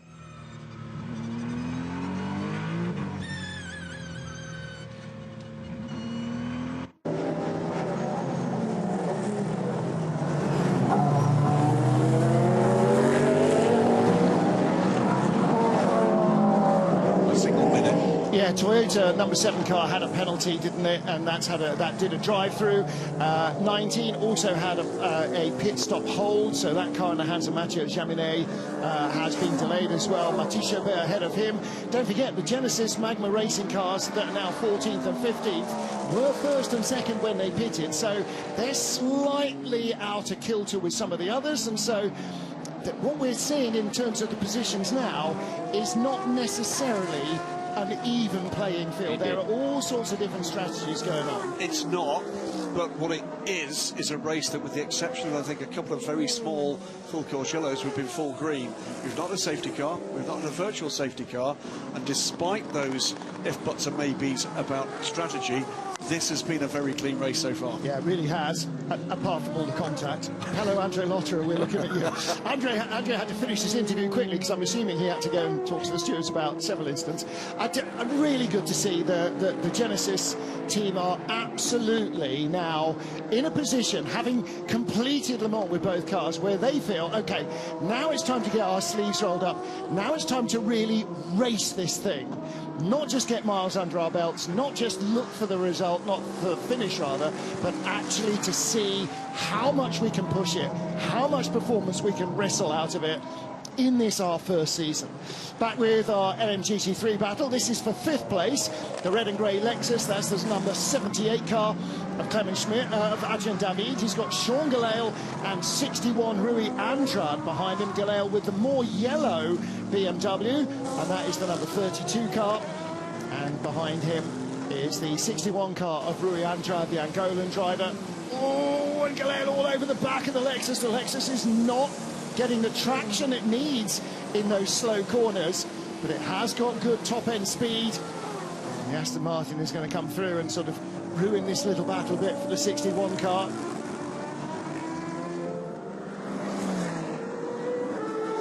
As they come up the hill, the BMW benefiting a little from the slipstream. Is he going to be in a position to attack the Lexus? He is, isn't he? Look at the speed of closing. Is he going to have a little look? Shows his nose, not quite close enough. Big penalty for the 94 Peugeot coming. It's a 30-second stop-and-go penalty for pit lane speed. Now, that is a penalty that varies depending on how quick you come down pit lane. How quick did you come down pit lane?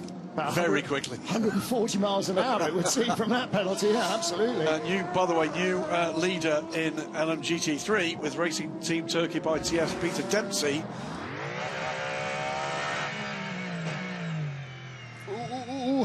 That's what's caused that 5-second penalty that's coming the way of the 12 car. He's all over the curb trying to avoid that, wasn't he? But there was no way, I'm afraid.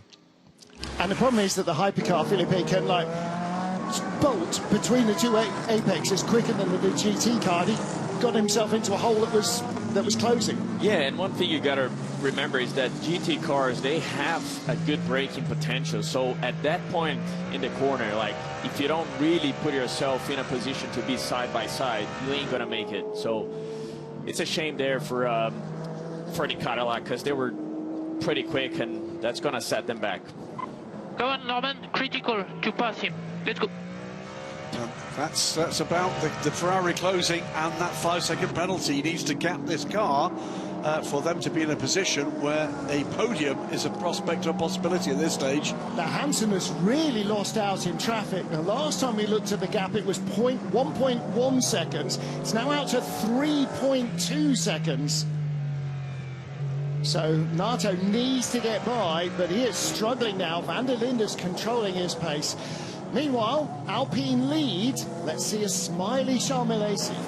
And I am down in the Alpine garage with Charles Milesi, the driver of the number 35 Alpine. Charles, at the beginning of the race, you decided to offset the strategy, which seems to be working. What's your reading of the race at the moment? Yeah, and also, we tried to offset because we lost some position at the beginning of the race, and it was impossible to overtake. So, we had to offset to try to gamble on something, because otherwise you stay in a pack and there's no way to overtake. So we try to have a gamble on that.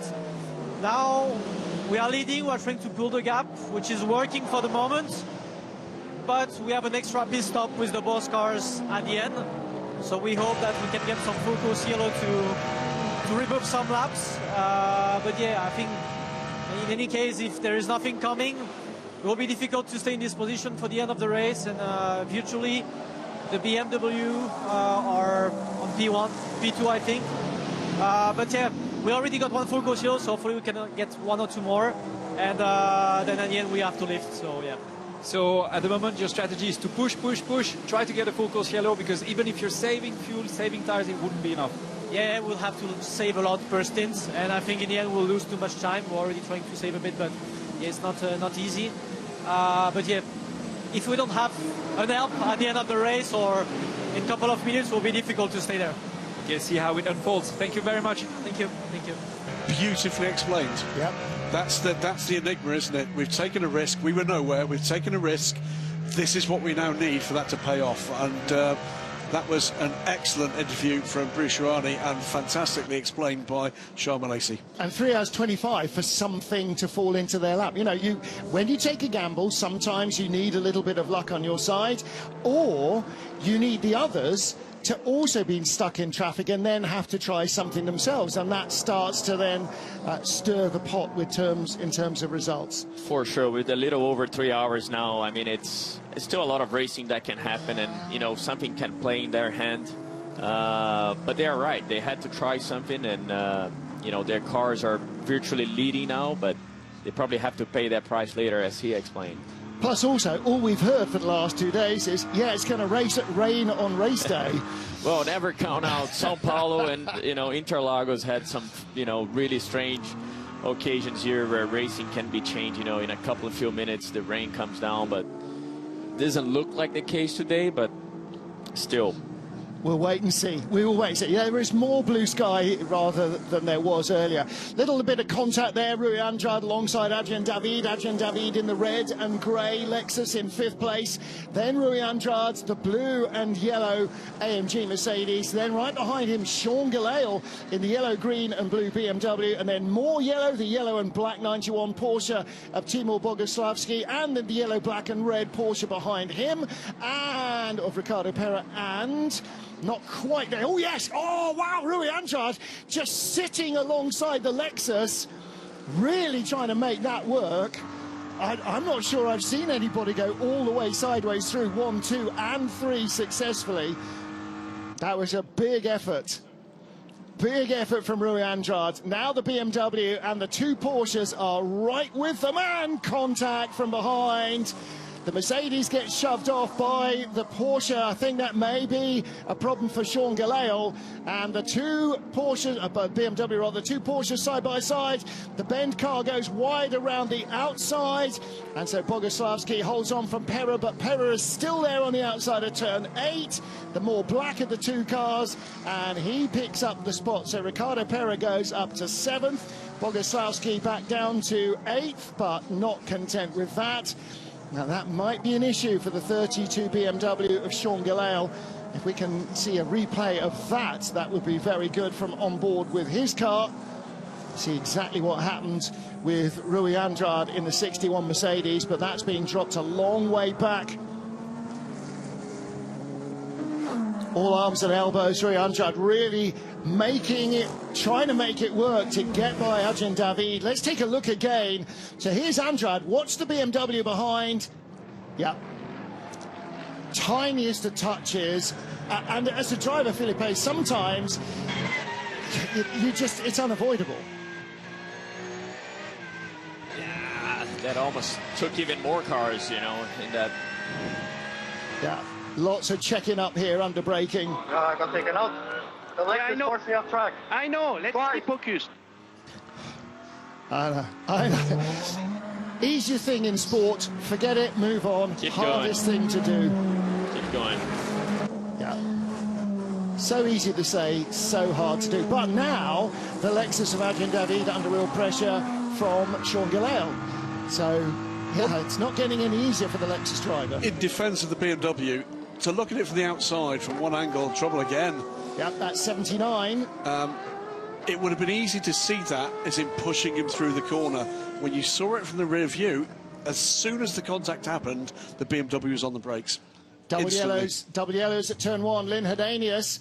Now, that hand gesture suggests to me that he was not the architect of his own misfortune there. That did kind of look like some frustration. Meanwhile, through comes the leader. And it was Aston Martin. Yeah. Which one, I'm not sure. Potentially 009. But on board. You got to say he left plenty of room there. He tried. And again, you know, the road drops away. There's 007. It's 007, it's Tom Gamble. Yeah. Yeah, tough break for Lynn Hedanius. Yeah. Tough break for the Aston as well. Tom Gamble definitely not intending to shove his way through, just a miscalculation in traffic. That's the thing, you come, you know, you're in the limit of the brakes, and if you feel like, I'm just going to make it, and it's not enough, right? You got to have that margin counting that someone might just, you know, come off the brake earlier or... And the other thing is when you brake in the normal position, but then you can dive to the inside, the road drops away, so your braking suddenly is much less effective, and you run a metre or two further into the corner, and that's all it needs. It's all that, and also these hypercars, they are very sensitive to the dirty air coming from even the GT cars, so you lose a lot of downforce. In fact, we always try to offset ourselves a little bit. Sean Gelael alongside, and just the tiniest little contact side by side with the BMW. Through comes one of the hypercar Ferraris. That's the 50 car going around the outside, and Gelael trying to take advantage.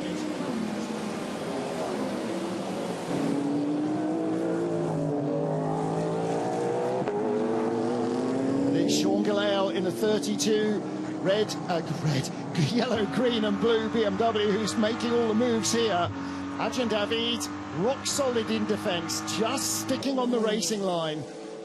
World's least surprising note on our timing screens. The contact between Sean Gillel and Rio Andrade is under investigation. Contact at turn 4. Again, I have to say, to label the blame on Gillel, that's really hard. I mean, that was just an all-arms 5-car fight. And again here, a little touch, but nobody lost out. No advantage gained, no harm, no foul. There was initially space that was, you know, attempted, I would say, to the outside. And again, Gillel, yeah, all over the curb on the inside, trying to avoid spinning the Lexus out. He knows he doesn't need that penalty. Here we go again. Around the outside again. This is fantastic. I mean, what a view Timo Boguslavski is getting of this, and this time Gillel squeezes through. Who knew on the options list for a Lexus was a BMW? Yeah, you can have a special mirror. Boguslavski, outside, inside, outside. Again, has he got the grip to get around the Lexus? Lexus does seem to be struggling for traction. The Porsche stays level even with 2 wheels on the mud. 78 car. And, it does seem... He's locking up.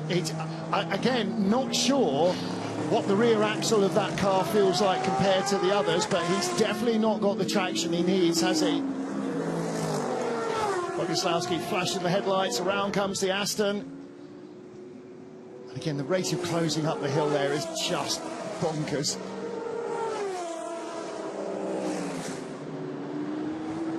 Boguslavski not able quite to engage in battle yet with Adrian David. This is for 6th position in LMGT3. Peter Dempsey leads the class in the Racing Team Turkey car. The Corvette is 6 seconds ahead of Gianmarco Leverato's 88 Ford. The 69 BMW of Parker Thompson is in 3rd place for Team WRT. And Clement Schmidt's Lexus in 4th position ahead of Sean Gillel. Adrian David in 8th place here, holding off Timo Boguslavski. Race leader is in the pit lane. Antonio Felix da Costa makes his first stop here in Brazil. Don't forget, this car on a fuel offset right from the first pit stop that they made to try and get them out of the queue. We saw how that worked for BMW in Imola. And again, they're trying to make the same thing happen here for them. Do something different to try and change your result. Well, going back to that conversation, Rushrani with Sharma Lacey, all things being equal. Well, as we watch in the thick of it, the 91 Manthey Porsche, his teammate Ayhancan Govan enjoying his first year in the WEC. Let's hear more about his story so far.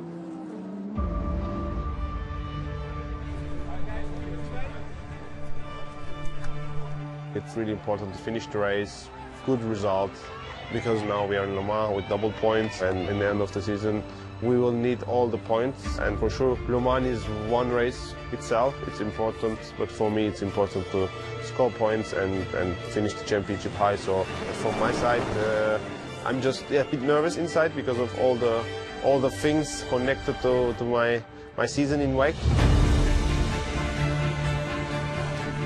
I think this is a strong character path, I would say, that he opted for Formula E. So this is something very unique and shows that, you know, he's not shy of like new challenges. And I think these challenges is something that Ayhancan is looking for, which will help you progress. You know, you can make the next step and reach for higher goals.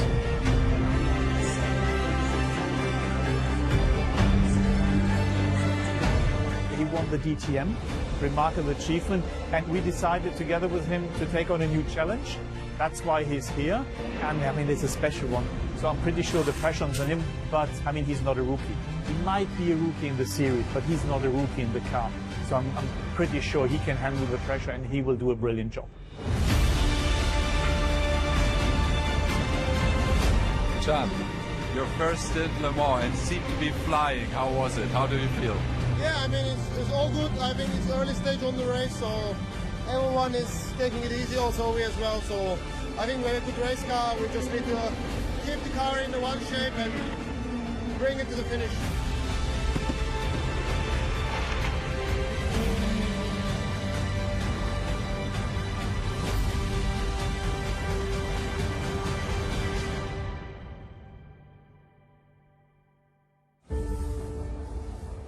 I was lucky that I hit the tires. How are you feeling? I mean, luckily I'm good, but for sure we could get a good result, so really big picture shape. I'm just sad for the result. Yeah, 5 races to go. Qatar, end of the season, last race will be double points, so All to play for. We have a really strong package, but unfortunately we had a technical issue in the car, which happened in an unlucky position, let's say, and such a shame to leave this race with this performance without any points. Well, Ayhancan Govan and his teammates looking for better luck here in Interlagos. They were running in the top 10 before that last cycle of pit stops with the Lexus. They're desperate for a good result. 3 hours and 10 minutes left on the clock. Let's see if that transpires as we rejoin your World Feed commentary team. BMW here, I guess, hold more cards because they are sitting 1-2 with cars on completely different strategies. 22 in this lap with Sheldon van der Linde. So we'll listen in now to the 20, what's going on with Sheldon. And we box in this lap, you stay in the car. So it's going to be him staying aboard the car.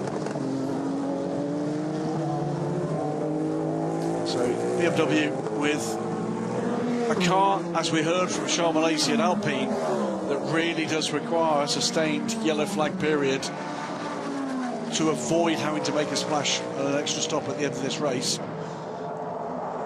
But the other car, the car that goes through and retains the lead of this race with a 15-second gap to Norman Nato's Cadillac, albeit Norman now gets the opportunity to get his own clean air and see what he can do in pursuit. There's a little more energy left for the BMW than the chasing Cadillac. Which strategy is going to pay out at the end of these 6 hours? We've seen it go both ways in recent races. It certainly went the way for BMW. Well, it's a spectacular race at Spa. I don't know if you managed to catch that one, Felipe, but it was good dose of luck to start with, no doubt about that for BMW, but absolute strategic brilliance to put the second car between the lead car and its main competitors. Yeah, I only saw the highlights of their race, but like you said, they've been very competitive in both championships. You know, with the WEC and Linktr, they've been very strong. You know, and it takes a perfect race, you know, to be able to win one of these hypercar races here. So let's see what they've got today. So returning now after you didn't see it on pictures. Let's keep an eye on this one. This is 61 and the 78. Is this a bit of a squeeze? It was. Being forced off. We didn't catch it on cameras, but substantial off for Martin Hafen. And there's debris all over the floor of the commentary box. His lunch is carnage. Yeah, opened my sandwich packet and the sandwich threw itself on the floor. So that was the end of that. Was it suicide? It was going to be a lovely roasted Mediterranean vegetables and pesto. However, it had sat in the packet rather too long and it was just an assortment of mush on the floor. Anyway, there we go. So Peter Dempsey still leading Racing Team Turkey Corvette in front in LMGT3. And the other car, the 33 car, started by Ben Keating, the championship leading car. Johnny Edgar in it in 16th place. They need to make a change somewhere to their strategy to get them out of the dirty air and into a little bit more competitive running. That car's been so strong this season, not just winning at Le Mans, but had a really good season starter in Imola as well. But struggling here for pace. The Fords, however, think back 2 years ago, Graham, both Fords at the side of the track a light. Yeah, well, yeah. I mean, what a transformation the change to that car has made over the last couple of seasons. Fantastic stuff from Ford Racing, from the Multimatic guys and from Proton Competition to get their head around a very, very different package. And, Garage 59, stopping there 58 car. I know it confuses me all the time as well. Benji Goethe stays in the car, I think. I know Finn Gersitz has taken over, so they're swapping now stint on stint as in comes number 50 Ferrari, and this car Nick Nielsen took over from Miguel Molina, coming in from 6th position. So let's hear what the team got to say. Fuel and tire planting. We bring you something to drink. Fuel and tyre planting. Oh, okay, there we go. I'm not quite sure what that actual word was. Didn't translate particularly well. They brought him a drink, though. For those of you watching in Europe, the temperatures here are in the low 20s rather than the high 30s. So the drink still, Felipe, is important because you are working hard in these cars. This is a very physical environment. Yes, and it's the repetition, right? You stay in a car for so long, it's a quite, long of a stint you do on tires, and then you go again and again.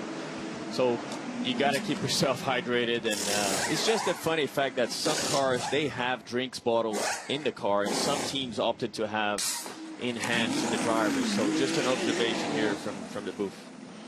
Yeah, it doesn't necessarily mean they're cold, does it? I think quite often those water bottles, you put a tea bag in, for a refreshing cup of hot tea, by the time you're finished. Well, that was the case when Damon Hill was racing at Williams. It was behind the driver attached to the bulkhead, so right behind it was the Renault V10, and that heated it up quite nicely. So instead of just having hot water, he used to put a tea bag in the water bottle, so at least it tasted like it should as a hot drink. So 5-second penalty being added to the next pit stop for the number 17 Genesis as the number 8 Toyota stops. And don't forget, this car is how many laps behind now? Still 12 laps behind after damage. Number 17 Genesis, Andre Lotterer clumped the side of this car, damaged the right front corner, and that was a 12 lap, so a sort of 15, 16 minute pit stop to repair all of that. They've been making their way back up the order from what was disastrous earlier. They can get back to the back of this queue, albeit laps down, but it really is a test run for them. And what a turnaround in form from, let's remind ourselves, the last race in the championship, which was the 24 Hours of Le Mans. They haven't really got the pace here, and that's perhaps a bit of a surprise. The turnaround in form for this car has been thumped by somebody else and the car being broken, so that's absolutely not of their own making. But now they do have the opportunity to do something with it. They're not going to make up any positions. They're far too far back unless somebody else completely stops the car, and they're never going to get near a point. But you're learning. This is an extended test session for them, and so they will learn other things, they will do other things with the car, and just keep the drivers motivated rather than just plodding around several laps behind everybody else. If you've got a mission, then as a driver, Philippi, that gives you a little bit more incentive to push on. Right, we need to go hard on this tyre, we need to, we've got a program. It's like a test bed. I have no news about the debris turn 15. Just keep your eyes open for the next few laps. I've got no news about the debris in turn 15. Okay, well, you're either going to find it or you're not. They're going to see it. As soon as they drive up the hill, they're going to probably see it. It's hanging in there. It looks like polystyrene. It looks like it might be one of the distance markers, braking markers, or a slice of it at least. Yep. Now, we saw LMGT3 contact, didn't we? Who got knocked off and went through a polystyrene board here at the BMW when we saw it with the 61 Mercedes. So that's probably where that came from. It's fallen out of an air duct. 007, 009, the two Aston Martins running 6th and 7th. Tom Gamble ahead of Alex Riberas. And as with most races this season, two-driver lineup in these cars. They only have the third driver for Le Mans. So it is a two-driver lineup, and at the moment, still Raffaele Marcello leading for BMW, Norman Nato in second, Phil Hansen and Alessandro Pierguidi third and fourth for Ferrari, ahead of fifth place Sebastian Bourdais. Let's hear what the Aston Martin team have to say. please let 009 past. They will pit earlier than us. Which means he's a little lighter, he's carrying less fuel, so let him go and exploit that speed. I hope you noticed, by the way, that's the British way of requesting team orders. Please. Please. I could see that. Please and thank Kindly, you. yeah. And a cheery wave as we go by. I say, old chap, would you mind awfully if you just moved over? I have to say, as we get deeper into this race, whatever strategy is going on at Aston Martin, to your team, is working. They are cycling back round to being in contention here. Yes, we've still got these 2 or 3 groups on very different strategies, but amongst the group that they're part of, they're coming up the order. Yeah, and maybe it's just now as the track starts to rubber in again and starts to warm up a little in the sunshine that it's getting closer to the operating window that they need. And of course, as long as you can survive the traffic without hitting anything, you can keep that speed up as well. So 009 here, Tom Gamble trying to lead and thread the eye of the needle. In fact, 007's already gone by in front, hasn't it? You can see that, Alex Riberas. No, that's Tom Gamble in front still, isn't it? Yeah, it is, 007, so they haven't swapped positions yet. I should read the graphics, really, shouldn't I? Lynn Hedanius and Tom Gamble making contact. That's the 79 Mercedes. We saw it getting turned around by the Aston Martin in turn 1. Again, under investigation by the stewards. And in 9, 8, 7 seconds, we will be halfway through the Rolex 6 hours of Sao Paulo. 3 hours in, 3 to go. There's a 3% difference between those two Aston Martins. Completely correct that they need to pit the 007 first. All right, well, that gives us the information that 3% energy is enough for a lap here, which it wouldn't be anywhere else. Certainly not at Spa. You need about 5 to 6%, but this is the shortest lap on the calendar, and so that means that you can get round at a squeeze with 3% energy. Getting to that phase of the race where we start to get warnings about track limits, and Sean Galale is the lottery winner this time. He's the first to get that warning flag for, a little tap there. What's a bit? Timo Bogusławski going by the Ford of, I've lost where we are on that one. I think that was the 88 car, no, 77 car. Bogusławski, however, has headed into the pit lane, I think. So number 8 Toyota, number 7 Toyota in the pits. So this is a car that did not have the delay. Mike Conway started it. Nick de Vries took it over. I wonder if Toyota sort of felt, I wonder if this is our day when out of the pit lane on the way to the grid, Mike Conway crashed into the pit barriers. Not hard, but just one of those days, maybe.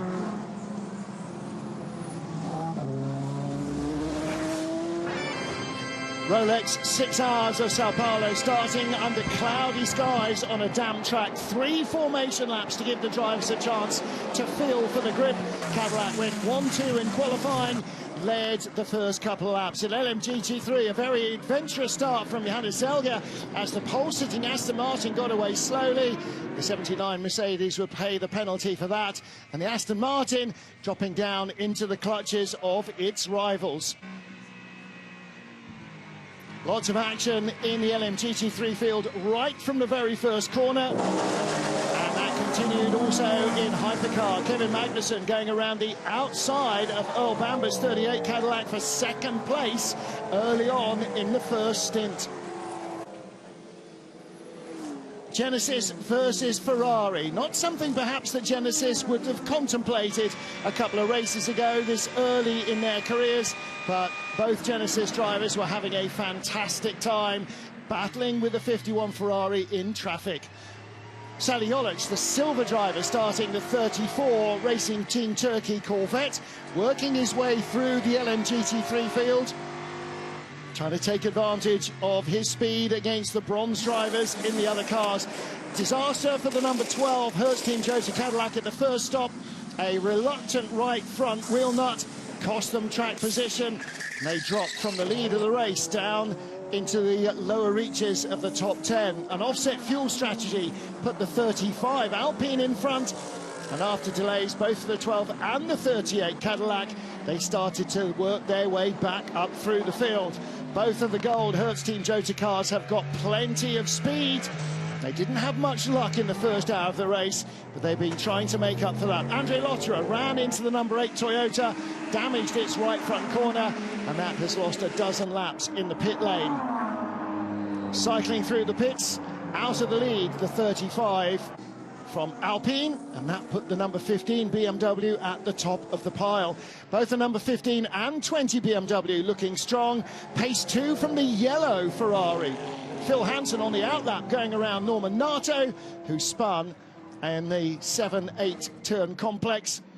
And then big drama for the 61 Mercedes in a 5-car battle in LMGT3, getting tagged from behind and dropping down the order.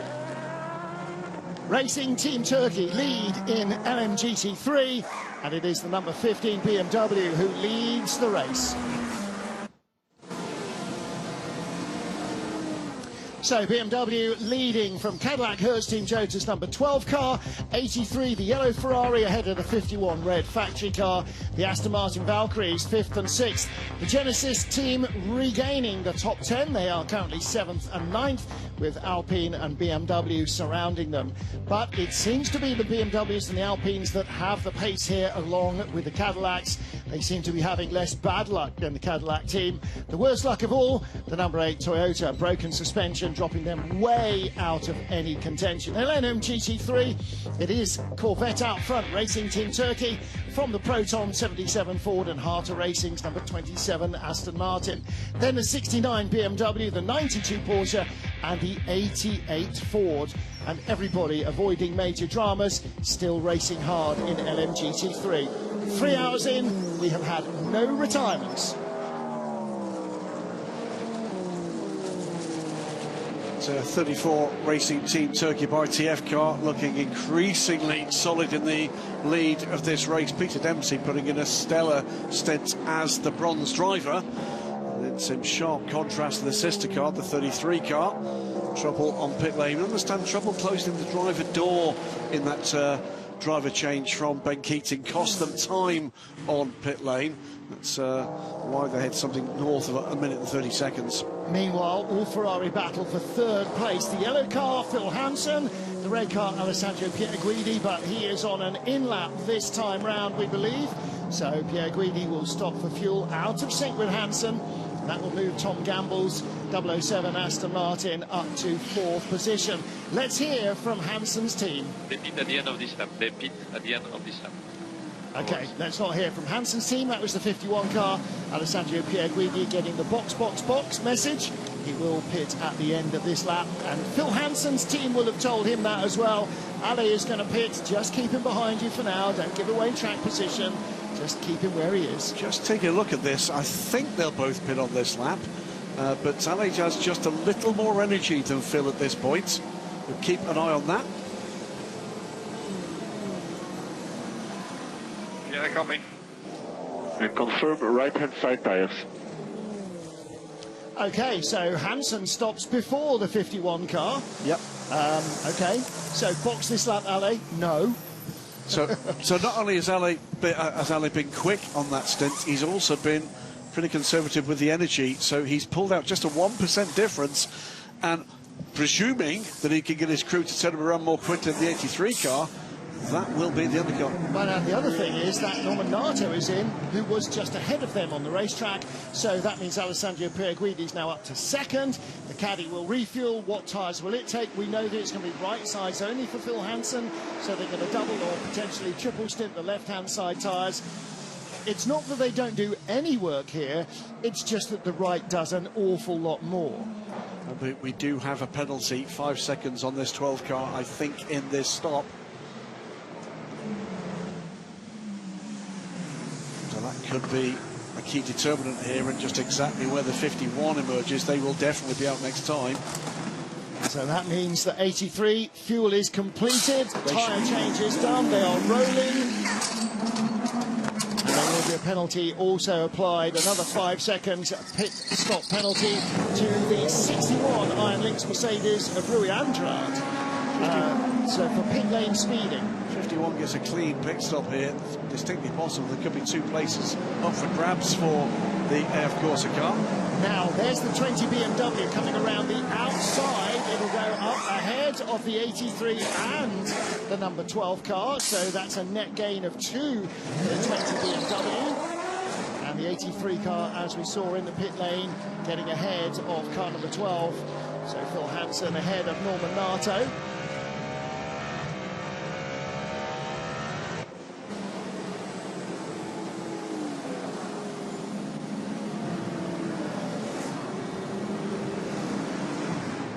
Was waiting for team radio there, but it didn't come. In the pit lane is Alessandro Pierguidi. Also in is 007. They came in from 2nd and 3rd. So we'll wait and see where they come out. Number 15 BMW coming up to Junshao, turn 12. Critical pit stop. Absolutely critical pit stop, this. As they all are. If you give away time here, it's time the driver can't make up on track. And that was a quick turnaround, right sides only again. And the eagle-eyed viewer, by the way, will notice coming in Raffaele Marcello's number 15 BMW. Here he is, Alessandro Pierguidi heading out. The slow long pit exit that is often the foil, also in the 007 Aston Martin. All sorts going on here. That was contact with the 79 Mercedes that left the damage on the front of the Aston Martin. And the race leader is now the number 17 Genesis. And a change there as Norman Nato has got by the yellow Ferrari of Phil Hansen on the outlap. It was the other way round last time they pitted, but Nato came out of the pit lane behind Hansen and goes out in front. So yeah, 12 came in, remember, had that 5-second penalty. That allowed the 83 through, so something's happened. Or whether or not it's just a lack of confidence on the new rubber for the 83 car, and he's managed to get by with the 83 on cold tyres. 51, I can tell you, is ahead of both. 15 right sides only for the car that came in from the race lead. Pitting also Mathis Chaubert in the 17 Genesis, and that moves the 35 Alpine back to the top of the pile. We'll also tell you as well, no further action on the contact between those 2 cars, car 12 and 83. What was that, a half hour ago? So we push on. I think that is the notebook clean now for car 12. It's been a while, but car 35 leads the race in the hands of Antonio Felix da Costa, and here comes the BMW. Yes, look how close he is. Raffaele Marcello coming out, back out in 2nd place, having pitted from the lead, and the only reason he doesn't rejoin in the lead is the fuel offset for the 35 Alpine.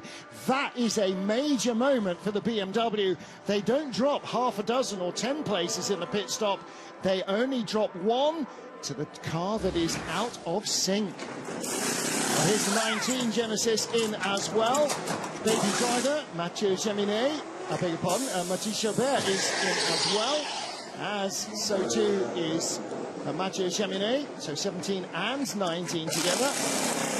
And Chaubert, baby driver, heading out first. And then the margins here, you know, we can talk about 5, 6, 10, 15 seconds. The margins here, if we get any kind of interruption, are going to be tiny. Make no mistake, no matter what the timing screens say, this could be a very, very close race, a long way down this order. With those pit stops complete, what is that? The top 11 cars still separated by under a single minute. That car, the 32 BMW, with a penalty coming to it in the next pit stop. Also, Francesco Castellacci. It's been a tough race for the 54 car. Castellacci now under investigation for not paying enough attention to blue flags.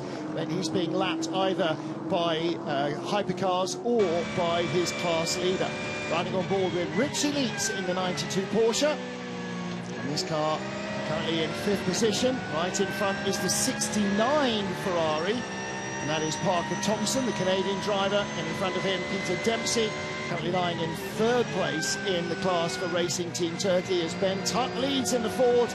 And in 2nd place, Zach Robichon in the 27 Aston Martin that he took over from Ian James. Quietly tidy job, by the way. Not really mentioned since he emerged from the pit stop by Sebastian Bourdais.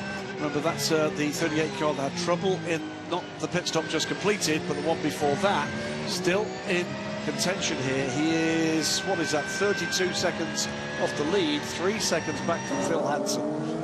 That would be, he's currently sitting in 7th place.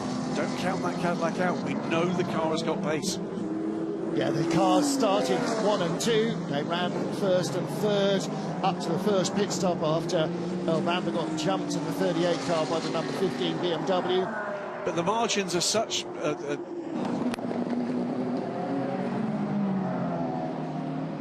whilst we've seen massive pace, particularly for the 12 car, they've not really made that back up. It's been, aside from a little bit of squabbling, a remarkably clean race. On a track like this, there's always going to be a little bit of paint getting swapped.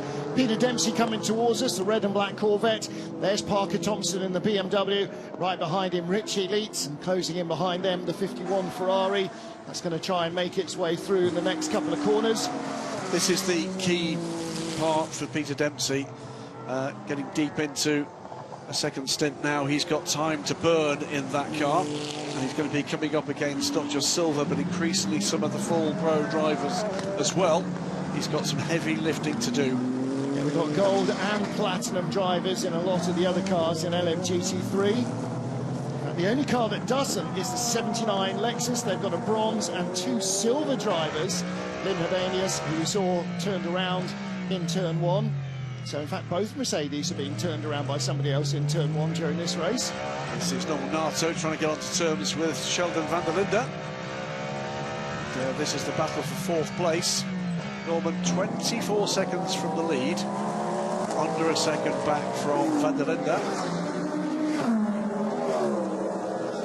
It's not just having the pace, it's being able to use it and pass these cars, keeping them from the big point-scoring positions. That's a great low shot on the straight. And also we saw in turn 14, Philippe, how much rubber build-up there is off the racing line. Yeah, and that's an area they got to use it, right? Because you're making passes, or you're setting up yourself for a pass from there. But you got to remember, you're going to have those pickups coming into turn 1. You see here as well, turn 3, 4. I mean, that's the tricky part as a driver. You know you're going to be facing that if you have to make a move. So just got to be mindful. This is what happens when you use your tyres on road cars as well. The rubber gripping in the corners and even on the straights just gradually disintegrates, and on a very soft racing tyre that's much more noticeable than on your road car. It's got to go somewhere, and it's like when you're rolling chewing gum off the sole of your shoe. That's exactly what happens with the tread on the tyre. It rolls off in these little balls and they end up on the side of the track, and when you run over them, it's like driving over gravel in your road car. It's not a firm surface, it's mud. And worse, it sticks to the tyres, and so then you haven't got the full width of the tyre on the road anymore until you've rubbed it off. And sometimes you'll see drivers weaving on the straight just to try and scrape it off. Does that cause vibration as well, and takes away a lot of the performance of the car? And these tires are critical to keep them in the tire, the tire energy in them. So you gotta have to push them in certain places of the track. But when you have those marbles, it takes, it makes our car a lot difficult. And of course you say, okay, well, stay off them, but you can't, because you've got to, not just guys in your class, you've got to pass all these GT cars somewhere. And of course you have 12 in your tail again. This is for position, but you're doing well. Don't forget, wherever you are watching us, we still have 2 hours and 45 minutes or so of this race to go. And if you want to watch the entire race ad-free and uninterrupted for the rest of the season, you can do so with FIA WEC Plus, our new home online.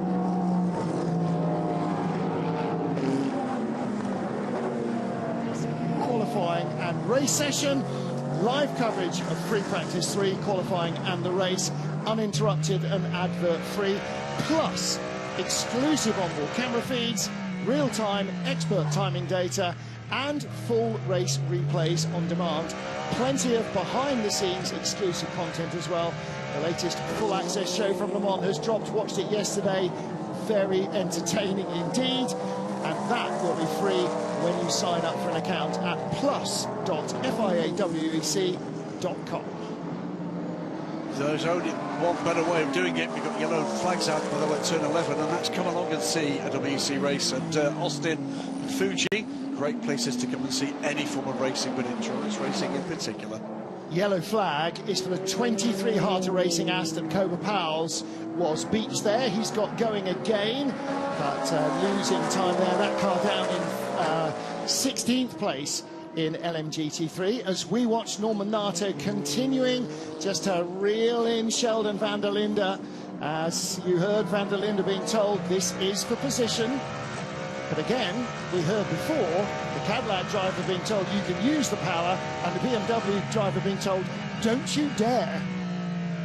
So BMW are usually really good on their fuel. They can stretch that fuel window. Maybe that's part of what they're strategizing here. I think that's what they're playing with. You know, they're trying to stretch enough that they get right in the window for, I think, at this point of the race. That was Cobra Powell's and the 23 Heart of Racing Aston Martin. That was not driver error on his part. You heard a big thump from behind. There was a hit there for sure. Yeah, I'm not sure who, but somebody has. But again, the team started to count backwards the race in terms, you know, how much fuel do I need to get to the end? And it looked to me like van der Linde, you know, different to the other BMW. They've been a little offset on that strategy. So, I mean, those two have been chasing each other for what, 2 stints now? Yep. And at the same time, it's critical for track position. So the Cadillac is trying everything they can. It's just hard to make a pass here if you don't have the opportunity. And if you're catching somebody, you've got to get to them at the right bit on the track. Otherwise, if you catch them in sector 2, then you're stuck, and then you've lost your speed. Or you're waiting for traffic to create the opportunity, right? Trying to set yourself, but it hasn't happened yet. Latest penalty is coming the way of the 007 Aston Martin. 5 seconds, that will be the next pit stop for contact. We saw that with the AMG at turn 1, 40 minutes ago. That's going to cost it a position to the sister car. One other little bit of housekeeping. A couple of people have noticed the 36 car has dropped round the order. That came with a pit stop after 8 laps, we think, for a puncture and 1 tyre change. Let's go down and talk to Johnny Adam in pit lane. And I'm down in the Aston Martin Heart of Racing garage next to Johnny Adam. We just saw Kobe having a moment. It's a hectic race. Yeah, it's a very tight race, also a hypercar and GT, and fortunately we got hit. I think it looked like the 83 car hit us from the behind. So yeah, we're going to check the car. Hopefully, Kobe said it doesn't feel too bad, but we're going to check the rear diffuser and make sure there's not too much damage. But yeah, it's been a tough race so far. Obviously, degradation around here is quite high, but yeah, Kobe was a bit unlucky there. You have to try to understand what happened, because you guys were on pole position, which was a great achievement, but we saw you going down. Is it because of the tire degradation that you mentioned when we were back there under the podium, saying that the rear tires were suffering a lot on the Aston? Yeah, we've got a little bit of instability with the car, which we suffered from, and we had a slightly different strategy to the rest as well. We were on a strategy that maybe 3 or 4 other cars are on, so yeah, it's just one of those, but yeah, still plenty to fight for. The weather may change for the last hour as well, so yeah, keep going and see if we can get some points. Excellent, thank you very much. Thank you, thanks. So, are they still using Bruce Yuan? He's paid for weather app that he's absolutely wedded to. It's definitely going to race. Definitely going to have race all the way through the rain. Rain all the way through the race. Well, have race all the way through the race, that's for sure. Peter Dempsey in second place in the Racing Team Turkey red and black Corvette. And right behind, Zach Robichon, the 27 Aston Martin, having a better run of things at the moment than its stablemate, the 23 car. Cobra Powell's joining their team this weekend, down in 16th place in LMGT3. This is the battle for second. Peter Dempsey and Zach Robichon. Ben Tuck still leading in the 77 Proton competition Ford, and it's a substantial margin as well, nearly 30 seconds ahead of that battle for second place. Meanwhile, back with Norman Nato, bludgeoning behind the number 20 BMW, as he was in the previous stint. So how was your race, Norman? I saw the back of the number 20 BMW for 2 entire stints, and it was quite boring, to be honest. I mean, that's part of it, isn't it, Felipe? Sometimes you're just banging your head against a brick wall, and there isn't that change of balance or that change of fortune, sometimes it comes. It does indeed. Like all these years that I've been racing in sports car, like you hoping for traffic to create an opportunity or a yellow flag or something that happens ahead of you. But you don't get lucky all the time, and you just got to go with the flow. And I mean, he's keeping the pressure here. He's got to do everything he can to stay with them.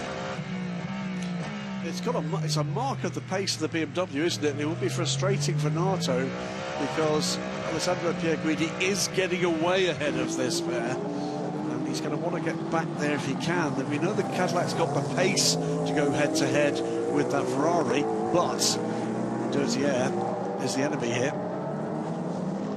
Meantime, in other Cadillac country, the 83 car being closed down by Seb Bourdais. He's right there now with Phil Hansen. Will he have better luck in this battle? Looks to me, there we go, as if this could be interesting this lap. Well, after the heartbreak of Le Mans for Sebastian Bourdais, he'll want a decent result out of this, won't he? He was absolutely gutted when they had to pit the car. Power steering failure. Yeah, heartbreaking stuff. It really was. I was just watching it again in the full access program. It doesn't get any easier a watch the second time round, even when you know what's going to happen. It's such a huge event. It's such a huge achievement to finish the race, but when you're there with a competitive car, drivers and teams don't get that opportunity terribly often. Now, could this be the moment with a little bit of a delay for the Ferrari in traffic? There's not going to be a way through the inside, or is there for Bourdais? He finds a way, does he? Didn't think the Ferrari was going to get through there, honestly, but that was good work in the 33 Corvette to leave that door wide open. Sebastian Bourdais still all over the back of Phil Hansen. He's working the task, isn't he, to try to get close enough in that run down the main straight. And Hansen under investigation for clattering Cobra Pals in the 23 Heart of Racing Aston Martin, so this may yet go the way of the 38 car, but Bourdais wants to do it on track. He doesn't know about that potential issue for Hansen. He won't care either. He might have seen it. Back with Raffaele Marcello, this is the lead battle and equally close. The gap here, 0.8 of a second. I'm not convinced there's not an issue here for Antonio Felix da Costa. Those times are in the 28s for the last couple of 3 laps now, and that's not race-leading pace. So I think he may well be running with a bit of an issue. How long has he been on his tyres? That might be part of it. I'll double-check that for you. Well, we heard from Fred early in the race that he had trouble keeping the energy on those tires. Are they suffering the same? That's my question here. Yeah. It was that left rear they were talking about almost dropping out of the temperature window. Now, you'd think as the track rubber's in and the sun has been out a bit longer, that should be less of an issue, but maybe it's still something in the setup of the car when they're expecting slightly different, warmer conditions. Track temperature is only 29 degrees at the moment, air temperature just under 23 Celsius, so it's not the hottest day by a long way. BMW, Raffaele Marcello, don't forget he pitted from the lead, came out behind the 35 Alpine, but the 15 BMW is on the same fuel strategy as most of the cars that are chasing, whereas the Alpine is not. How close is the Alpine going to be to its pit window as well? In that 35% energy, that's still the better part of 10 laps, maybe even more. So the BMW will run longer. And right now, 15 BMW might be the leader before the 35 Alpine so stops. Pierguidi behind us, 11 seconds behind. He's in clean air. Let's be sensible here. Look after the tyres, you cannot pass. So to give you an idea of one of the struggles here for Antonio Felix da Costa, right side tyres on his car, 28 laps old. His left side tyres have done 70 laps. Yeah. So he's running out of grip, or he's run out of grip. That explains, and it's hard to keep the tires again with that tire energy you need with so many laps on them. But again, they've offset their strategy. They've also offset their tyre strategy, so they have more fresh fresh tyres left than the number 15 BMW, but they do need a break somewhere with a full course yellow that will get them, maybe not now, but later on in the race, back onto the right fuel strategy for the end of the race. So right now, you're racing with what you've got. Wherever your fuel is, whatever your tyres are, you're racing with what you've got. You're desperately trying to hold that track position. But at some stage, something has to change for the 35 car if it's going to remain in a podium position. But for the BMW, it looks like this is actually the fastest race car on the track. Yeah, you heard, didn't you, with that radio call? They're aware of the threat from behind from Alessandro Pierguidi on in clean air. And he is closing a second, taking out that lead last time around. Well, last lap, a 1:27.7 for Marcello, a 1:27.5 for Pierguidi. So clean air and not getting stuck in traffic aren't necessarily the same thing. So you can lose 2 seconds on a lap just by catching a GT car or a couple of them in the wrong place, or gain that on arrival by not catching them in the wrong place, and suddenly your speed doesn't take that hit. Raffaele Marcello, you heard his engineer, Felipe, saying, look after the tyres if you can't pass. Exactly, because he knows, right? I mean, they are in different strategies here. If he cannot pass, he got to play the long game of looking after his tyres, because that's going to pay more dividends for him later in the race, you know. And that means sit back a bit and stay out of the dirty air. So we don't take risks. This car has better tyre. We don't take risks.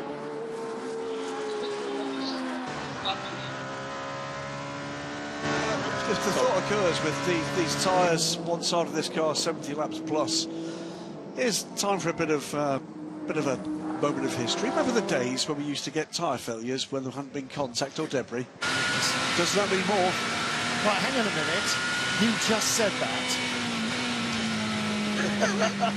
I could have That's said like me saying it's not going to rain. I could have said there's a long way to go. Yeah, you could have done. It was remarkably I didn't. I just did, but I didn't. So we actually saw on the straight there, coming down to turn one, Antonio Felix da Costa, I don't know, 30 centimetres away, if that, from the white line on the driver's right. Raffaele Marcello almost a full car width away. So he's trying to offset himself, yeah. Staying on the racing line, not picking up the marbles, but allowing clean air to come through the radiators, through the brake ducts. Look after the car. And again, his last lap, 26.9, 27.6 for Alessandro Pierguidi. So the gap is still well over 10 seconds, edging towards 12 seconds.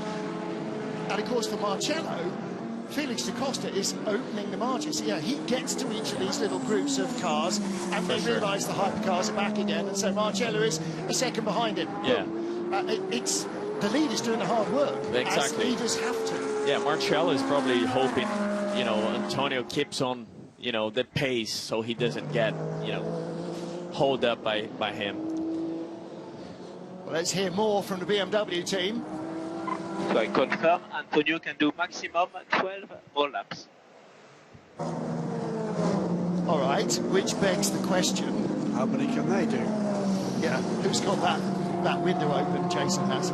So Antonio Felix da Costa, yeah, a dozen laps. It's half a stint, sort of still. So Marcello should be going a little longer. They've all done 3 stops, with the exception of the Alpine number 36 of Victor Martin. That's done 4 stops. All right, so 65% energy for Raffaele Marcello and 34%, 28% for the Alpine of Antonio Felix da Costa. So da Costa 2/3 of the way through a stint, only halfway through a stint for Raffaele Marcello. 54. Ferrari is going to get a drive-through penalty for blue flag infringement, so not paying attention to blue flags. That was Francesco Castellacci. We saw that warning a while ago, so now it's going to be a penalty. 2.5 hours to go. So a really interesting little stat from the weather, by the way. It is cooler at the moment than it was this time yesterday, but the track temp is higher.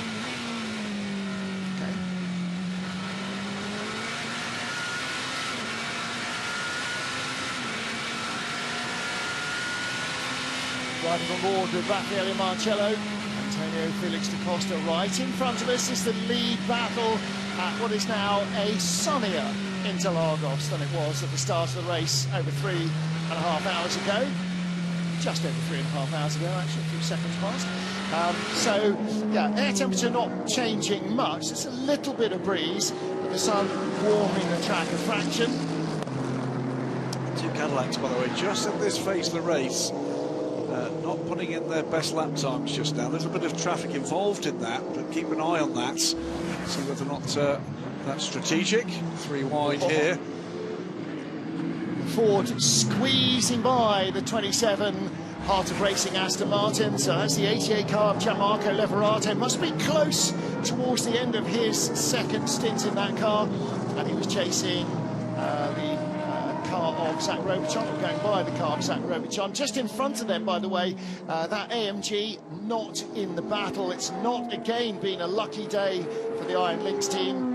This is closer all of a sudden, so maybe through a little bit of traffic, and all of a sudden Raffaele Marcello closing right in there. It's a shot with that Aston Martin, Mustang and AMG. So the question is, how many different ways can you put a V8 in the front of a GT car? There's 3 answers. At least. And of course we're going to get more Ford V8 loveliness next year when the hypercar program comes, because that will also be V8 powered. Yeah, you'll see that car, I'm told, reliably, first time next month. So first testing for that car, that's the first time they'll release images of much awaited Ford. And of course McLaren's hypercar broke cover for the first time in a public demonstration this weekend at the Goodwood Festival of Speed, yesterday driven by Lando Norris up the hill. Never heard of him. A promising young driver. I think he might have a future in endurance racing if he plays his cards right. Along with some Dutch guy called Max something, who's a bit of a GT racer. Here we go. Around the outside, that Ferrari didn't really fall too well for Raffaele Marcello, easy for me to say. Antonio Felix da Costa is much closer though. Marcello, now Filippo Nasser, no longer looking to the clean air side of the track. Now he's ramped it up into attack mode. Definitely, he's looking for an opportunity here. This might be it. You know, let's see if he gets a run here. Yeah, da Costa really held up by the Lexus. Marcello thinking about going around the outside of the Lexus, couldn't. Can he go around the outside of Antonio Felix da Costa? Yes, he can. All 4 wheels off, gains advantage. They're going to be on the radio about that. Marcello might have to give that back. No, that's, you can see the body language does indeed. Andreas Roos, and he picked up all the marbles. That's why you saw there. Well, yeah. he's got to probably give the position back then. Well, whether he was told by the engineer or whether he decided, I think that was the right choice. Need to give the position back, mate. Yeah. And that was instant. You saw in the garage Andreas Roos, the head of BMW Motorsport, go, but it was clear. He ran out wide. He gained an advantage. That wasn't deliberate, but that's the way it was. But he is still right there. Look at the damage on the side of the 77 Ford as well. There's going to be a few cars that need replacement body panels at the end of this. Out onto the straight once more comes Antonio Felix da Costa. Raffaele Marcello not as close this time. And again, a little offset down the straight. Now he's back into cooling the temperatures. If he gets an opportunity in traffic, he'll take it again. But right now, maybe just a little, not on 11. He's kind of backed it down to 9. Why is he in a hurry? Because Pierre Guidi is catching them, and catch them pretty quickly. That was 10 seconds, it's now 7.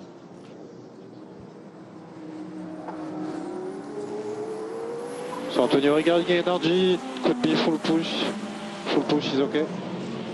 All right. So Antonio Felix da Costa being told that he can avoid lift and coast if he needs to. And Alessandro Pierguidi has just cleared that little bunch of traffic that these guys went through, the LMGT3 cars, but he did it on the straight. So he gained time there by not losing time, if you follow me.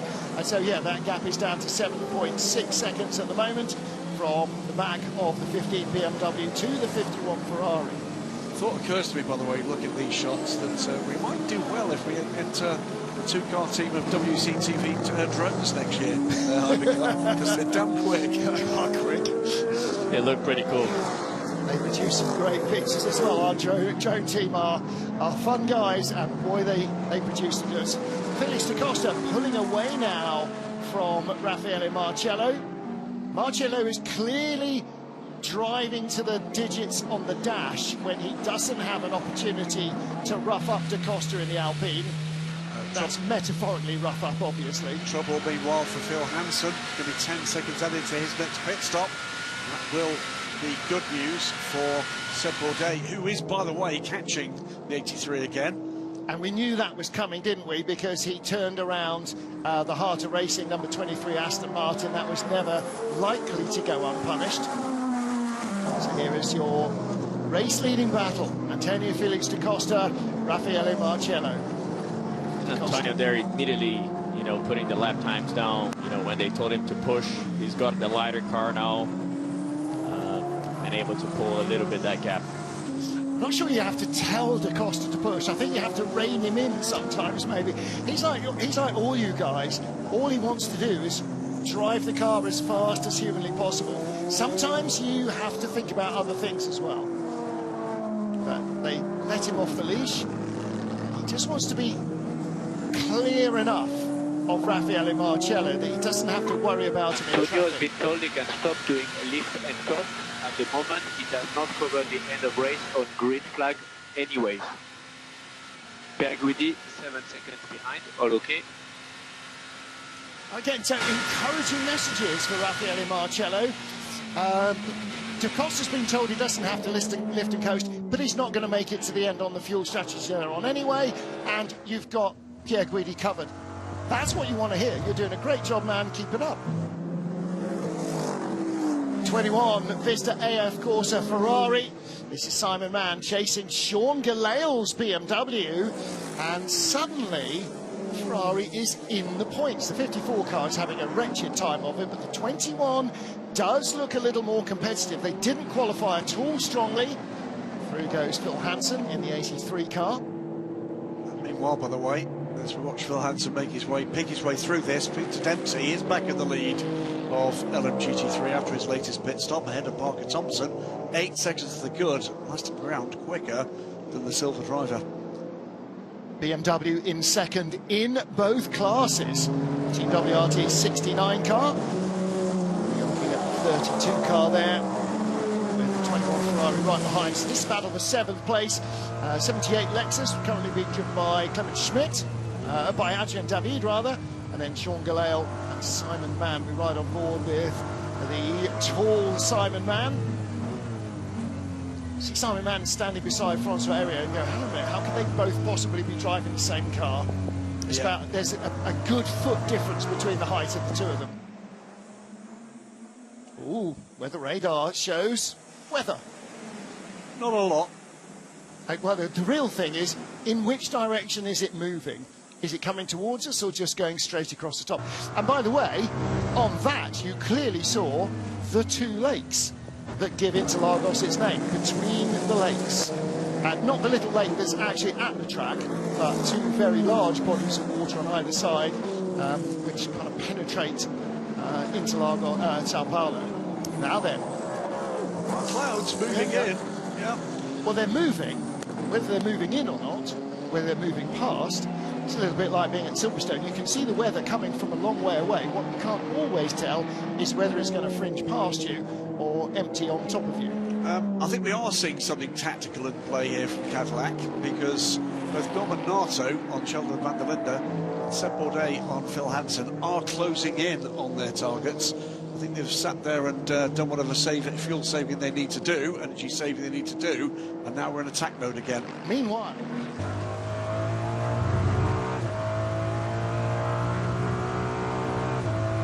in the points for the first time in this race is the 33 TF Sport Corvette, the championship leader. Johnny Edgar at the wheel.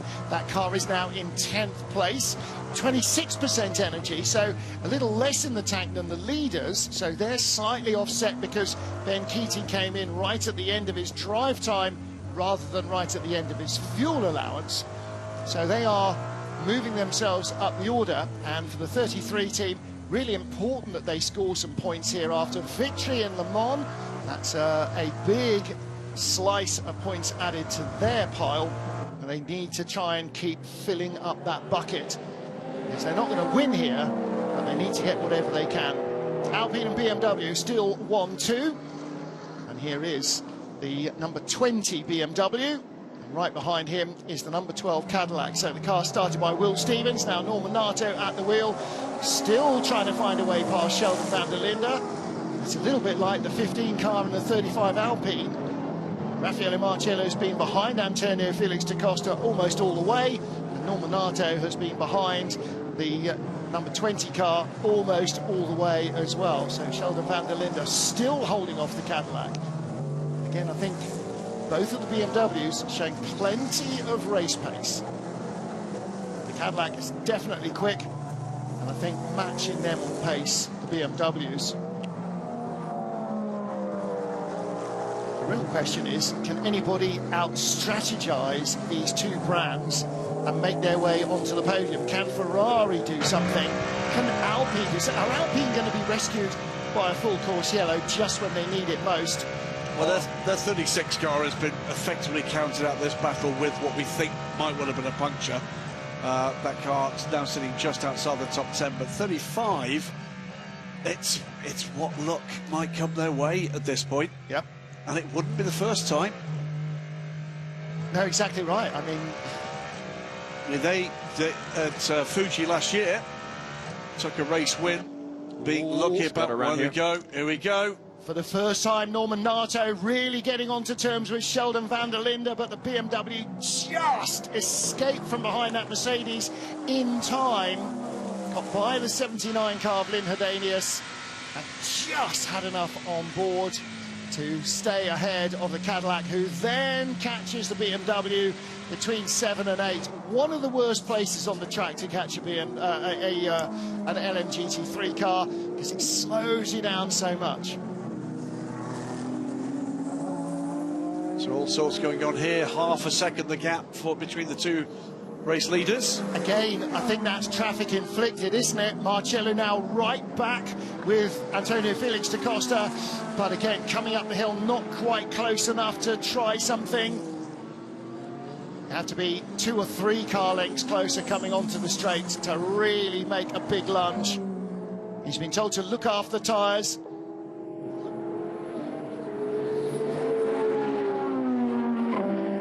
Antonio can do 3 more laps. Antonio can do 3 more laps. I think that's a little old, judging by the energy still remaining for the Alpine. You can only do 3 laps by pushing it. Look at the background, though. The reason why this BMW is in a hurry is because that gap, remember, was 10 seconds, then 7 to Alessandro Pierguidi. It's now 4. He doesn't want to wait for this car to pit. He wants to be by and gone. Well, he's been trying to get by and gone for a long while. Antonio Felix da Costa has been having none of that, because it's better for Alpine if the Ferrari catches the BMW, and then that'll slow both of them up. And Antonio knows, I think he's going to come in, certainly the graphic looked like 0% energy.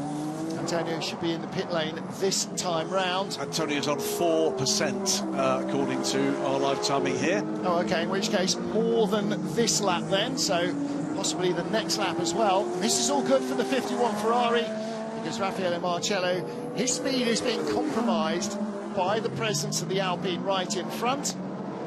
The SUV box next time round for Antonio Felix da Costa. He might make one more after that. He might. 3% has been good enough for a lap. It's 3% as he crosses the line, so it might be one more plus this one. We'll see just exactly where their margins are. Well, don't forget that the total energy in the hypercar includes the state of charge of the battery. To read by the margins, it doesn't. It's not just fuel; it's electrical energy as well. Yep. But he's certainly getting into the last moments of this stint. Busy hands, you can see in the top inset picture. Look at this. Traffic here. Now it's his in lap, and I'm sure Marcello doesn't care whether it's the in lap for the Alpine or not. He still wants to get by try and free himself up. Even half a second more in lap time on this lap will be half a second that he's not being caught by Pierre Guidi, but Pierre Guidi can see them now through the corners. He knows where his target is, and Felipe, as a driver, that turns you up to 11, doesn't it? There's even more incentive to push.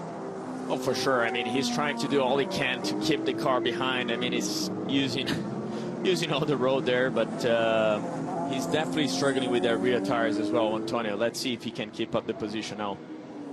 Yeah, waft away those clouds. We don't need that. We've got a good enough race that it is. Although, who knows, Alpine might wish it.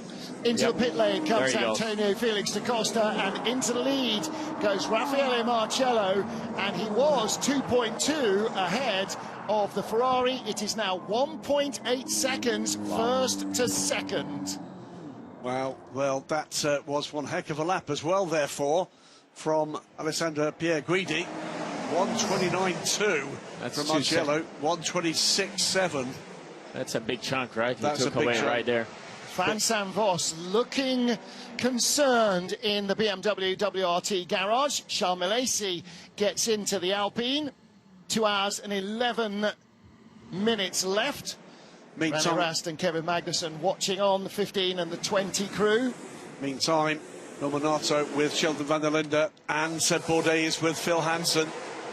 So the Cadillac attack is fully alight now as well. 10 minutes to go until the end of the 4th hour of these 6 hours at Interlagos. Are we counting out the 50 Ferrari? It's only 4 seconds behind Bourdais. No, we're not. No, we're not. The biggest gap in the lead group is second to third, which is a 13-second margin between the 51 Ferrari of Alessandro Pierre Guidi and the 20 BMW. And as you can see, the gap between the 20 BMW and the number 12 Cadillac is 1.8 car lengths, maybe 2, corner to corner. On board here with Nominato as he tries to do what he can to come to terms with the number 20.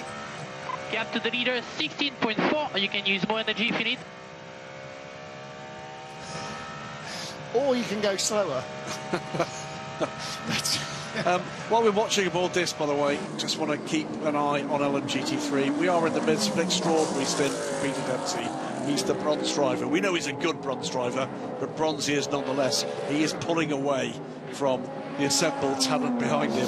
Well, he's pulling away from most of them, not from Parker Thompson, who's only 8 seconds back. No, he is pulling away from Parker Thompson. But the big gap is between Thompson and the third place car, the Lexus of Clement Schmidt, and that is over very nearly 40 seconds, actually, well over 30, 38 seconds. All right, let's hear from Norman Nato. 12 laps to go, 12 laps. Gap to the leader, 16.1. Prepare wheel because the rain is coming in case we have to stop to box over and change tire. Come in. Very dark control. Very dark on 4. You can see it is quite dark over in the background there. We'll wait and see exactly what happens. Now, a sprinkle of rain, Felipe Nasser, is the thing that nobody needs. If it's proper rain and there's no question of going to wets, that's one thing. Yeah, it's 2 different occasions, right? But I mean, here when the rain comes around, it usually pours down. But again, it's moving around. If it's going to stay or not, I don't know. But you can definitely see around turn 4, like at the end of this back straight here, you can see the clouds covering more and more. It's a very low cloud. It was a great lap in traffic from Sheldon van der Linde to gap Nominato. So Will Stevens ready to jump back in after Norman Nato stops. That'll be another 10 laps or so. And Nato again being told he can use a little more energy. See on the graphic on the left-hand side, he's in 4th place.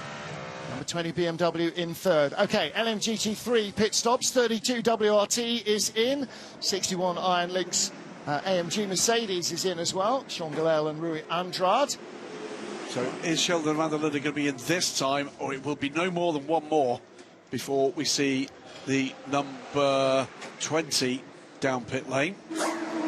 Peter Dempsey's Corvette leads for Racing Team Turkey. BMW in second place, number 69 car Parker Thompson. The WRT, a Curtis ASP, the Lexus of Clement Schmidt in third. Up to fourth now, the TF Sport Corvette of Johnny Edgar. So he is having a rocking run in that yellow Corvette. Ahead of the 58 McLaren, Finn Gersitz really finding pace in that Garage 59 car. Don't want to take a single thing away from the 33 car, but I think that car is slightly off strategy. Yeah. But they are rocketing up through the order. Well, he's in the group of drivers, or of cars, where the bronze driver stopped at the end of the driving time rather than the end of the fuel window, and you're absolutely right. Behind Finn Gersitz, Ben Tuck in the Ford is on a normal fuel strategy. So the top 3 or 4 guys owe us a pit stop. Through comes 20, through comes 12. That's the gap. That looks almost as if there might be some rain. So number 20 BMW, 1% energy left, 8% on the 51 Ferrari. So another couple of laps for Alessandro Pierguidi before he potentially hands over to James Collado. And at this moment you think, okay, if it's going to rain, please rain right now, because we've got to pit in the next lap or two. If it doesn't rain right now, then the advantage tends to go towards the 15 BMW, the 12 Cadillac, the 83 Ferrari, who have got a little longer before they'll be forced to pit for fuel. Onto pit lane for the 36 Alpine. Martin brings that car in. Stymied by that, what we think was a puncture. Normanado being told maximum push, and we should see Sheldon van der Linde into the pit lane. We do. So definitely dark skies overhead. I'd look out the back door of our commentary box, but that's a big black box that we're in, so that wouldn't work much. So watch now for just how quickly, freed up into clear air, this Cadillac can go. The gap we're looking at the moment, to Pierguidi ahead, 14.4 seconds. In comes the BMW for attention, out comes the Peugeot. And Pierguidi, by the way, 2.6 behind Marcello now. So the Ferrari is an absolute missile at the moment. You know he's close to pitting, but nevertheless. So Robin Freins will take over the 20 car. It's the car that won in Spa, BMW's 1-2. And Kevin Magnussen said afterwards, the happiest I have ever been to finish second, to take a team 1-2. That's a proper team player. He really gets this, doesn't he? Yeah, we saw Kevin Magnussen in a massively defensive drive. We'll be going down to talk to Tony Felix da Costa shortly.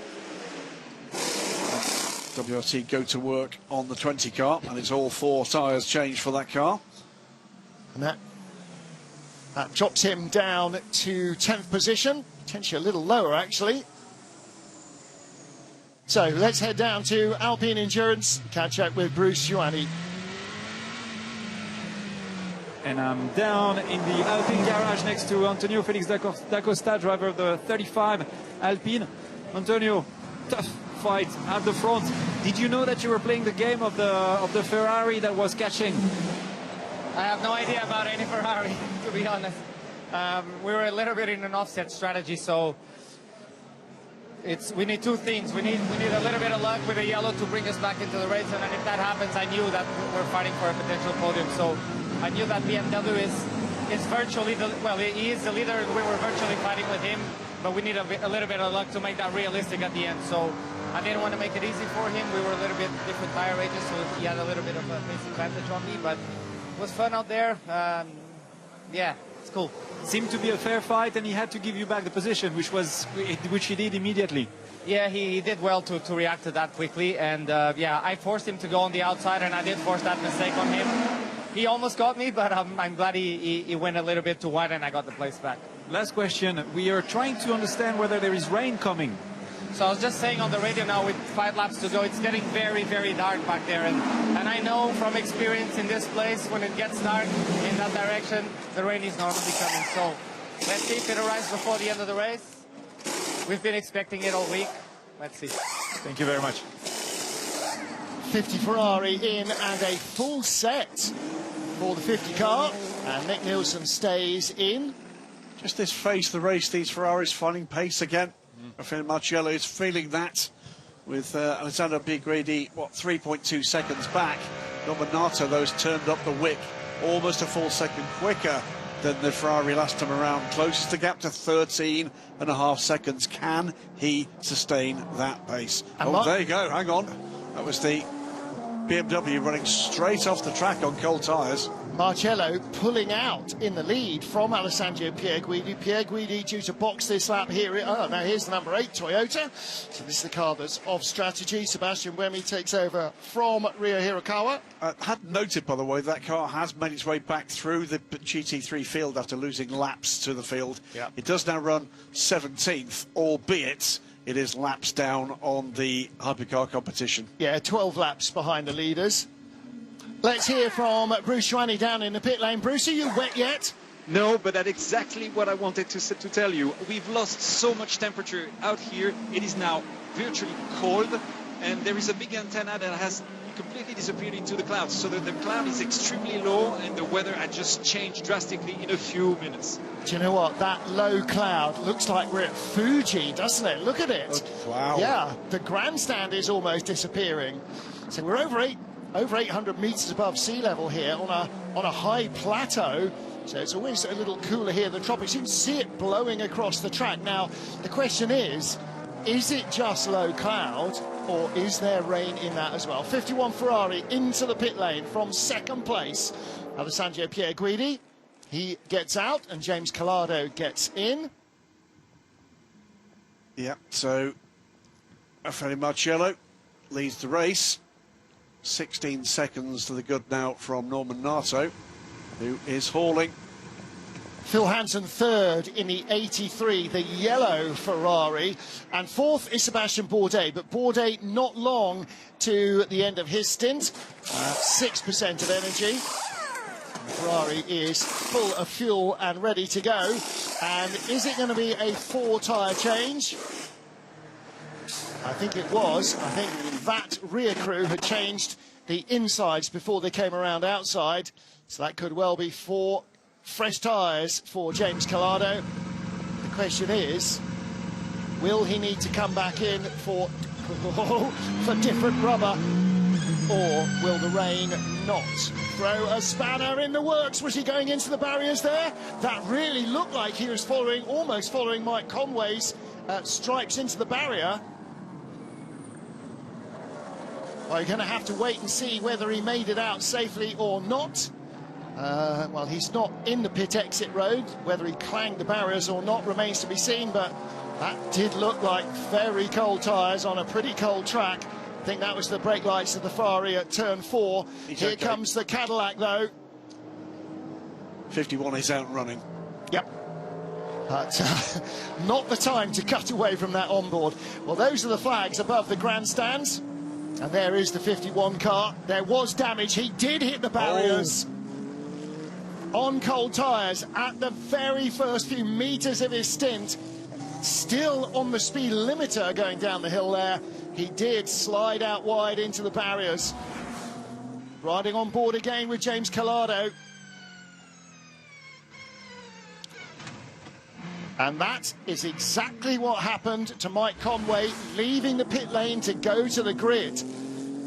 Now, it should not be material damage to Collado's car. It's covering up a lot of cooling. And here, at altitude, that is going to be an issue. Straight back in. No, he's not. He's trying to weave it off. Bouncing all over the rough edge there. Oh, my goodness. Okay, James, please try to wave in the straight line. We have a panel stuck on the bodywork. Please wave. Wave, weave, whatever, anything to try and shake it off. It's not going to happen. Unfortunately, the forward motion of the car is pressing that back against it. It'd be far better just braking very hard. Yeah. Well, he's going to have to try something, anything. Into the pit lane, 83. Phil Hansen should, I think, at this stage, hand over to Robert Kubica with the final 2 hours of the race to go. This is a very, very important moment for Ferrari. Make no mistake, that 51 car was in a position, potentially as a race winner.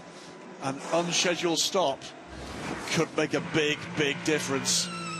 Now we're riding on board with the 83 car of Hansen. That's one of the heart of racing Aston Martin's 23 car. Ah, that's why he had the 5-second hold, didn't he? A 10-second hold at the beginning of the stop, because he tagged Cobra Powell's coming down the hill into turn 12. That was about 40 minutes ago. There's the damage done to the car. Now, are they going to change the nose, or are they going to let it go as it is? Big chunk out of that splitter, isn't there? Well, they don't have a nose there. I think that's your answer. That is going to degrade the tyres, though. Used tyres going on to the 83. Did we see a driver change? Well, we didn't see one. That is Hansen in the background. I don't see him lurking. No, he's not coming down pit lane yet. He has... Where is he on the... Surely at some stage you've got to put Kubica in, and in the final 2 hours, this might be the stage. So 51 Ferrari carrying a bit of the pit lane banner on it. Well, the key not great for cooling or advertising. The key thing is lap time and cooling. It's temperatures. These hybrid cars, remember, need a lot of cooling. Well, like all racing cars, you fit the smallest possible cooling systems, because cooling fluid is weight, and you don't, like a road car, have enormous radiators for when you're stuck in traffic for 30 minutes. Can't believe, unless that thing frees itself and it doesn't look even close, can't believe they're not going to have to pit. I think they are going to have to pit, but are they holding out in case it rains? Meantime, Sebastian Bourdais on pit lane had not managed to get to Phil Hansen. Are they going to try the undercut here? Well, they've swapped drivers, so Jack Aitken in the car, fresh tyres. It's going to be a full set, or a full set is on the apron. Now, over the last couple of seasons, hypercar pit stops, they've tried to tend not to give a new driver a full set, so he's got some temperature, but that is a full set going on. And again, a well choreographed stop, easy for me to say, from the 38 team. So away goes Jack Aitken. I guarantee we don't cut away here now from this on board. We do. All right, there we go. Right. All right, let's hear from the 51 Ferrari. How critical is this getting? Let me know if you see any performance issue. So far, it's all good. Keep going. Focus on your driving. It's all good. It's all good. No overheating, no nothing. Well, one of the critical things is it's not 35 degrees of air temperature and 60 degrees of track temperature, as Bruce said, and he's wearing Nomex and underwear. It's cold outside. Of course, it's always too hot or too cold, too wet or whatever for pit reporters, but, you know, yes, goes to the territory.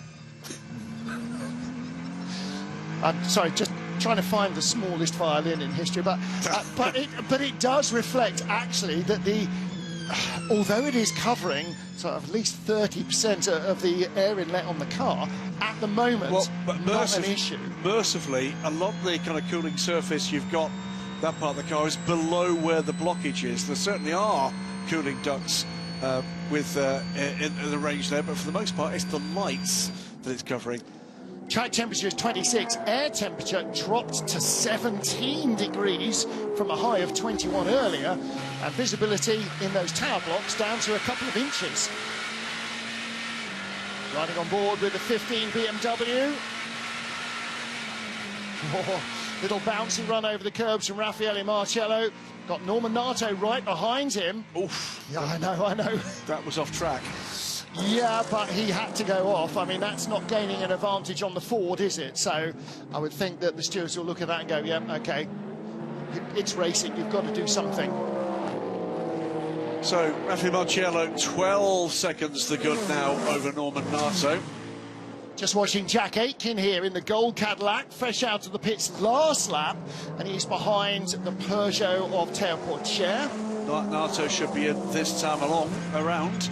And we're going down to Jota with Jack Aitken aboard the 38 to hear Bruce talk to Sebastian Bourdais.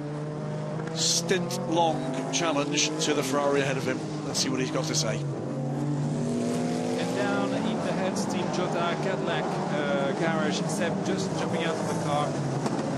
It's a hectic race, fighting with Ferrari. There's some good race as well. How does it look like? Yeah, I mean, I think we're a little quicker, but it's just so difficult to pass. I mean, as soon as you get behind anyone, then you start sliding, driving the surface temps up and ballooning the tire pressures, and then you're not any faster anymore. So, yeah, it's very frustrating. But yeah, unfortunately, we're paying a little bubble there, and track position is key. So yeah, it is what it is, but we'll keep on fighting. Jack's got amazing pace, so yeah, hopefully we can keep climbing. We just felt the temperatures dropping massively. Could you feel that in the car? Yeah, the biggest thing really was the wind. We started to pick up a pretty good headwind going into one, so you can start to brake quite a bit later and a lot less front locking, which is nice because it's a big battle over there. Thank you very much. Thanks. Big battle underway here. A big wiggle from the Peugeot ahead, and that's the target for Jack Aitken. But he's got his mirrors full at the moment of Antonio Fuoco. This is the battle at the moment for 9th place between that trio, Théo Pourchaire, Jack Aitken and Antonio Fuoco. But here is Norman Nato's number 12 car. Well, we saw a little earlier that Will Stevens was ready to take over. He has done. That's Will's helmet in the car. So driver change there as well as the leader in LMGT3 comes in as well. Peter Dempsey was the red and black car that just shot through the camera, and there he is just behind the hoarding. So the leader in LMGT3 has stopped. That's his 4th pit stop. Outstanding. Absolutely outstanding. I mean, you know, we can talk from now until next Tuesday about whether or not he's a legitimate bronze. Outstanding stuff from Peter Dempsey. Well, it is what it is. You know, he hasn't raced in a long while, but clearly he hasn't forgotten how to. So his driver ranking has taken a hit as a result. He is a bronze this year. That's the way it is. Whether he's a bronze next year or not, we wait for next year. It's part of the game, isn't it? It is. It's where it is, you know. So, ironically, we could see the bronze and the silver on this squad heading in opposite directions. Yes, entirely possible. I know Sally Yolok was never happy to be given a silver ranking, but away they go, and what can be achieved in the final hour and 50 minutes for Racing Team Turkey by TF. Right, now, John Eastwood aboard the car. Now puts Ben Tuck back into the lead of LMGT3 in the 77 Proton Competition Ford Mustang. And again, that car, only 3 stops completed. The 3 cars behind him, the Porsche, the BMW and the other Ford, have all done 4. Well, Bruce Joanny was lurking in the Racing Team Turkey by TF Garage. Let's catch up with Peter Dempsey, fresh from the car. And I'm down in the Corvette garage with Peter Dempsey, driver of the 34 Corvette. Peter, an amazing drive, an amazing lead so far. Can you bring it till the end? I mean, I got the best guy for the job now. I did my part, so lucky I just able to get in there, still up front. And I know I trust Charlie with my life, so our goal always this year was to try to give him the car in the best spot, so let's see what we can do. People are saying you shouldn't be a bronze anymore. You're going to shift up to silver. Is that possible? Not at all. I mean, there's plenty of really good bronze drivers out there. I don't think there's any reason I should be moved up, so hopefully we'll see how it goes. That was just a compliment, but very well done on your drive. I appreciate it, thank you. So apologies if you couldn't tell through that broad Turkish accents, but that was, there we go. That's an old picture of Tom Ferrier, isn't it? It's either Tom Ferrier and Nicky Team. No, that was have they ever been seen in the same room together? I think they have many times. Black and orange flag, by the way, unusual one here. Car 27, which is the 6th place Heart of Racing Aston Martin LMGT3 tyre pressures. So let's keep an eye on what goes on with that.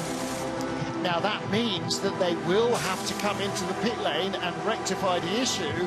There is a minimum tyre pressure and a minimum camber stipulated, or maximum camber stipulated by the manufacturers of the tyres. And so they will have to pit and sort that out. Move through this lovely slow-mo stuff on pit lane. The thought occurs to me, Felipe, as we watch a battered 83 car depart stage left. If we get a virtual safety car at this point in the race, it's a cat amongst the pigeons. It would transform this race. It's going to change a lot for sure. And if you feel outside, it's much cooler now as well. And you could see probably.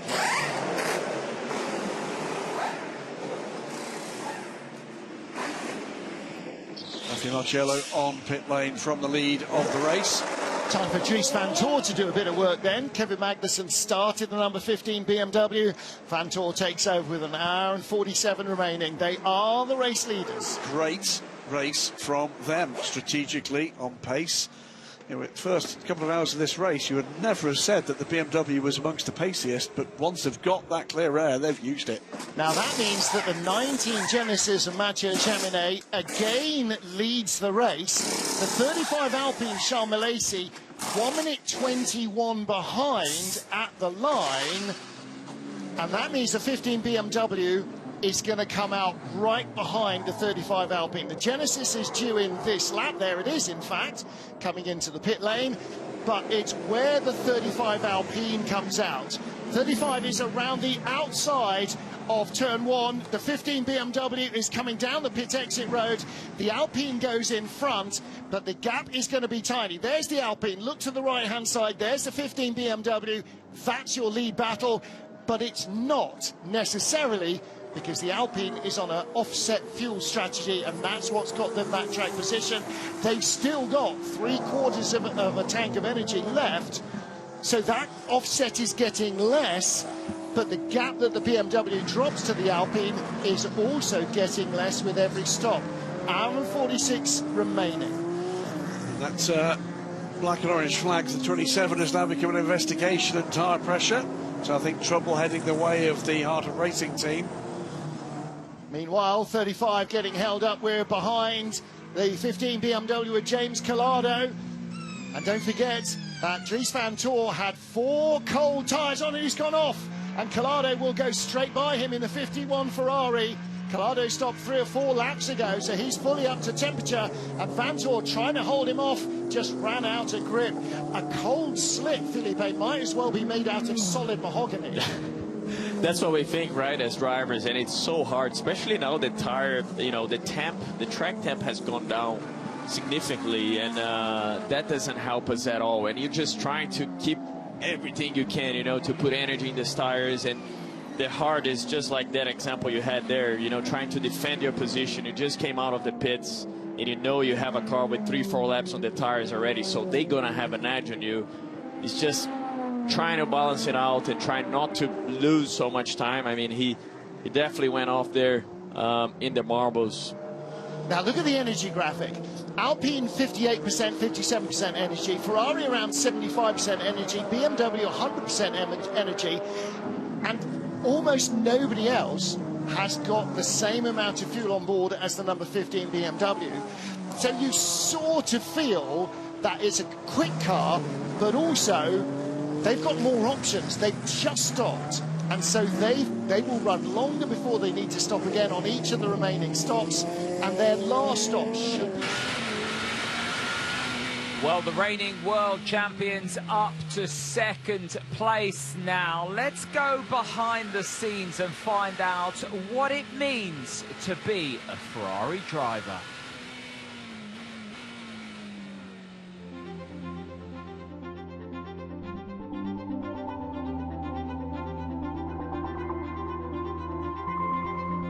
Ferrari is like, it's motorsport, you know. If you think about Ferrari, you think about race. If you think about cars, you think about fast cars. Yeah, I mean, Ferrari has been my team since I was a kid. I mean, I always wore Ferrari tops, Ferrari hats. You know, it's such a small town, Maranello, but everyone knows Maranello. It's like a family. And everyone knows one another, you know, everyone understands what you're doing, you know, we're close to the F1 guys, we're close to the people that make the road cars. And that's something quite unique in a team, because you don't often get that. Most of the people that are coming here, they're coming here for Ferrari, to watch the museum, to watch the headquarters, to watch...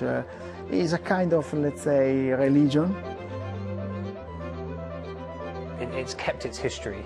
Over the years, you find yourself walking into restaurants with, you know, photos of Niki Lauda, Michael Schumacher especially, and it's all still there, you know, helmets of drivers and suits of drivers, so the whole of Maranello is just Ferrari crazy.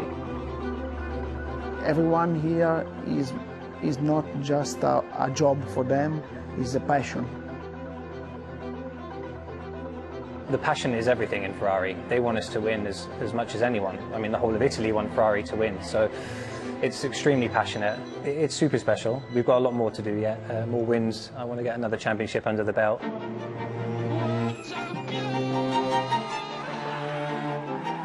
Just to share many things with your teammate, and in this case with James and Ale. You share bad moments like Spa. You share good moments like Le Mans, like World Championship. We'll be World Champion, you know, together.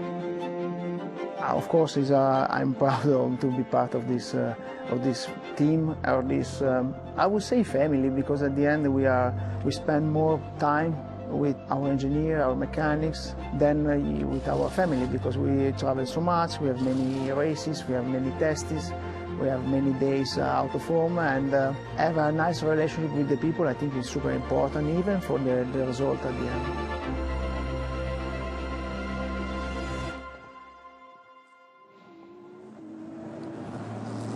Well, that piece taken from the Endurance Uncovered WEC magazine that you can watch online for more snippets and insight like that. As we go back to Interlagos, the battle for the lead down to 10 seconds with 1 hour and 41 minutes to go. Part of racing. Mattia Drudy now at the wheel of that car. That's the next pit stop, that tyre pressure issue. Jack Aitken another purple first sector in his pursuit. Keep an eye on this time gap to the leader. Now 30.9 seconds. He goes green, the fastest sector for that car. In the longer middle sector, he is pushing hard. His next target is his teammate Will Stevens. And Will isn't hanging around. He's previous lap was the low 126s, but they are both quicker than anybody ahead of them. Somebody's told Jack Aitken this isn't qualifying right. Purple first sector, green second sector, fastest lap of the car for the race, a 126.510. 2 thousandths of a second slower than the fastest lap of the race, which came from the sister car. A 126, oh no, that's a 125.508. He's done that was 125.510, yeah. Yep. So the Cadillac's fairly even on pace, I think we can safely say, despite the 4 hours and 30 minutes of running. And while we're talking about pace out there at the moment, another lap popping up in the 25s. It's come from Marco Sorensen, the 009 Aston Martin.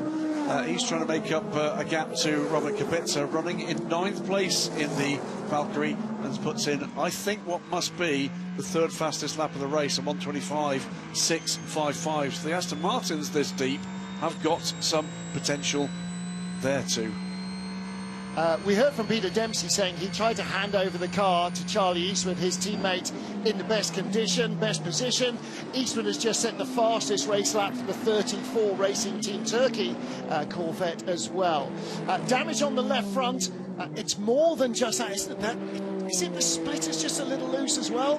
I'm not sure on the 51 Ferrari. Robert Kubica, though, struggling in the 83 Ferrari, losing pace. We saw the splitter was damaged when it was in the pit lane, and he is struggling for grip.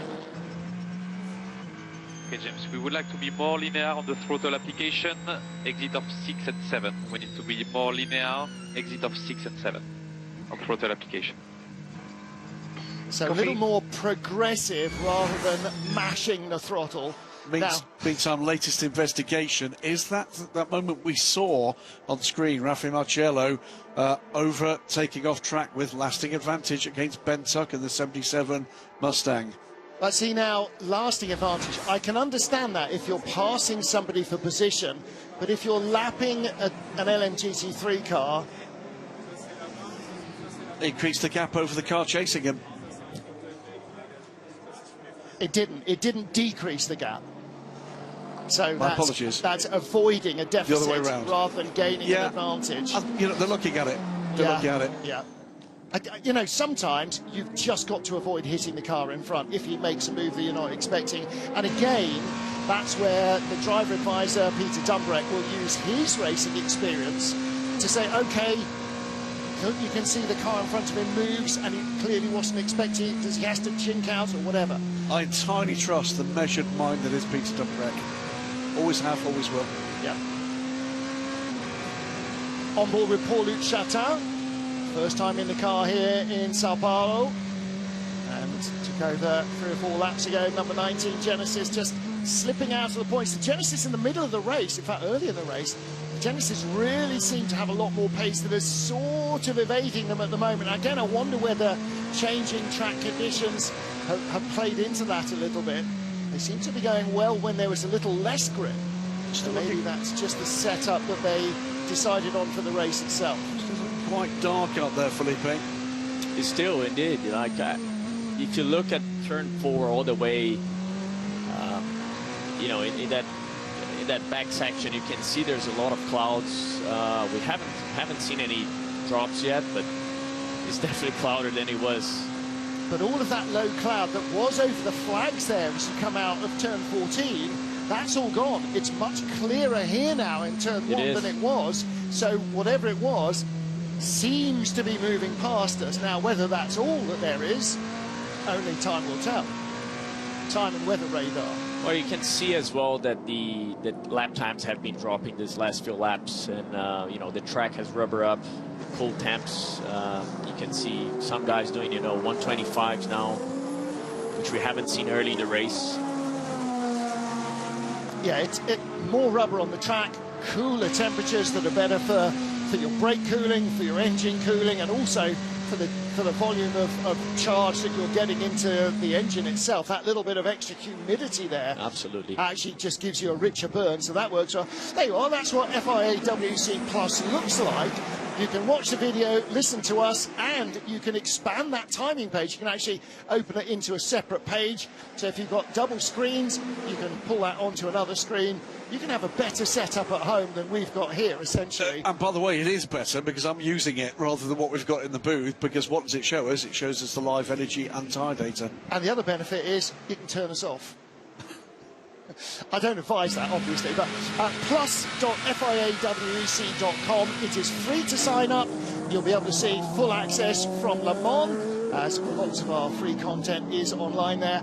And if you sign up for the rest of the season, then you'll be able to see all of Free Practice 3, qualifying, hyperpole, and the races for the remainder of the season, free and uninterrupted. So whatever device you're watching at the moment, if you're elderly and you're using a television, then you can always go online and use FIA WEC Plus.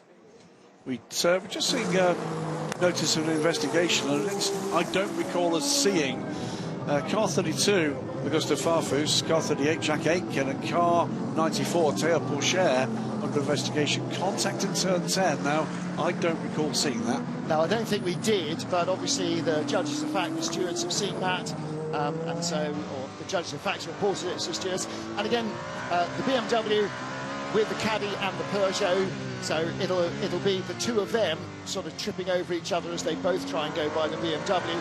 It's unlikely to be Augusto running the back of 2 hypercars. Not impossible, I have to say, but it's less likely. You say that. We did see a BMW run at the back of a hypercar. Yes. Was it early in the race? Yes. As we talked about right from the beginning, the minimum speed in some of these corners of a hypercar is lower than the minimum speed of the GT. It is, especially in Sector 2, where you have those twisty, you know, slow bits. The GT cars have great grip, you know, and they're able to get that cornering minimum speed as good as a prototype. So that's why we see, you know, these misjudgments happening every now and then. And the other thing the GT drivers will tell you is that the hypercars pull in front of you and stop dead, and you can't. You can. So Charles, there's a risk of light rain coming from T1 in about 10 minutes. I will keep you posted. Still P1, 11 seconds ahead of the P2. They're now expecting rain. Yeah, they're now getting deeply into the layer of concern they will have. There's no interruption to progress here. Yep. They are doomed to have that longest, that last stop that the others around them do not need. Light rain is no use. Heavy rain, where there's no option but for everybody to go into the pits for wets, that digs them out of a fuel hole. Of course, then you've got a wet track and yada yada, but that's what we're hoping their fuel issue. Yeah. Light rain is of use to them if someone makes a mistake and causes an interruption. Aha. Exactly. Well, that's as with all of this, we're going to know, we've got an hour and 32 minutes to go. We'll know in an hour and 35 how it all worked out. Yeah. But, I mean, look, we say it every single time. One of the beauties of mixed class racing is anything can happen. The most bizarre things happen, usually in the last 25 minutes, but the most bizarre things happen. And then you bring Interlagos to that, it can also bring an extra weather factor for sure. But that will play well for Milesi if the rain comes. I mean, he's about, what, 38% air energy. So... yeah, he's at a bigger deficit than anyone else in the hypercar field. Then Colado's at a deficit to Van Tor, and who else was quite high in energy? Yeah, 00719, you know, they're outside the top 10 at the moment, but they will need to stop. If nothing interrupts the flow, they will need to stop for less time at the end of the race. You know, I say this, it's, you know, Mexico City some years ago, a baseball on the track caused a full course yellow. Bahrain, not that long ago, a black cat on the track in the dead of night. Well, we don't have kangaroo red flags like they do in Bathurst. But, you know, I mean, all sorts of things can happen. Then we get into some of the bizarreness that's happening in IMSA racing in the dead of night. Every now and then there is something.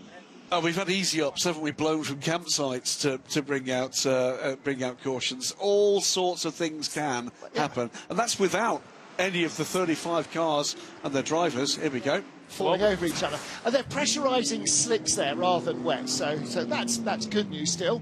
And again, talk about the things that can and do happen. 94 Peugeot just squirreling up the inside of the BMW with the tiniest little touches. But you saw the BMW driver open the steering because he saw the hypercar. He saw it coming, right. So, and that's self-preservation. When you're in a GT car, it's self-preservation. Yes, you're trying to race the other guys. You're desperately trying not to get knocked off by faster and low-flying machinery. It's almost like you're doing two races in one, right? Because you're doing your own thing, but you also got to look after the prototypes, you know, not to get dive home. I'm questioning those stats. Malte Jakobsen, 0 pole positions. He's absolutely on a pole position. Pole at Spa this year. Absolutely. I'm questioning that stat. It's insulting the Danish nation. We won't have it. The Norwegians, fair enough, but not the Danes. That's almost like I'm the stat man, just off the top of my head. Anyway, he has had a pole position. Yeah, it's stunning pole positions. But however, the 94 car... not having his best day. It's fair to say neither Peugeot nor Toyota have enjoyed much in the way of good luck in this race.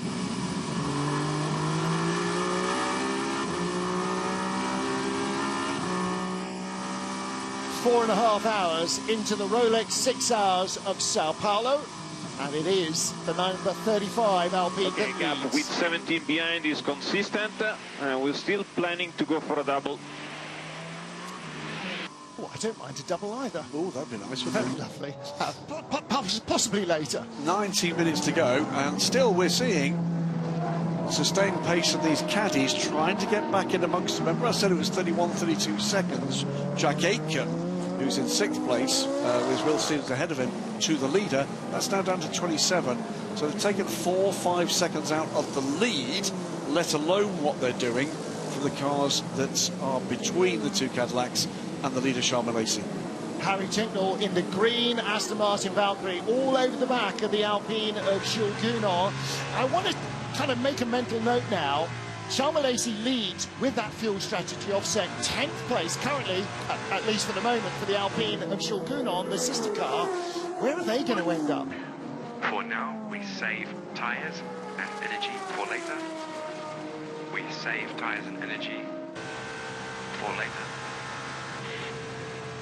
So, being told that you're not allowed to really attack, as a driver, Philippe, you've still got to somehow apply pressure. How do you do that? Yeah, you try to stay within the car ahead for sure. But maybe what they look in here as well is that they are trying to give option and opening up the window if in case the rain comes, you know, they have more to play, right? They got more fuel in the tank, you know, that they can do something else and try something different here. The interesting part about this battle, it is the battle for 10th place. It's not the last point scoring opportunity for manufacturers, because the 83 which is a privately entered car, is ahead. At the moment, the 007 car is in a manufacturer point scoring position, but we are into significant places here.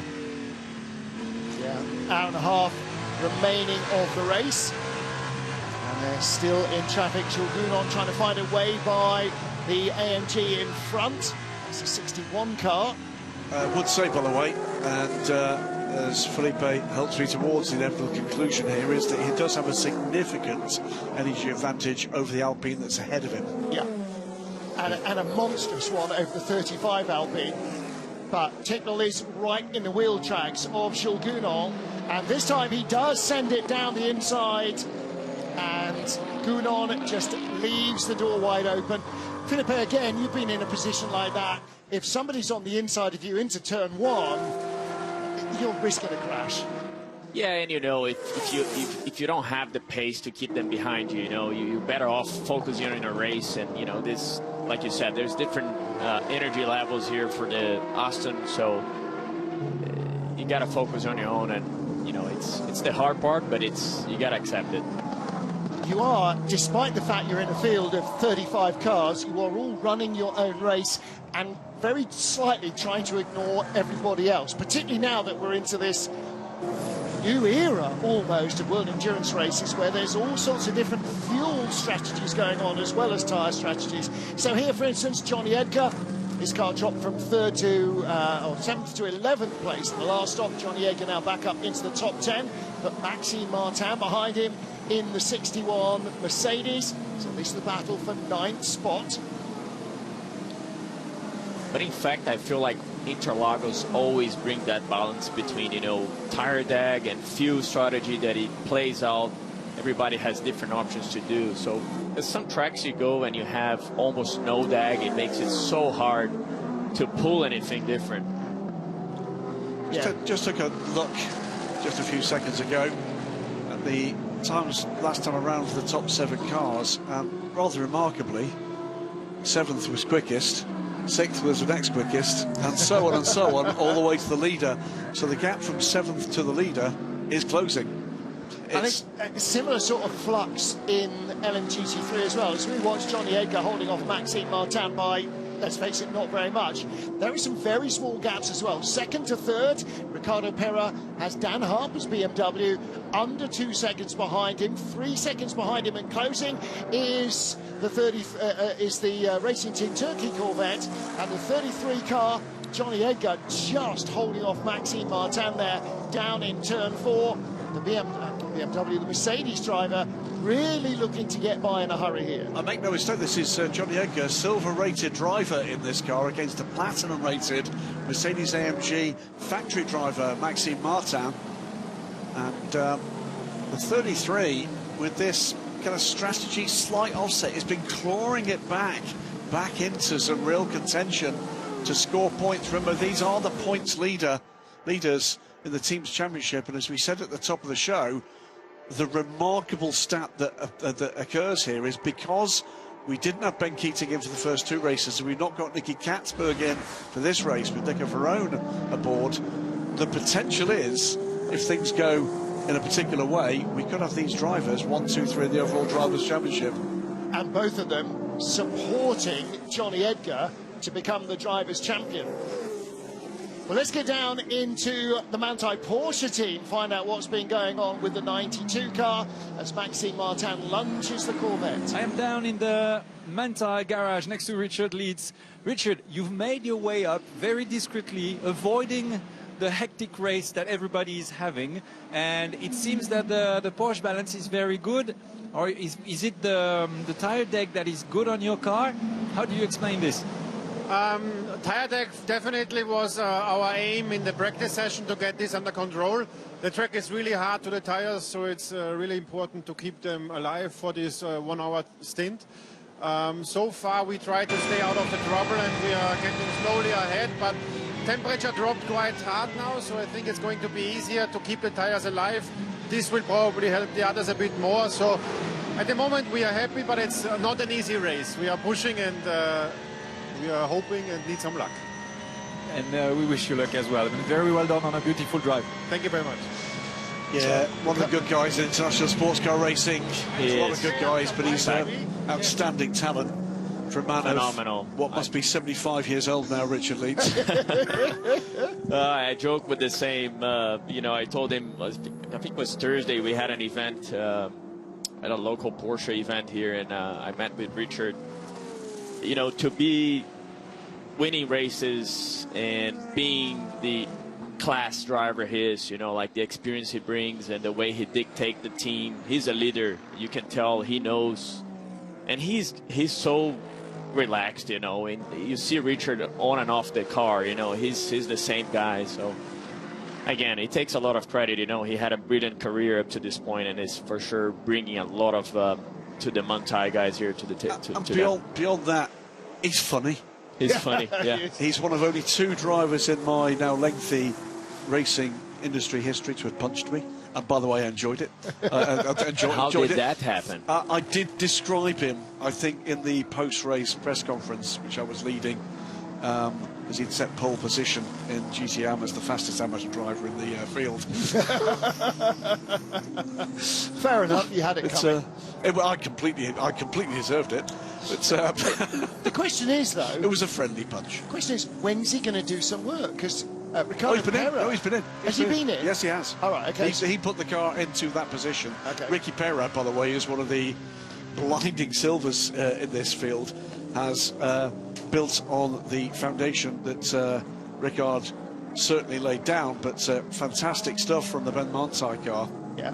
Richie Leeds, serial Le Mans winner. Absolutely. She really does need to give those people a chance. Podium botherer par excellence. Johnny Edgar still holding off Maxime Martin.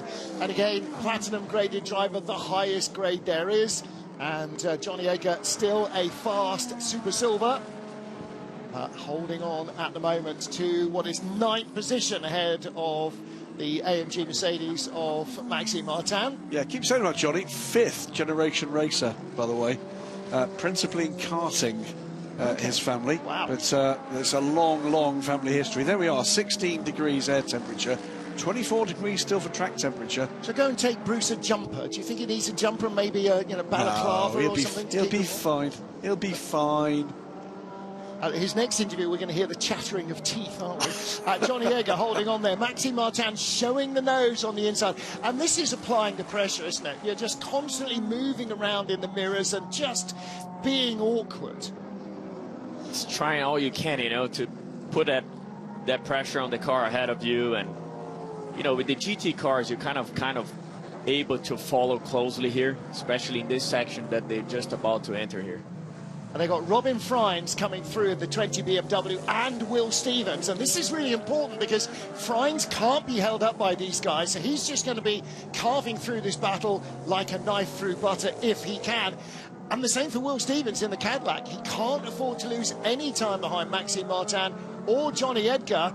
And Edgar's just going to be in front of him, and so that's going to blunt it. So he's now slower starting the big climb up the hill than the BMW driver, so that gap opens up a fraction, and that's how traffic works here. Yeah, it didn't quite do what I thought it might. Johnny having to move offline there to allow the safe passage to the hypercar. I thought that might just give him possible disadvantage against the AMG. But he seems fine with that. Let's listen what's going on with Will Stevens. Okay, 20 laps to go. Come on, give me your magic turn on, please. Magic turn on. It's not the first time Will Stevens has heard that in his life. You know that low cloud? It's back. It's back at turn 1. It's back at turn 4. We're starting to lose some of Interlagos in the cloud. So we'll wait and see. We were forecast rain. Here's an interesting moment. Car 77, Ben Tuck, the leader in LMGT3, clearly pushing hard. Warning flag track limits, can do no more of that, Ben.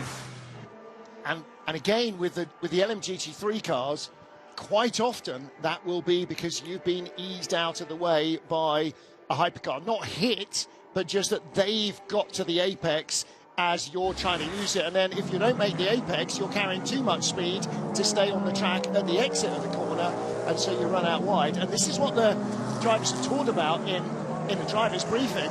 Ooh, that was a moment there, for the BMW, taking a little bit too much curve. That if you get pushed off, report it immediately, and then you can hopefully get your track limits cancelled. Now, if you're just flying around not paying attention to where the white lines are, then that's a whole different thing. But in a lot of these cases, and particularly for the race leader, Ben Tuck in LMGT3, and he's going to have to be really aware of that, and the team will definitely make him aware. So was that losing the front end for Robin Freins, or did he just take a bit too much of the curve? Look at the background as well, because closing in now again, Jack Aitken is just 3 seconds back from this battle too. So it's not going to be one Cadillac that the BMW driver's going to have to think about. It's going to be both of them. Now, we don't necessarily have to have rain to interrupt the race, because as we know from Fuji, if the clouds roll down far enough, the marshal's posts can't see one to another, then the race director has no option but to...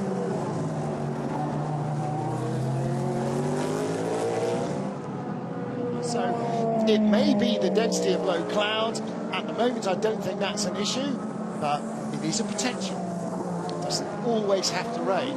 Oh, and by the way, you know that Silverstone's back on the calendar for next year. I heard. So all of this weather chat may well be part of our Silverstone experience. I mean, because you guys are used, right? Yeah. Being from the UK, you know about the clouds, the rain. We get this a lot, don't we, around the world? They talk about English weather. Don't pull all that on us after racing for 2 seasons in British F3. You know all about that. I know nonsense. about it. Yeah. Your country's the one with the rainforest. I know. Yeah. So all right. Let's reset our field then. Charles Malaysi leads in the 35 Alpine, but not for long. Probably 3 laps left on his energy before he'll be in the pits, and that'll cycle James Collado to the top for a little longer. But still, look at those BMWs. Vantor and Freins 3rd and 4th. The 15, it's still their race to lose in terms of the battle to be with energy in the tank. At the moment, to give you the live readout, it's 9% for Charles Malaysi right now, 25% for James Collado, 48% for Dries Vantor. This is a battle for position. This is Paulo Chatin chasing the number 7 Le Mans winning Toyota of Kumu Kobayashi, battling him for 12th position. Okay, Paulo, no energy management. No energy management. Let's put temperatures in these tires. Yeah, air temperature dropping. All this cloud cover means there's no sun to keep the track warm, so that's started to lose temperature into the air. That's challenging for the drivers, because whenever you're doing fuel saving, oh, that was a moment there. That was definitely all 4 wheels off track, gaining a lasting advantage. Now, in defence, yeah, 6 of one, half a dozen of the other, but the number 7 Toyota might need to give that back. Yeah, stewards will be looking into it, but again, back to the temperature dropping.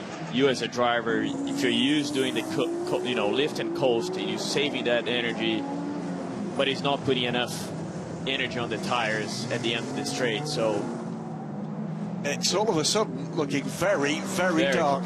Very cloudy now. Air temperature down to 15 degrees, track temperature only 23. When we give back the position we overtook off the track. It's better to give back now and then just overtake again. Kimui's going to be thinking, it's easy for you to say, I've been trying to get past him for the last 3/4 of an hour. Well, that's a hard call, but it's better to do it, right? You can see he has given the position back now. Oh no, that's Collado behind the 51 car. No, he hasn't yet. Well, that's the reason why Kimui's not going to want to do it, because he's going to get lapped. Well, it's too far now. That, as we say in the trade, is tough luck. Now, if he doesn't give it back, and Collado goes by the 19 car, and that's happening right now, then Toyota can't avoid a potential penalty by giving that position back.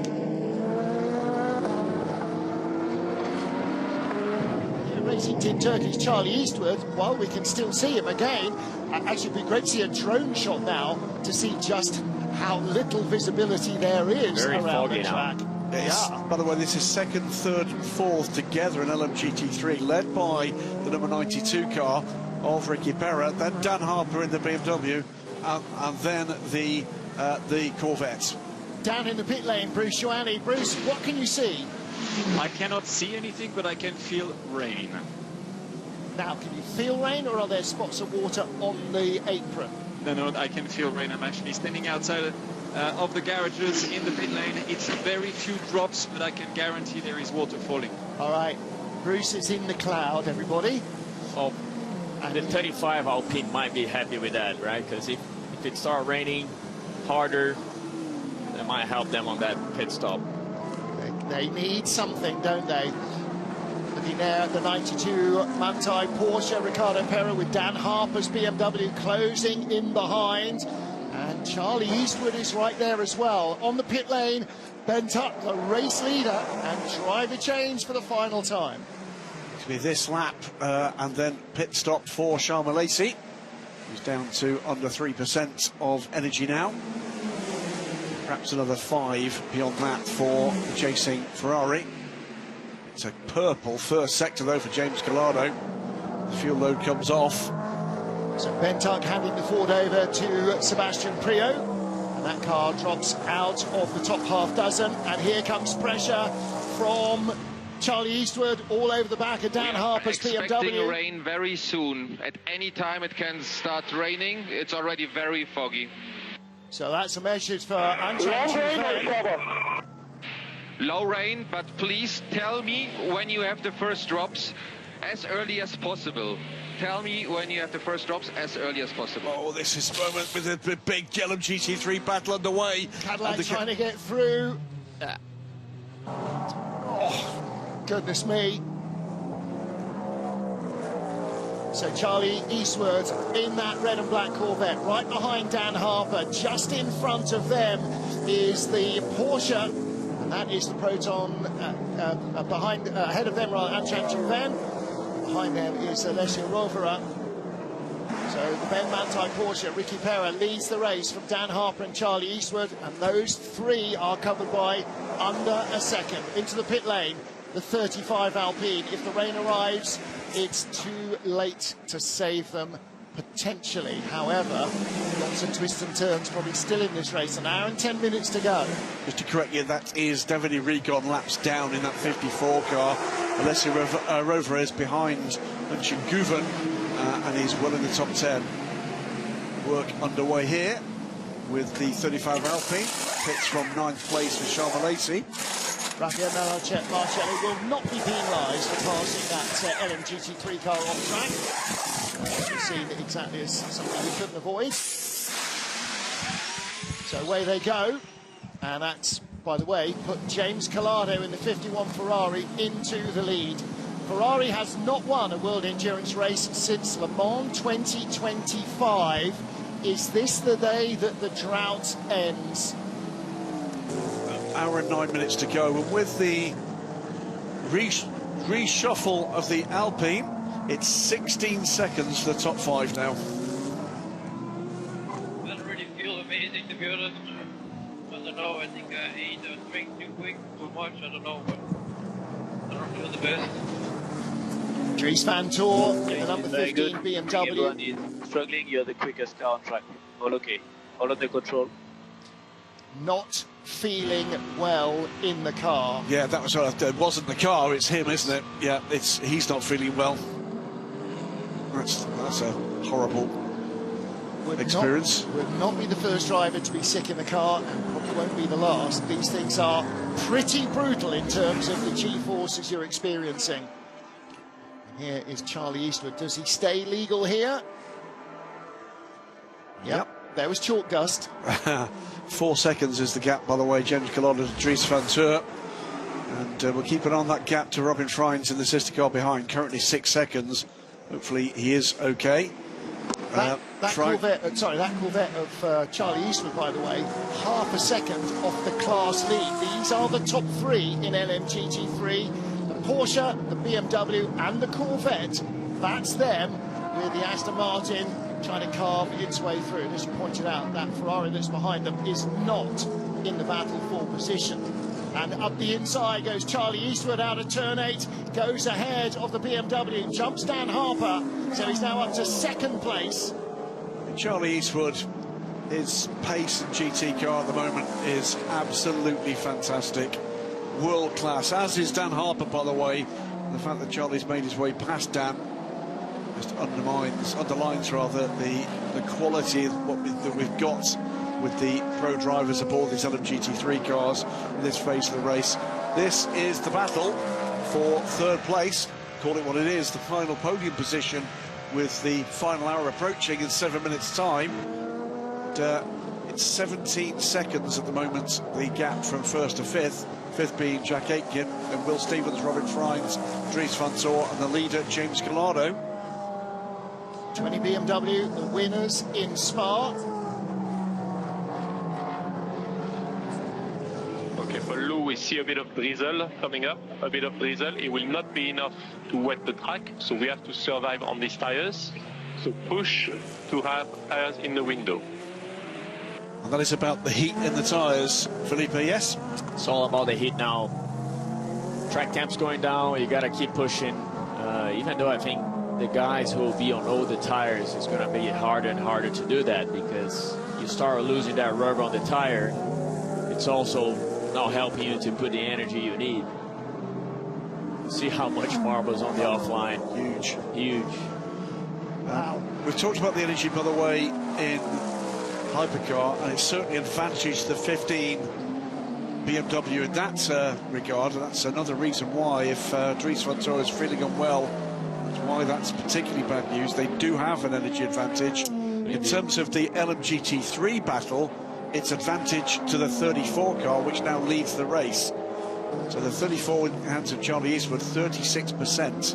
You've got to go all the way back to Ricky Perra in the 92 car, who's just pitted. Yep. He's pitted, so has the Manthey DK Engineering Porsche of Chan Juven. So too is Maxime Martin in the 61 Iron Lynx Mercedes. And the 77 Ford, remember, that led the race, is right there in that same window. And the 78 Lex as well. Esteban Masson has just pitted. So there's a little flurry there of cars that have come in and gone. Would say at the moment, certainly this phase of the race, by the way, the pace that Jack Aitken had early part of his stint just fallen away a little. Will Stevens, the quick with the pair of caddies that's going off to do battle here. He's with Robin Frines. Here comes the other Ford, the number 88 car, pits in the hands of Logan Sargent with a solid stint from him. Yep, he will stay in, learning his endurance racing licks as Ford prepare to enter the hypercar era, and he will be one of their drivers. As will Sebastian Priaulx, who's aboard the other car. So both their cars in the top 10 at the moment. They've been in the thick of things, haven't they? Alessio Rivera pits his number 21 Ferrari from fifth place. Charlie Eastwood, plenty of time to go on the tank he's still got. So look at our energy levels. 3rd place, Robin Frines in this lap. 50 Ferrari in next lap. And the 36 Alpine Jules Gounon will pit this lap as well. And as everybody ahead of him starts to pile in for fuel, from 11th place, Charles Milesi, who has only recently stopped, will start to climb back up the order. Other Corvette fans, by the way, update on the 33 car, still with Johnny Edgar aboard that car. And they're, broadly speaking, on the right strategy outside of what's going on with Johnny Edgar. Bit of a drum roll on the bonnet there for the WRT car. Quite sure what was that? Is that a WRT thing, like the Norwegian rowing? Charlie Eastwood's on pit lane. He isn't. He is. He isn't. 36 is in pit lane. 21, 32 and 34 are on pit lane. 34 is Charlie Eastwood.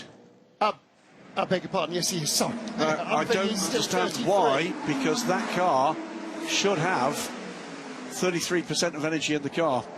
It's an hour and 3 to go. Have they back-timed it from the end of the race, and this is when they can make their stop without having to stop again? Maybe what may well be the case. And that then gives them the flexibility of not having to stop later but if somebody else does, then they have the option to jump back over ahead of them. In comes the number 20 BMW, and again, Robin Frijns will stay in. He might not want to take a drink, bearing in mind that Dries van Tor seems to think that he drunk either too much or in too much of a hurry before he got into the car, and that's why he's feeling unwell.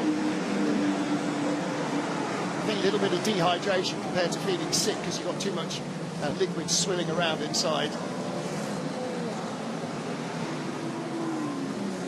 We're going for 4 tyres, new tyres, no scrap.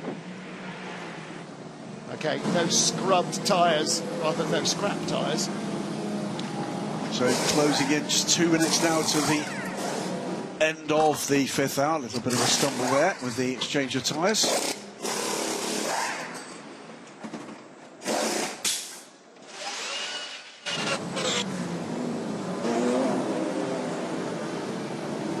Number 20 BMW wheel spins away from its pit stop, just trying to build a little bit of heat into the tyre and running out a little wide there again. We've seen that pit exit road. Some understeer, yeah, so cold.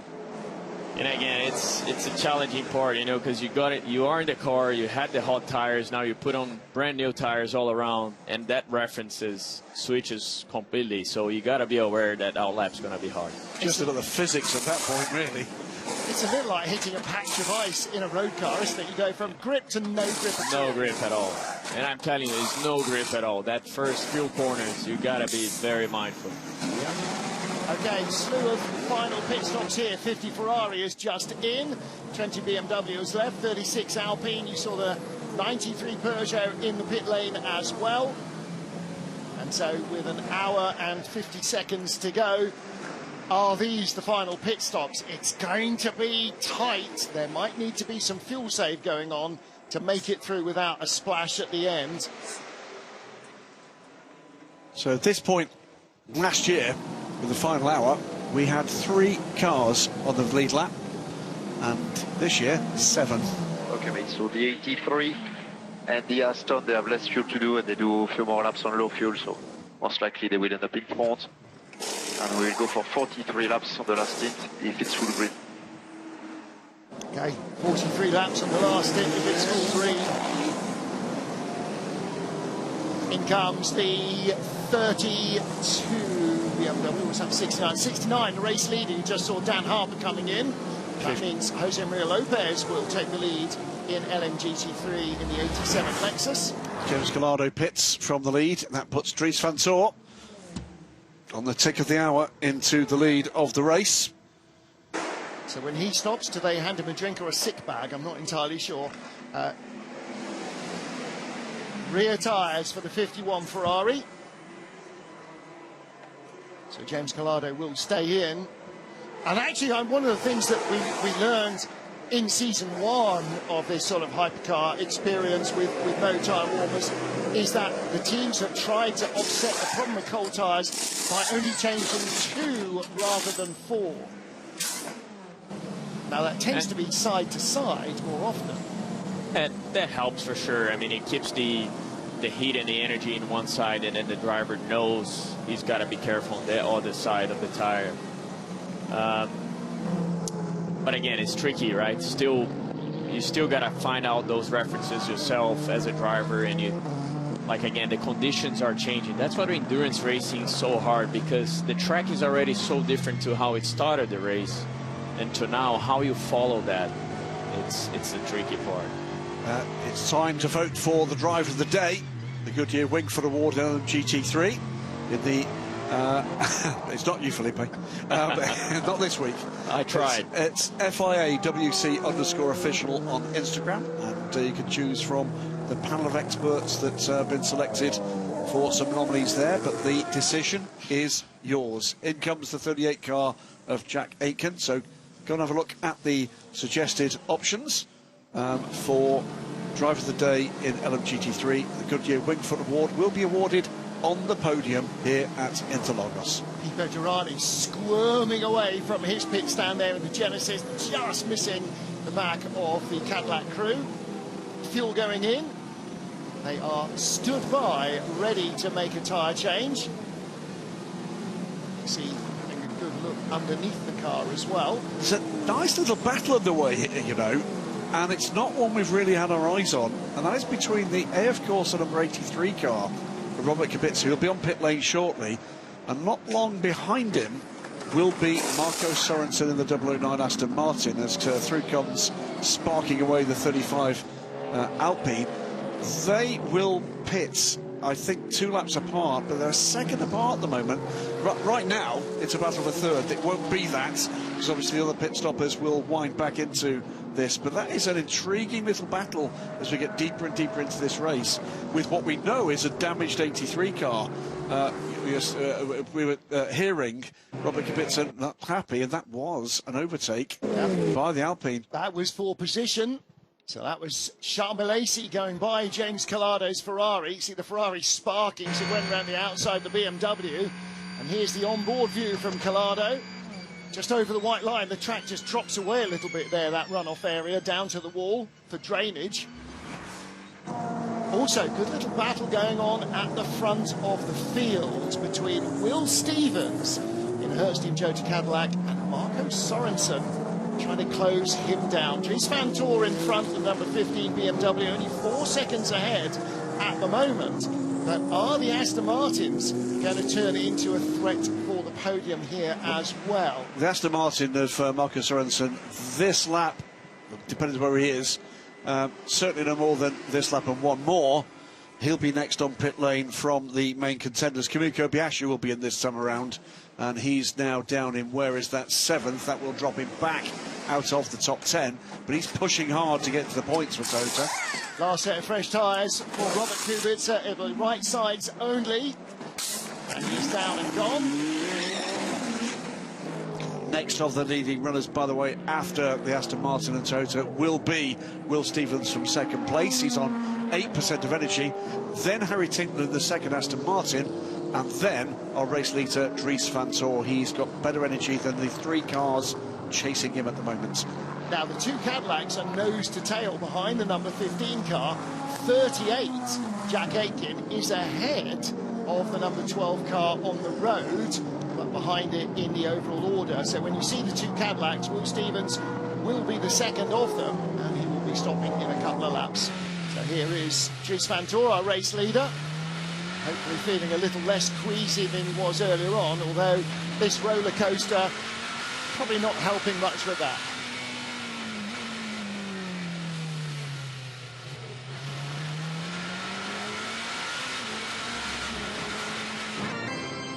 Round 4 of the FIA World Endurance Championship, the 6 hours of Sao Paulo getting underway with a Cadillac lockout of the front row, and the gold Hertz Team Toyota cars kept their lead into the first corner. In LMGT3, Johannes Zelger getting caught out by the slow starting blue Aston Martin, and he picked up a penalty for jumping the start as the Aston Martin got swamped by the front runners in the category into the first couple of corners. Hasn't been the best of the races for the 23 car. That's currently running last in LMGT3, having started on pole. Battle for second place in the first stint, and Kevin Magnussen easing his way by Earl Bamber's Cadillac in the number 15 BMW. Ferrari battling with the 2 Genesis cars, one in front, one behind in the 51 car, carving their way through traffic on the straight, battling for position. Close enough. In LMGT3, coming towards the 4, Sally Jolic in the Racing Team Turkey Corvette. Silver drivers starting, whereas all around him were the bronze drivers in the other cars, trying to take advantage of the speed of Jolic against his rivals. Disaster for the race-leading number 12 Cadillac. A slow right front wheel change cost them positions, dropping them half a dozen spots in a closely packed field. And a fuel strategy change for the 35 Alpine has left them cycling in and out of the lead. Cadillac and Peugeot battling midway through the second hour. Peugeot, though, not showing quite the pace as the race continued. Andre Lotter clattering the number 8 car, Brendan Hartley. Toyota having to lose 12 laps, replacing the right front corner. 83. Contact with the 23 car. That would pull a penalty for Phil Hansen and dropped the 23 Aston Martin right to the tail of the field. Number 15 BMW battling with the 35 Alpine, racing for position. 36 Alpine, as the BMW continued to assert its domination in the field. The Alpine quick, and courtesy of getting themselves into that fuel position. The BMW had passed off track, gave the place back, and would have to earn it once more. Coming out of the pit lane on cold tyres, 51 Ferrari of James Collado hitting the barriers.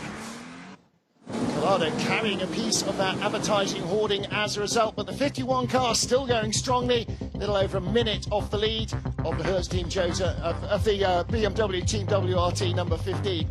Number 12 Caddy in second, 007 Aston Martin in third place, ahead of the offset 35 Alpine, and the 51 Ferrari also on a very slightly different strategy to the rest of them. Number 8 Toyota, 13 laps back from the leader, and really just experimenting with different things on that car after it was hit by the Genesis.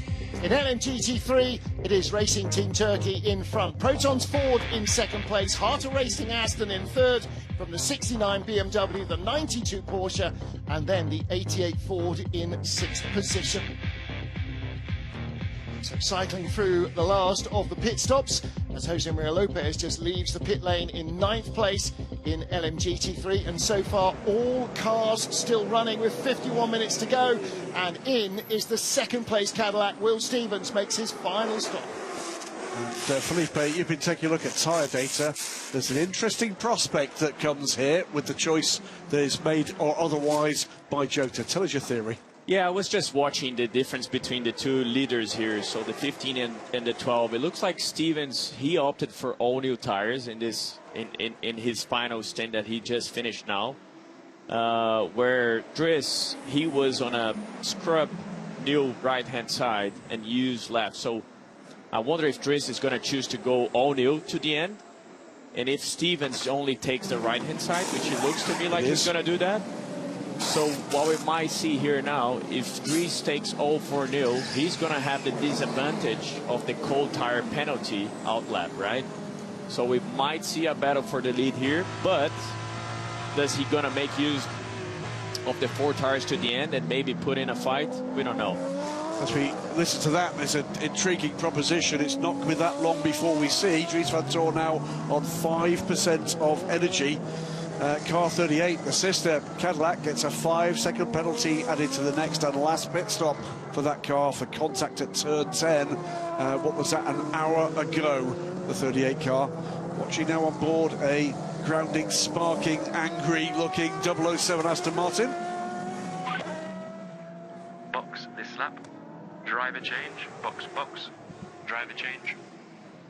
Spots of water on the camera lens as well from that high camera as Harry Tindall comes down pit lane from second place in the Aston Martin. Everything is up for grabs now, whether weather comes or not. In LMGT3, what are we seeing here? Ferrari on Corvette, and that was for position. No, it wasn't. Yes, it was. Yes, it was. 11th, 10th. That is after the last pit stops. That is the 33, and was that the 54? Must be the 21. It's the 21 of Alessio Rovera. Yeah, but Rovera is 2 places behind Varone in the order. Nico Varone is 10th, Rovera is only 12th. So it might have been Davide Rigon in the 54 car trying to unlap himself a little bit. Meanwhile, Harry Tingle hands back to Tom Gamble. 2 drivers only in the Aston Martin Valkyrie lineups, both for 007 and 009. Leader on the pit road now, Dries van Toor, 48 minutes to go. That should be enough for BMW Team WRT. Could it be a second race win for the team this year? Well, they've certainly earned both of them. And of course, it was the number 20 that won in Spa, supported by the 15 car. This time, it might be the other way round. 15 has looked to be in the frame since the start of the race. The key, though, is going to be, as you heard from Felipe, what happens in the next 20 seconds. 4 tyres ready. No new tyres. They're all scrubbed tyres. Do all 4 go on? That's the question. If one team starts on this side and the other starts on the far side, now it's that side only. Are they going to do all four? Right sides only. Yep. Well, they can't afford to lose the time on pit road. I think they spotted Where's exactly the 12 what you right did. now. 12 is coming up the hill. That's 35. The Alpine, which may not take the lead this time. I think it will. I think it's that. Oh, it's going to be tight. It's going to be tight, and that's maybe also why they went 2 tyres only. 15 is out. 15 retains the lead after that pit stop. No, The 35 no, Alpine. yes. No, okay, the tracker. No, it is. It is. It is. The 15 BMW retains the lead. The 35 Alpine is in second. Ferrari number 51 is in third. But remember, he's on cold tires now. Dries is probably, well, he's got the right-hand side cold, but... Yeah. Top 4, 12 seconds, the gap. 47 minutes ago. Charles Milesi with the bit between his teeth. Dries Van Toor drifts out a little wide. It's the right-hand side tyres that are cold. And Milesi goes around the outside, follows the Ferrari, but he's boxed in. Stuck. He's boxed in, and the BMW locks up. Those cold right-hand side tyres not helping there, and Milesi goes by. That classic cold tyre, hot tyre battle there. Felipe Nasr, you've got to feel sorry for Dries Van Toor, but he's got a job to do still. Still a long way, right? I mean, Ken Milesi, I mean, how is he looking there on energy? 61% of energy. He's the least. He's the least energy of the top 5 cars. I mean, it might be tight. I don't know if he can make it to the end. Well, the answer is, how much energy has the BMW got? Because they will have fueled him to the end of the race. Yeah. 81%. 81%. Milesi does not have energy until the end. There you go. Yeah. So that's the answer we wanted. Yeah. And they're going to need to do a splash, and the Ferrari team know that, but the BMW team know that, and that's what they're telling Dries Van Toor. Don't panic, they will need to stop. Your battle is not with the Alpine, your battle is with this guy. Yes.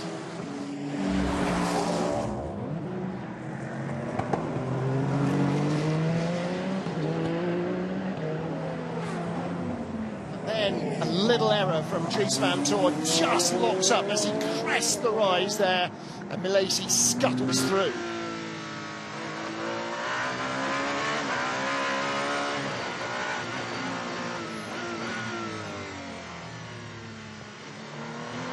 Milesi probably thought with the Ferrari right in front of him, he'd lost his chance there, didn't he? He probably felt like, oh, this is gone, the chance is gone, and then I think he was smart enough just to focus on the traction there and got cleared.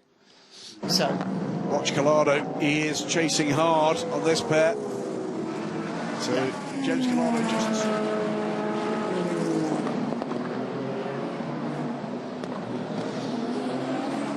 As are the two Cadillacs, which are 4 and a further 7 seconds back respectively.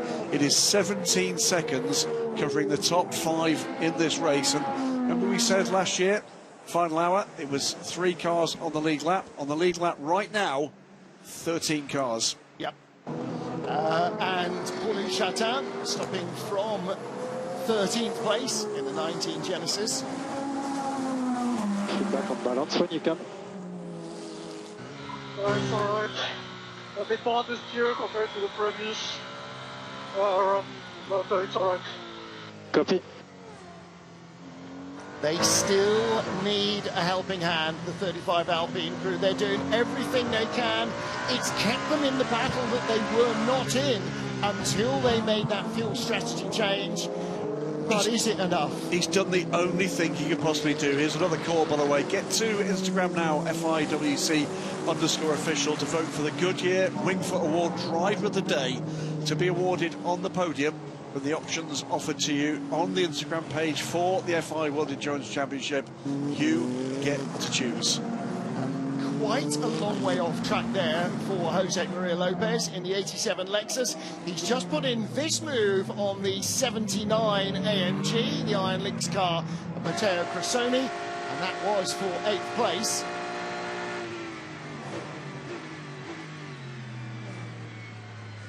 That was a good, that was absolutely classic Interlagos pass, wasn't it? Really good to ride on board with that. 33 car, the championship leader, Nico Varone. Right behind, still, Maxime Martin in the 61 Mercedes. And there's the 21 Ferrari, Alessio Rovera, trying to get himself into a points-paying position. Last point spot is the yellow Corvette. The black and yellow Mercedes is in 11th place, and the silver Ferrari is in 12th.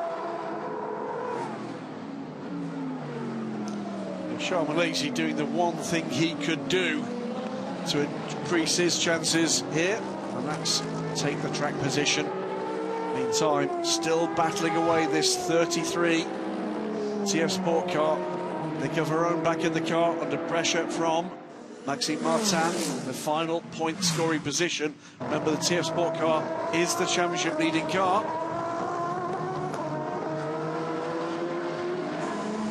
And that point we were making earlier in the show, Martin, this potential for a 1-2-3 in the Drivers' Championship depends on scoring a point. Nico Varone, Maxime Martin must be thoroughly fed up of looking at the back view of this Corvette, because that's where he's been. Now 35, now they make their final stop.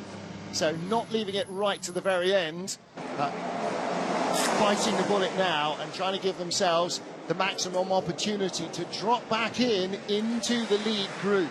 Well, they'll feel...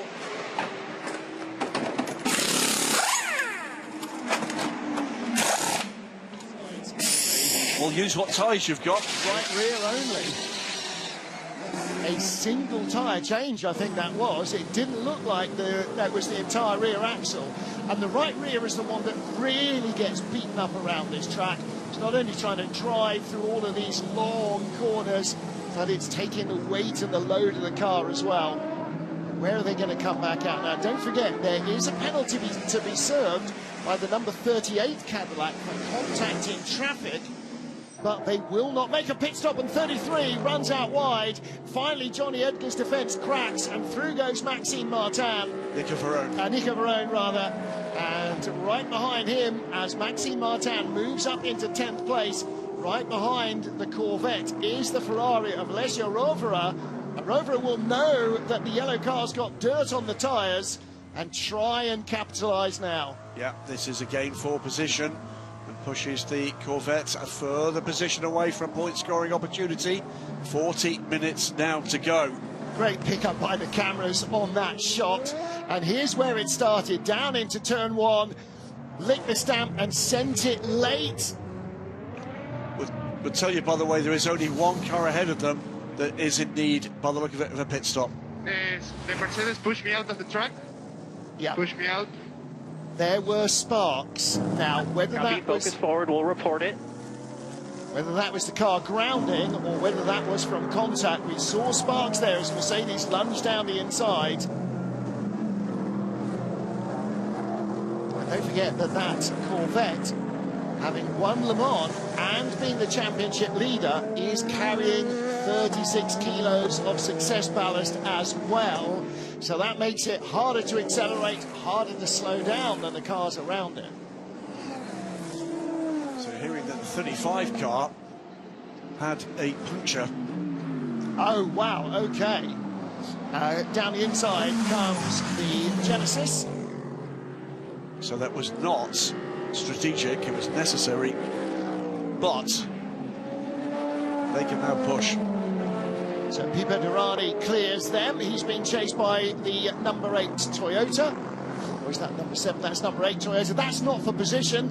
The number 8 Toyota is 12 laps behind the Genesis. Genesis, actually, both of their cars. No, one of the cars, Pipo Derani, is off the lead lap. 54 stops from 17th, 18th in LMGT3. Davide Rigon stays in. Final runner at the 54 at this stage. 38 minutes to go. 35 cars started this race, and 35 cars are still running. Ferrari right up the back of the Corvette of Nico Varone. Through comes the Alpine. So 35 car and 36 car on the fringes of the top 10 now. The Alpine's 10th and 11th, the Aston Martin's 8th and 9th. And this Corvette in 11th position. They will not score a point from this race if that's the way it ends. Wait and see when the stewards examine that pass by Maxime Martin. Now, all that will be immaterial if Alessio Rovera goes by the yellow car right now or before the end of the race. 20 BMW, yellow, red and white. Ahead of Antonio Fuoco in a red and yellow Ferrari. Battle for 5th position. And important, these battles for the Manufacturers' Championship, remember, it's the one that the manufacturers who are the foundation of this hypercar class covet more than anything else. I was talking to senior management at Ferrari earlier this weekend. Make no mistake, they want to win the World Championship again. And critically, our current points leaders, Toyota, are scoring a big fat 0 out of this race. Kobayashi in 13th, Buemi in 17th. It has not been their race. Indeed, they had a trouble race and a few penalties here and there, contact. Not what they wished, for sure. Yeah. Sometimes luck is on your side, and sometimes it really ain't.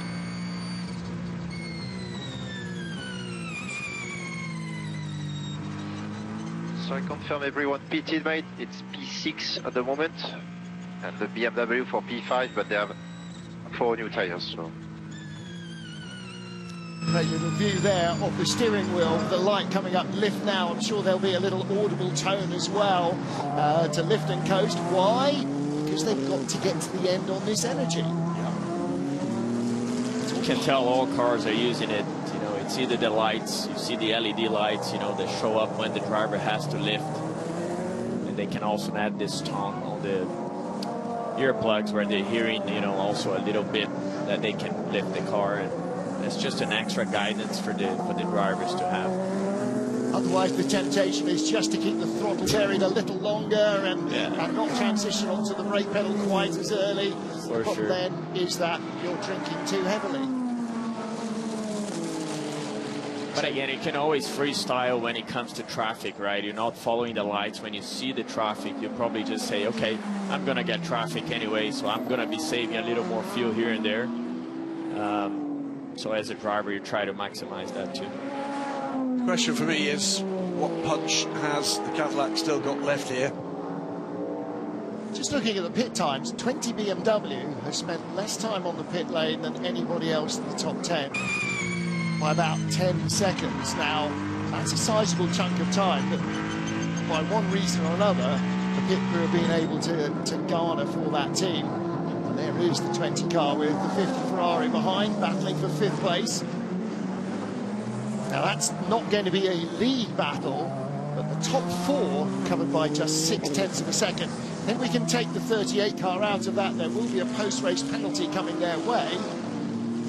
But does that drop them behind this battle, the 20 and the 50? No, I don't think it does. No. Was it a 5-second penalty? They've got plenty of leeway with that. They sit comfortably, even adding that 5 seconds. Yeah. In 4th, it is under 7 seconds for the top 3, and then Jack Aitken is a further 6 seconds back from that. This is all about what pace is in that BMW, what pace is in that Ferrari, what pace is in that Cadillac, and we've got 34 minutes to find out. We have got, under investigation by the way, contact into turn 1. We saw the aftermath of it between Nico Ferrone and Maxime Martin. Could that save the point? Well, TF Sport back into the top 10, by the way, with the pit stop for Heart of Racing to 27. That drops Mattia Trudi out of the points there, but he's still under pressure from Alessio Rovera. Now, Maxime Martin has gone ahead. He's gone ahead of the 79 Mercedes. And so Matteo Cressoni, this is for position. Matteo Cressoni is currently 10th, not Maxime Martin. And so the Corvette, if he can pass the slower Mercedes in front of him without losing a position to the Ferrari, that'll put him back into the top 10. He's already in the top 10. He's already in the top 10 because of the pit stop for the Aston Martin. This would it would be safer with or without a pass from the Ferrari behind. True. Meantime, he's going to try and achieve all of that, whilst through comes the Cadillac. There he goes. Yeah, that's a 38 car coming by, the car that is lying in 4th place. Matteo Cressoni, 9th position, as you rightly said, because of that pit stop for Mattia Trudi in the 27 Heart of Racing Aston.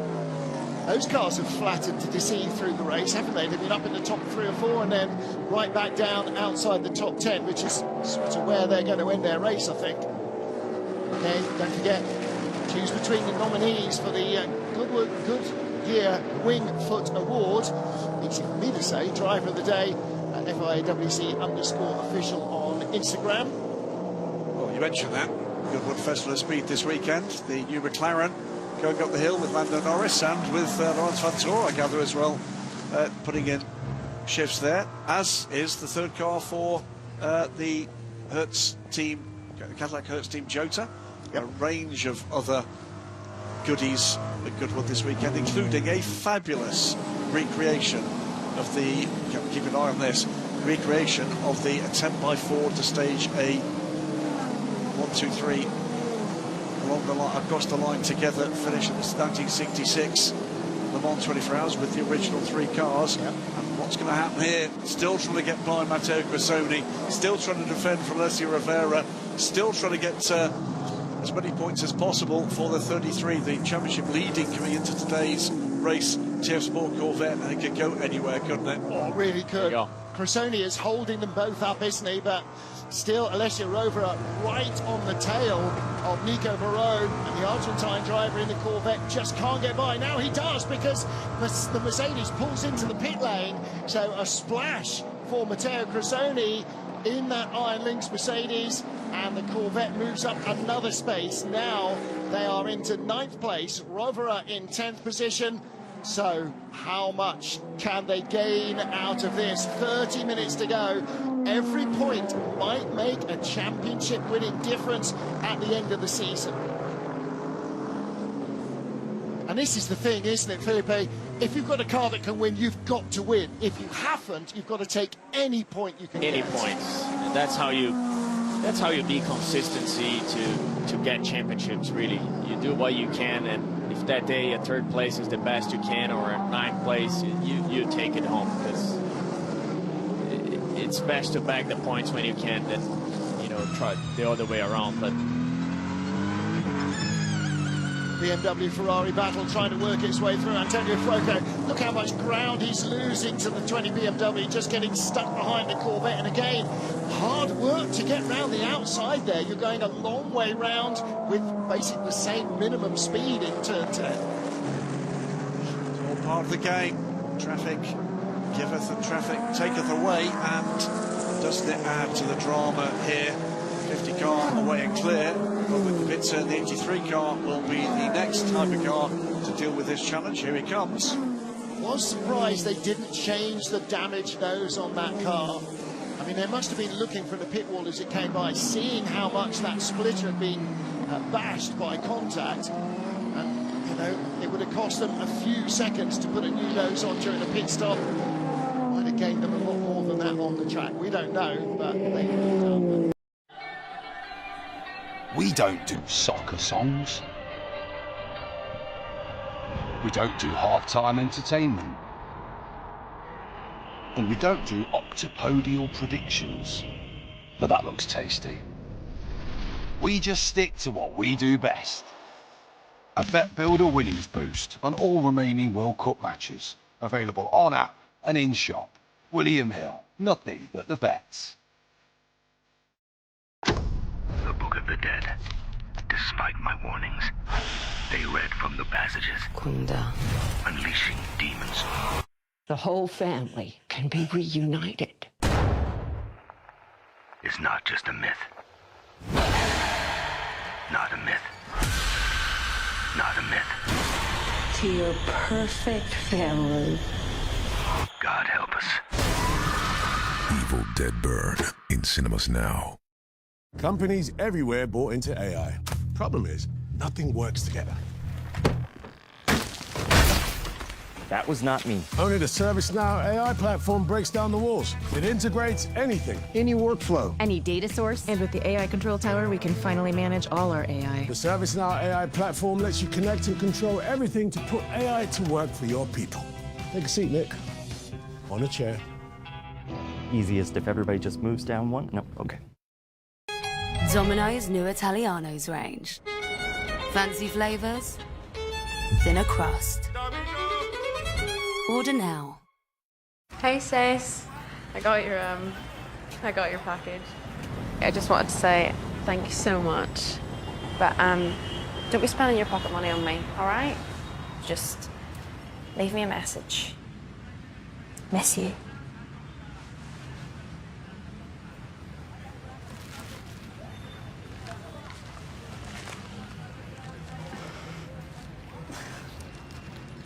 There's a glass and a half in everyone.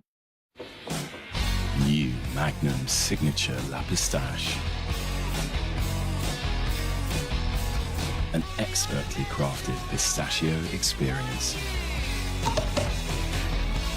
And Signature La Pêche, an expertly crafted peach experience designed for pleasure. McDonald's Taste of the Tournament. The sweet Carolina barbecue stack, covered in a sticky Carolina barbecue sauce. And the Mexican Chipotle chicken, smothered in smoky Chipotle and Diablo sauce. Plus, crunchy cheese bites. Taste of the Tournament. Only at McDonald's. What makes Thatcher's juicy apples so perfectly sun-drenched? At Myrtle Farm, our sun-soaked apples and solar panels bask in the rays for days to make every sip of cider burst with juicy flavour. Ball, goal, chicken, mouth. The football double bucket. From $20.99. Get the deal. Believe in chicken. Well, it is the 12 Cadillac, so that's the third place. Trying to unlap itself against. That's the second place battle for LMGT3, by the way. Seb Brio trying to fend off Dan Harper. And two young Harper's got Brits. a lot closer because of that interference of the hypercars coming through, but he gets eased out of the way by the 38 Cadillac, and that gives the Ford of Sebastian Creo a little more breathing space. Now, coming up behind Harper is... Not for position. No, that's not for position. That's for the Aston Martins. Yeah. So again, some of these cars with fresher tyres than Sebastian Creo in second and Dan Harper in third. Richie Leeds is fourth place in the 92 Vent Manthey Porsche, but he's 5 seconds back. That's not him there. But he's a lot That's quicker. Not him there either. He's a lot quicker than this battling pair. He's in a good pace there right now. So 25 minutes to go. We saw spots of rain on the high camera. Some drivers now reporting spots of rain on the windscreens. Do not panic, Captain. That's gonna get spicy, right? Bit of rain. Final, 20 plus minutes here at Interlagos. It's always gonna bring a bit of a mix here. The voice of Felipe Massa, reveling in the fact that he's not having to drive in this and wishing that it goes very wet for somebody else. Prio on the inside, Harper goes outside, inside. Is this a change for second place? It is. The BMW finds the traction to go by the Ford, but now he will be the hunted. I wonder whether or not Seb Brio may be in a bit of fuel difficulty here. He's on 37% of energy. Everybody around him at least 40. All right, okay, so maybe he is having to lift and coast, and after all, a podium is better than running out on the last lap. There's a lot of damage on the right side of that car from contact earlier on. By the way, freed up from that gaggle of GT traffic. They've turned up the WEC on both of the the Cadillacs, by the way. Will Stevens chasing James Collado. Now we've got track declared wet lights. Rain lights on low mode. As you'll see the flashing lights on the rear of the cars very soon. Well, that's predominantly for visibility. Track is now declared wet. All cars with rain lights on in low mode. All cars with rain lights on in low mode. Now, we always say that doesn't mean the track is wet. but you're not allowed to use a wet weather tyre until the track is declared wet. So Eduardo has now opened the window, so if it does hose with rain, then cars can go to the pit lane, and he won't red flag it for weather. So that then leaves them the option to stay out or to pit if rain arrives in any substantial quantity. But you're right, I think the principal thing here is visibility. It's not about the rain, it is about the fact that it's getting darker and mistier. Well, it's also just after 5 o'clock in the evening, so we're edging towards the end of the daylight anyway. Should be getting pretty dark by 6 p.m. We'll be done racing by then. And will Van Sant Bos be chucking his cap in the air as a two-time race winner this season? Now then, normally you don't see drivers put the wiper on until it's really bucketing with rain, because that just tends to smear oil all over your tear-off windscreens. Jack Aitken, by the way, is pulling closer and closer and closer to his teammate. Is there going Right, let's sync back up with the world feed. Is there going to be a tactic here about getting that car ahead and maybe using that to tow him towards, burn the energy and tow him towards James Collado? Well, hello everybody. Welcome back up to the commentary box. I'm Joshua Birch. If you're with us right at the start of the show, you knew that I was with you for the first half hour. I've gone away to cover Wimbledon. Now I'm back for the final 21 minutes, but I'm going to let the world feed talk and I'll add my own bits. Will go quicker, and that might then bring Will up towards the tail of James Collado, and maybe a place where he could challenge for second. Collado 4.4 behind this car. Dries Van Tor, the race leader, and we will finish our race as the checkered flag comes out at 1/2 the next time the leader comes by at the that end of the 6 hours. humidity's closing in big time now. The lead for with the least energy is James Collado. He's at 37%, 38% for Dries Van Tor. The two caddies, 40 for Jack Aitken and 41 for Will Stevens. All right, so if we assume that they are good to go, then the two cars ahead will have to do incrementally more fuel saving. Maybe not a massive amount, but more is better than none. Absolutely right. Or none is better than more. Of the lead group in LMGT3, by the way, by far the best off in terms of available energy is the leader. Racing Team Turkey by TF, and it's a moment to actually say what a great race they've run. By far, frankly, the best race of the season we've seen from Sally Jolic. He was in that car a long time. Agreed. I doff my cap.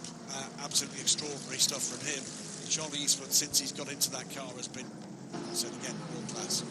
And Dan Harper in second place has now pulled out over 3 seconds on Sebastian Frick. One thing that the world field is not telling you, dear viewers, is that the amount out there, I wish I was kidding, the amount of fog that is hanging around and the moisture at the top of the circuit is incredible. Imagine 2008 levels in Formula One. That's the type of thick fog that is just hovering around the circuit, and it is ready to be deluged upon. So this next 19 minutes could be very critical if that rain decides to come down. I'm not saying it's going to, but there's a possibility that it is going to. Mustang, Porsche, the second Mustang, the second of the Porsches. They've been stealthily making their way up. The 87 Lexus, Iron Lexus 61 AMG, then the second Corvette, and finally in the top 10, the first of the Vista AF Corsa Ferrari. So it's a mixed bag. Air temperature 15, that's pretty nippy. Track temperature barely 22 degrees. That's by far the lowest track temperature we've had all week here in Interlagos. 61 AMG now, 5 seconds out to next pit stop. What does that do for their hopes? Maxime Martin, that would at the moment not drop him back behind Nico Verone. But Verone at the moment is quicker, so he'll be chasing that total. Yeah, well, they'll do what they can do in that 33 Corvette. Well, 7.1 seconds is the gap. If he can get that down to under 5, he takes a position. Looking through the mist at the battle, Maxime Martin chasing Jose Maria Lopez, and back with the number 20 BMW versus the 50 Ferrari. This has been going on a long while, hasn't it? Robin Fries with Antonio Fuoco right behind him. And as we've seen so often, Felipe, catching is one thing here. Passing is an entirely different world. Whole different thing, yeah. Especially here, like you gotta have the right opportunity. It's not an easy place to pass, you know, if you're not close enough here. But let's see, he's been chasing down. Foco has been chasing down Frings there for quite some time, so he's looking. He's definitely gonna keep trying. Oh, he was nearly close enough there. He didn't even show his nose. But just looking at where we are with the relative pace, Vantor slows to this top four. This time around, being caught by second and third, but also Jack Aitken in this fight. Front left temperature is going down. We could use less regen, maybe 80 to help that. So 4 seconds back from Dries Vantor is James. Hi, is that better for the sound? Is that we swapped back to mics? Is that good for the sound, or do you want it higher or lower, people? Will Stevens. Felipe, why does changing the regen help with the tyre temperature? Well, basically what are you doing when you change the regen? You're taking away those brakes are brake-by-wire, right? So the electronic brakes on the rear, you're probably taking them away, so you have more usage of the mechanical hydraulic brakes at the front to increase temperature. That's what they're doing there, and that was the request done by the Ferrari guys. Fine. Meantime, bad news for Proton competition of the Mustang. Sebastian Priaulx warning flag track limits, and then under investigation for a 5th track limits infringement, and that generally tends to mean there's a penalty on the way, and that could be the podium position for that Mustang moving away. Well, I think this is going to move the podium position away. Richie Leitz is no longer catching. He has brought Priaulx's Ford, and the Ford clearly struggling for grip here. So whatever tyre strategy they have used to keep them right in the fray with that 77 car, it's no longer quite enough. The hypercars are helping keep Richie Leitz behind because they keep jumping into the gap, Felipe, but you can see the Porsche is all over the back of the Ford. Guarantee right now that Seb Priaulx is going to be in blocking mode. Why? Because Logan Sargent is catching Richie Leitz for that position. Ben Tuck it is that will be the driver of the day. That'll be awarded on the podium. Guarantee the majority of the fans here will wait for that. Yeah. No matter what the weather is doing, getting pretty cold. There's James Costigan, the DK, or his dad, his mum and dad actually, the DK of DK Engineering. And he's the 91 car driven by Chad Juven. This is the 92, the Band Manthey Porsche. And you're absolutely right. If Priaulx can back Richie Leitz up enough that Logan Sargent gets there in the 88 Ford, then that changes the balance of power between the two of them. He's getting there as well. Logan Sargent closing up. 1.1 seconds is the gap. The cars between. Let's have a listen in though. Car 12 and Will Stevens. Okay, Will, and swap the car, please. Swap the car. This is the car behind. They have a penalty, but they will try to overtake the Ferrari. Swap the car, please. No, what's the point there? Do they got a penalty, man? They will let us back at the end. Maybe they have a chance of overtaking the Ferrari. Yeah, again, you've got to trust your strategists, you've got to trust the pit wall, and we talked about this a little while ago. Just a few minutes ago, yeah. We saw the Cadillac going by as we heard that message. We suggested maybe if Jack Aitken had more pace, put him in front of Will, tow him up to the back of the Ferrari, and that gap is only 5 seconds now. And here comes the Ford Porsche. It's gone by the Ford. But here's the other Ford. This is why he did it. This is why he was just easing it back towards it. Logan Sargent pushing hard now. You watch for where the 88 car comes through, and it's certainly going to. Now, Priaulx has done his job holding up Richie Leitz. Can he now sidestep and allow the other Ford to go by him? Yes, he does. I don't think he wants to particularly, but actually the team needs him to let Logan Sargent through, because Sargent has got more pace than Priaulx in the other Ford and than the Porsche in front of them. So this could still be a Ford on the podium.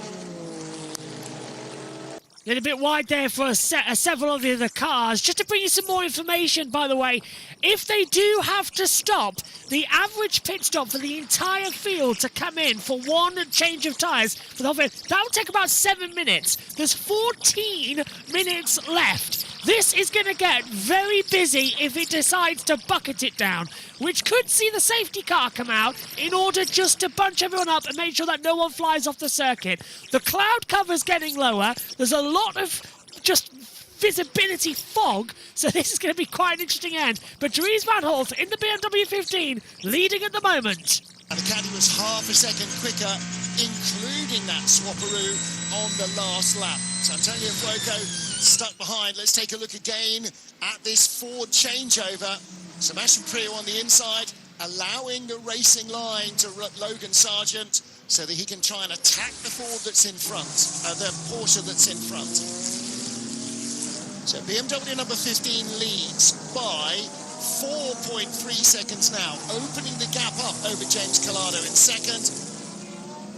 And then Jack Aitken and Will Stevens, third and fourth. Robin Frijns ahead of Antonio Fuoco. This is the battle, fifth and sixth. And right behind comes the yellow Ferrari of Robert Kubica. We're back on board with Richie Leitz, third in LMGT3, and Logan Sargent now looking to earn his stripes and his first podium in a World Championship race for the 88 Ford. He's got the pace, he's caught them. Look how far back Sebastian Priaulx has dropped, but Priaulx did his job holding up Leitz to allow Logan Sargent to join battle, and now Sargent has got 12 minutes to get by.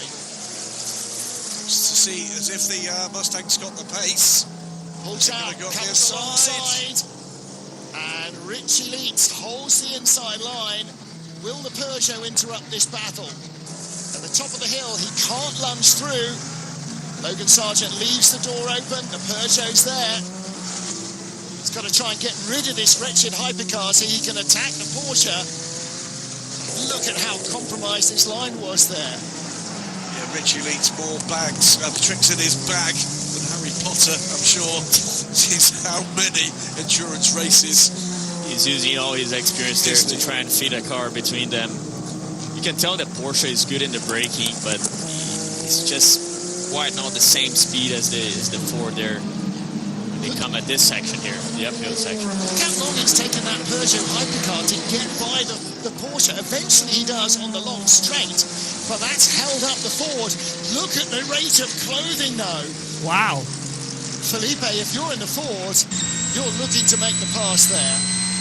Oh yeah, you definitely trying that turn 1 braking, or turn 4 is also 2 spots that you can make it.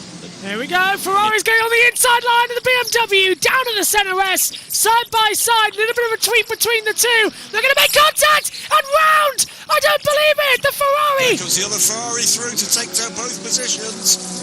Out round goes the 50 Ferrari of Fuoco. He's spun off in the centre S. His contact with Frijns, and Kubica takes 5th position. Goes through for the pair of them. We're still behind the Porsche. Well, so that was a disaster. The 88, but here, what were they Fuoco thinking? goes deep. It's contact with the 50 Ferrari ending up round. That was never going to work, right? Side by side, I mean, side by side with the 50 Ferrari on the outside line coming into the second part of the centre S. Dive bomb's good at the first go, but he doesn't leave enough room on the outside. The BMW has got absolutely nowhere to go. The 50 Ferrari, to me, is at fault there. Where does he expect the BMW to go? It can't disappear. And through goes Kubica. Now, the Ford team, I don't know if they were watching that or whether they were watching their own onboard. Let's hear. He crashed into me. I think it was quite obvious. Yeah, it was obvious. No, he didn't. Not to me. What do you think, chap? That'll be an interesting decision. Last 10 minutes of the race, Dries Van Holt leads in the 15 BMW. 4 seconds back is James Collado in the 51 Ferrari. Jack Aitken not making an impression on him. He's still 4 seconds back in the 38 Cadillac in 3rd place. And so he will concede that position to Will Stevens. In fact, he won't even need to because he'll have a time penalty. Mark says definitely put on the Ferrari. Tight in energy, but if you want to cancel once, we can do it. If you need to cancel once, you can do it. Frijns says that they're tight on energy, but again, the chat saying, yeah, so Mark says Alpine is in first chance of 3, that's back. Mark saying, I definitely put that on the Ferrari. It's definitely on the Ferrari. The outside position, where else were they supposed to go? Third, the red, black and yellow Porsche, Richie Leitz, still just ahead of the blue and white Ford of Logan Sargent. You're looking at an ex-Grand Prix driver and a man who forgets on a daily basis more about racing Porsches than most people learn in a lifetime. Richie Leeds, it is all about defending this position for the podium. He's not going to catch Dan Harper. Now, right behind is the other Porsche, the 91 car. That is for position as well, and there are more drops of water on the camera lens. Now, is that going to start to make this track just a little greasy? Well, saying that, coming into Zhengzhou, I can actually see via the reflection of the headlights, there are damp patches on the track, like little water droplets. So the rain is starting to come down here with 7 minutes to go. Remember what I said earlier on? To pit the entire field, if it decides to deluge, will take around about 7 minutes. So, if it really comes down, we could be in for a very interesting last couple of laps here at Sao Paulo. Stayed behind, it wouldn't have made any difference, but again... They're keeping the word, right? Yep. Made a deal. He tried, but again, it wasn't enough to catch the car ahead. And they're 20 seconds ahead of the next car. So they'll be safe even after the penalty, right? Exactly so. Exactly so. There's nothing to lose here for Will Stevens by allowing that to happen. And the potential was to gain. Doesn't look like that's going to happen.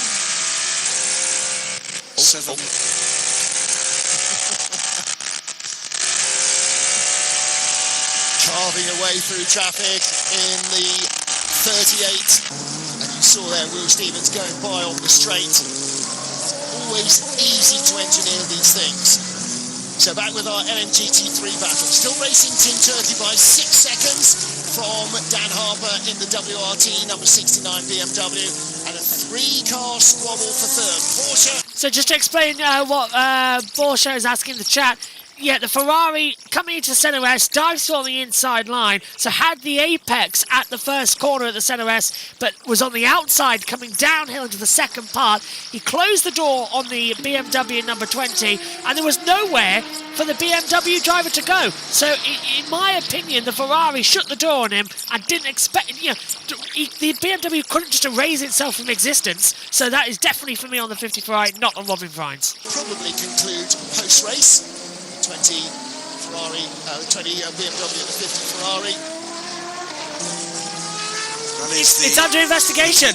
Podium battle. Yeah, it's under investigation by the stewards. Two classes. Chris Vantor leads the race by 4.3 seconds from James Collado, who is, if anybody is, the one in energy trouble. 5 seconds, though, is the gap to now Will Stevens, who's retaken that position. So switch the caddies back with 5.5 minutes to go in LMGT3. This is the moment. The 50 car of Antonio Fuoco tried to take the apex from the number 20 BMW of Robin Frijns. Worth mentioning, by the way, yes, this is about race position. Remember, these are second and third of the manufacturer's points, BMW and Ferrari. And Toyota, the manufacturer's points leaders, scoring nothing here. And still Logan Sargent hanging on to 4th place. But it's less about attacking Richie Leeds now, you feel, and more about fending off the other car. Drive-through penalty being awarded to the car 77, and that is Seb Priya, and that will be converted into a post-race penalty. And through goes Chanju Ben. The Porsche makes it through on the Ford. Logan Sargent still there on the inside. Can't get the run up the hill, but he's got great top-end speed, the Ford. Felipe, he's perfectly positioned to try and lunge it into turn 1. Yeah, he's trying to switch back here. Let's see if he tries into turn 1.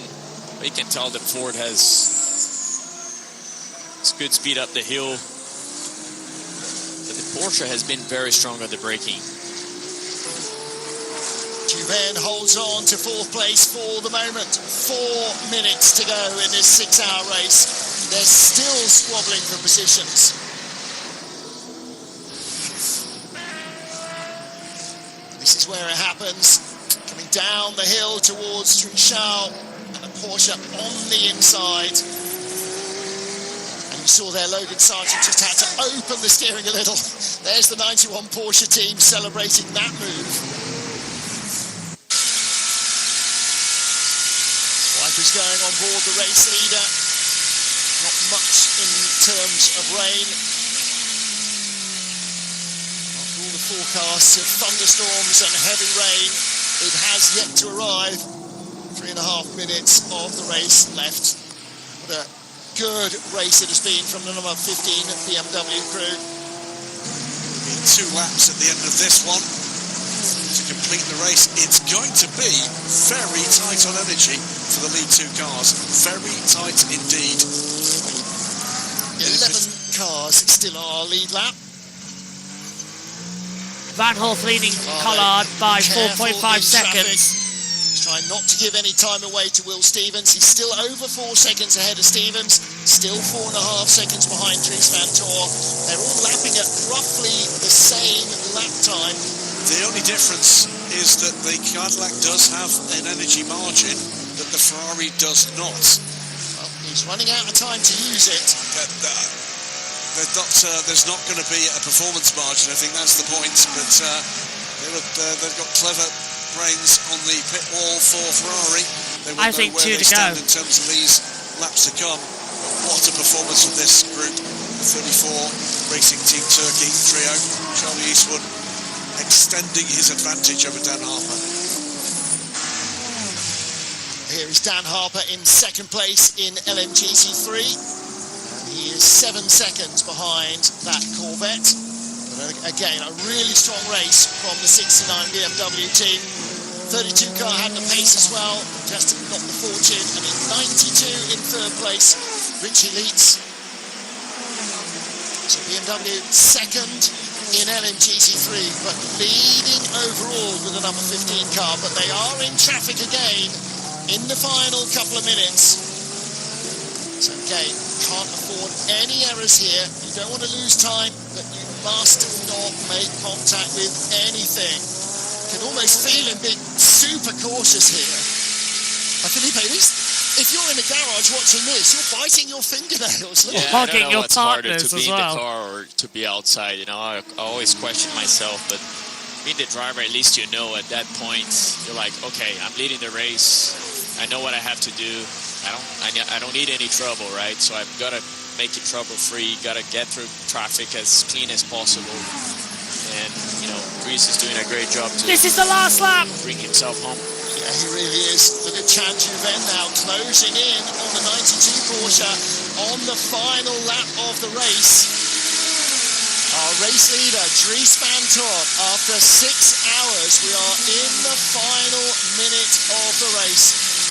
5, 4, 3, 2, 1, and the checkered flag is being made ready after 242 laps. It is the number 15 BMW with Dries Van Horst that is going to take the victory from the 51 Ferrari of James Collado in a stunning turn of events here.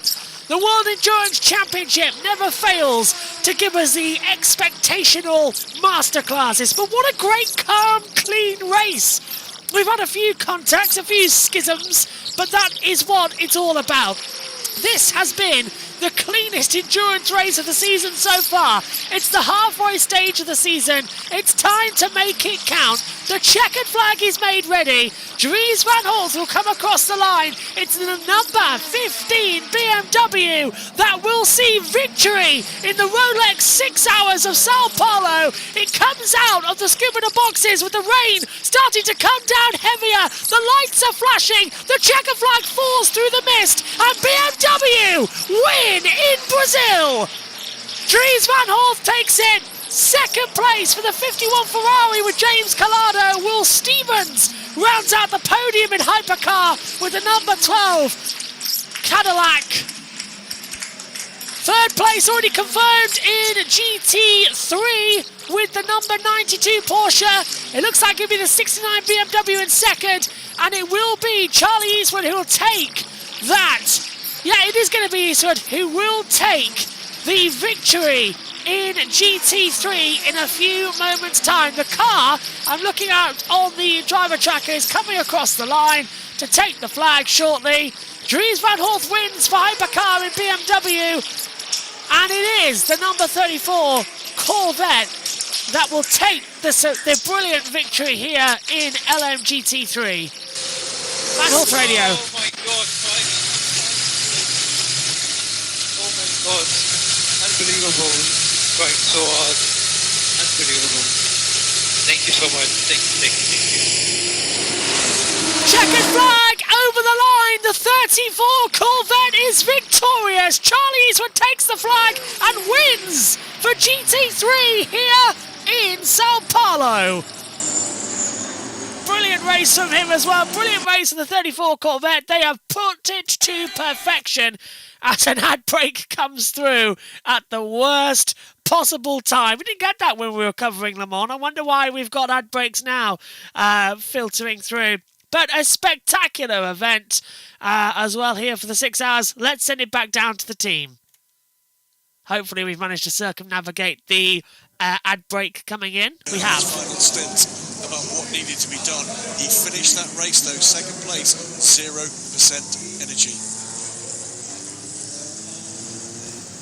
Well, Collado made it to the finish, but just behind the BMW. I've never felt so bad driving a car. My God, Jesus. Stomach pain and I have to feel like a horse. Makes it two of us, mate.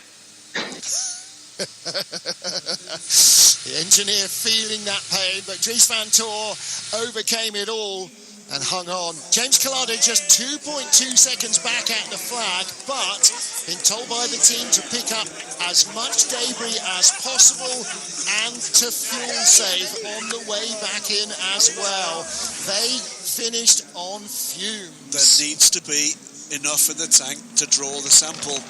There you go. It's going to do a big ink lap here, fuel saving. Still right. Well, from feeling sick as a dog, that's a change of emotions for Dries van Tor. And Team WRT BMW win again. He's going to be feeling a lot better now, guarantee you. Yeah, a win overall. Second place in LMGT3 makes it a good day for Team WRT. And the second car finished in 6th position as well, so another strong points finish for the number 20 car. Now, trying to corral the correct cars to head to the podium. 15 BMW is a bit stuck behind the Ford. So Dries will stop to pick up his teammates, I'm sure.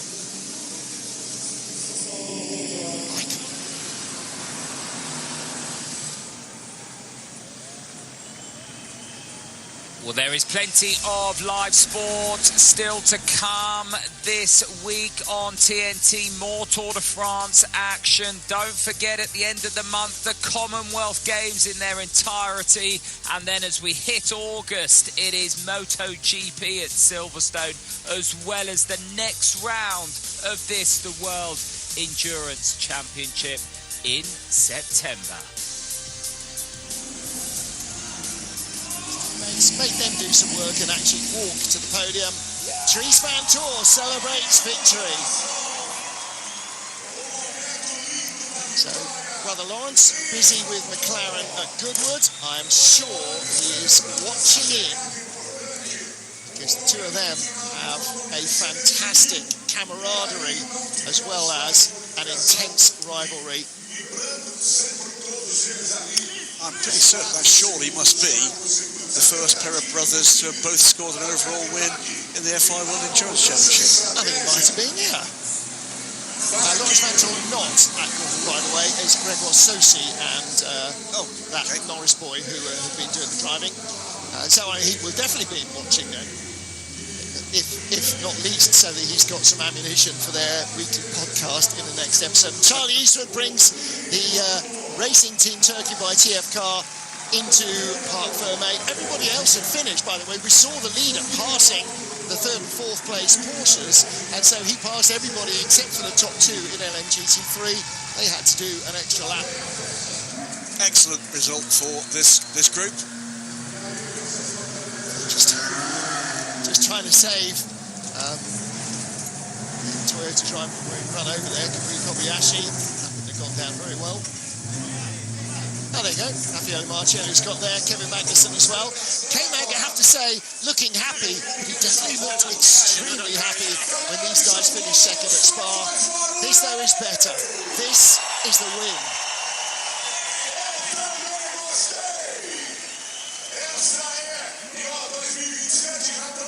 place at Spa for the 15. It's their second appearance on the podium, but will feel much, much better that second place. It is a first podium finish for the 34 crew.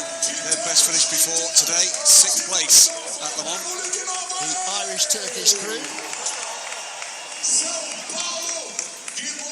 So Saliolic starting the car, unusually, but it worked well for them. Didn't it? Yeah, kept the pace up, got the car right to the front, and then Peter Dempsey did his job as well. He said, all I wanted to do was hand it over to Charlie in a good position. Well, P1 tends to be a pretty decent position to hand it over, and Eastwood, a safe pair of hands. He is not just a quick driver, but he knows this Corvette inside out. He'll be absolutely delighted with that. I don't think quite as delighted as Sally Ulich, though. They'll be turning cartwheels. Saw Sally in the garage right towards the end of the race. They retired in Imola. They finished 9th in Spa. They finished 6th in Le Mans. And now they have their first podium finish of the season on the top step.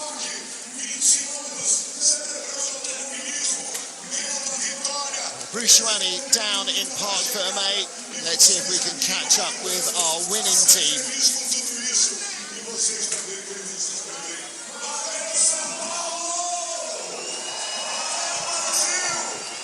And here we are next to the winner crew. You started the race amazingly, an amazing start. You managed to make up some positions and then pass the car into great conditions and a fantastic execution from BMW. Yeah, absolutely. I mean, the car was just amazing. The BMW today was the quickest car, and I think a pleasure to drive. Strategy on points, pit stop, everything was right today. My two teammates did an amazing job. So, just so happy to finally get this victory. It's been a long time coming, but now it's finally there. It's pretty quick after only a year winning in WEC. So, pole position in Formula 1, first victory in WEC. Interlagos is good to you. Raffaele, congratulations, fantastic. You must be delighted for yourself, the crew, and BMW. Yeah, as Kevin said, it's an amazing feeling. I mean, we started from the bottom 3 years ago, and now this year is going very well for us, for Car 20, for BMW. So we can be very happy. We have to keep pushing. But I think we have an amazing crew. We are very well together. So yeah, we continue to push. But today is an amazing day. Yeah, you were very quick indeed. Dries, can you please come here? I heard that you were feeling sick at the beginning of your stint. Was it the case, and what happened? Yeah, I don't know. I mean, I never really experienced that so far. I just got in and I didn't have a great feeling at all. I was feeling not the best, and I had to dig deep to try and just go to the end. But yeah, like Lelo as well said, super happy. I mean, BMW WT did a great job today. Strategy was amazing, and the car's been phenomenal during the race. So yeah, it's been a long time coming. We've been working really hard, and to get this is so nice. So big thanks to everybody working and behind the scenes in Munich as well. So yeah, thanks a lot. And looking good for the championship as well, making up some great points today. Congratulations. It's time to go and celebrate and enjoy. Thank you. Thank you. Thanks.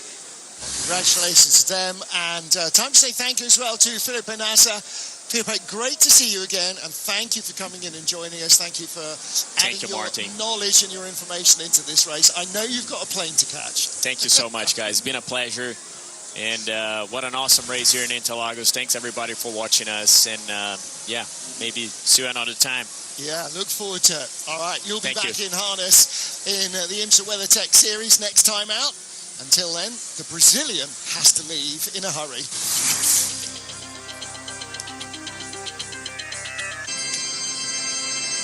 So the 6 hours of Sao Paulo, starting with a Cadillac lockout at the front row on damp track. After 3 formation laps, they were released, and the caddies holding on at the front of the field. In LMGT3, a slow start from the pole-sitting Aston Martin. The 79 Mercedes jumping the start and earning a penalty before they even got to turn 1. The Aston being swamped by its close rivals as Lexus and BMW went by. BMW number 15 in the hands of Kevin Magnussen right from the start of the race, challenging for a top spot, going by Earl Bamber's Cadillac to take second. They always looked like they had the speed. So did Genesis early on, battling with the Ferraris. In the end, Genesis's pace faded as track conditions changed, but the racing was close all the way through. In LMGT3, it was Racing Team Turkey's Corvette that started making the early moves. Sally Yolich climbing through the order, the silver driver amongst a field of bronzes. Disaster for the race leaders. The 12 Cadillac's first stop, an extra long one, losing 20 seconds with a reluctant right front wheel. And from then, they were on the back foot. A fuel strategy option selected by the 35 Alpine to take the lead as Andre Lotter clattered Brendan Hartley, costing the number 8 Toyota 12 laps in the pits. The Alpine and the BMW continued to battle at the front of the field as the early cloud burned away and the sun came out. And the lead would change on pit stops. The 15 going off track to take the lead, had to hand it back and do it all over again. Good as gold, they did. And when the opportunity arose, the BMW making no mistakes, getting the advantage in traffic, but then undoing it on cold tyres. The Alpine once more back in front. That battle would continue all the way through the race. The Alpine eventually, the offset fuel strategy, hobbling it, they had to stop early. Into the closing stages, great battle for position between the 77 Ford and the 32 BMW. Dan Harper going by Sebastian Priaulx. Priaulx was in trouble, lacking grip, and he would be dropped out of the top 3 by the 92 Porsche of Richie Leitz. Teammate Logan Sargent would also go by him. But there was no stopping Racing Team Turkey. Charlie Eastwood completing the job for the team, taking the LMGT3 win as Dries van Toor took the 15 BMW across the line for its first win in the championship and the second this season for BMW M Team WRT. The 51 Ferrari in second and Cadillac finishing in third and fourth. And as we are now in the clouds and almost in total darkness, a little feel of Le Mans here in Sao Paulo. The Paulistas have come out in force. Another big, passionate crowd. It was a public holiday on Wednesday. Almost everybody extended that holiday across the weekend. So the track has been full of fans all day, Thursday, Friday, Saturday and Sunday. And great to see them out. Their passion, their enthusiasm and their knowledge is what helps to keep this race alive in Sao Paulo. Yeah, it's been another pleasurable week here in Brazil. And the fans here, always an absolute joy, always super, super enthusiastic. And they've seen, I'll be blunt, a much better race than we saw here last year. BMW hung on in there. Every last drop of energy from that number 15 car to claim the Make's second overall victory in the WEC. And there was everything going on. We had tyre strategy, we had fuel strategy, we had standout single driver stints, we had wheel-to-wheel racing, and on a track where overtaking is tough, we saw lots and lots of overtaking. And both LMGT3 and Hypercar really put on a show here. And all 35 cars came home today. So something for everybody that started at the finish.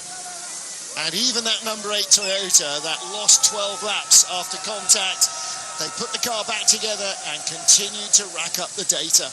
Team WRT, by the way, that's a multiple win for them. That means a team with multiple wins in Hypercar, LMP2 back in the day, and LMGT3. They're racking up quite the record. And of course, also now running BMW's program in the Hypercars in North America as well. So very much the factory BMW operators. Yeah, I'm sure Felipe Nasr would have been learning plenty from what they're capable of. That is the overall order. Yep, so BMW, Ferrari and Cadillac on the podium. The 12 car ahead of 38, and then Cadillac, the 83F Corsa car finishing in 5th, and BMW's number 20 car in 6th position after a long battle with the 50 Ferrari. 007 Aston Martin finishing 7th, 009 car in 9th, and the final point for the drivers goes to the 35 Alpine. Both Alpine score manufacturers' points. Racing Team Turkey ahead of Team WRT and the 92 Ben Manthey Porsche. So again, 3 different brands on the podium in LMGT3. The final points going to the car in 10th position. Proton competition, Ford of Sebastian Priaulx. That's how far he dropped from what was 3rd early on in the final hour. Well, Will Stevens, Norman Nato looking relatively happy with themselves. They started at the front of the field. Cadillac went 1-2 early on, but the race was not to fall into their lap. Last year they finished 1-2 here. Today they started 1-2. But this crew again, after qualifying that I think Antonio Giovinazzi in the centre there was very unimpressed with himself in, they have managed to achieve a podium finish and a 2nd place result. Yeah, it's the championship fight that matters now, and that's what matters to Ferrari. Antonio Giovinazzi, Alessandro Pierguidi and James Collado, but 2 first-time winners in the WEC. One man that takes his first overall win in the WEC. BMW and Team WRT take the win here. 2nd podium for this crew. They finished 2nd to the 20 car in Spa. Now they have a win. 2nd podium as well for the 51 Ferrari team. From pole in Imola, they finished in 2nd place. This is their 2nd podium visit. And for the number 12 Cadillac team, well, it's their first time on the podium this season. Cadillac's still a car that has the pace. They have yet somehow to make it to the top step.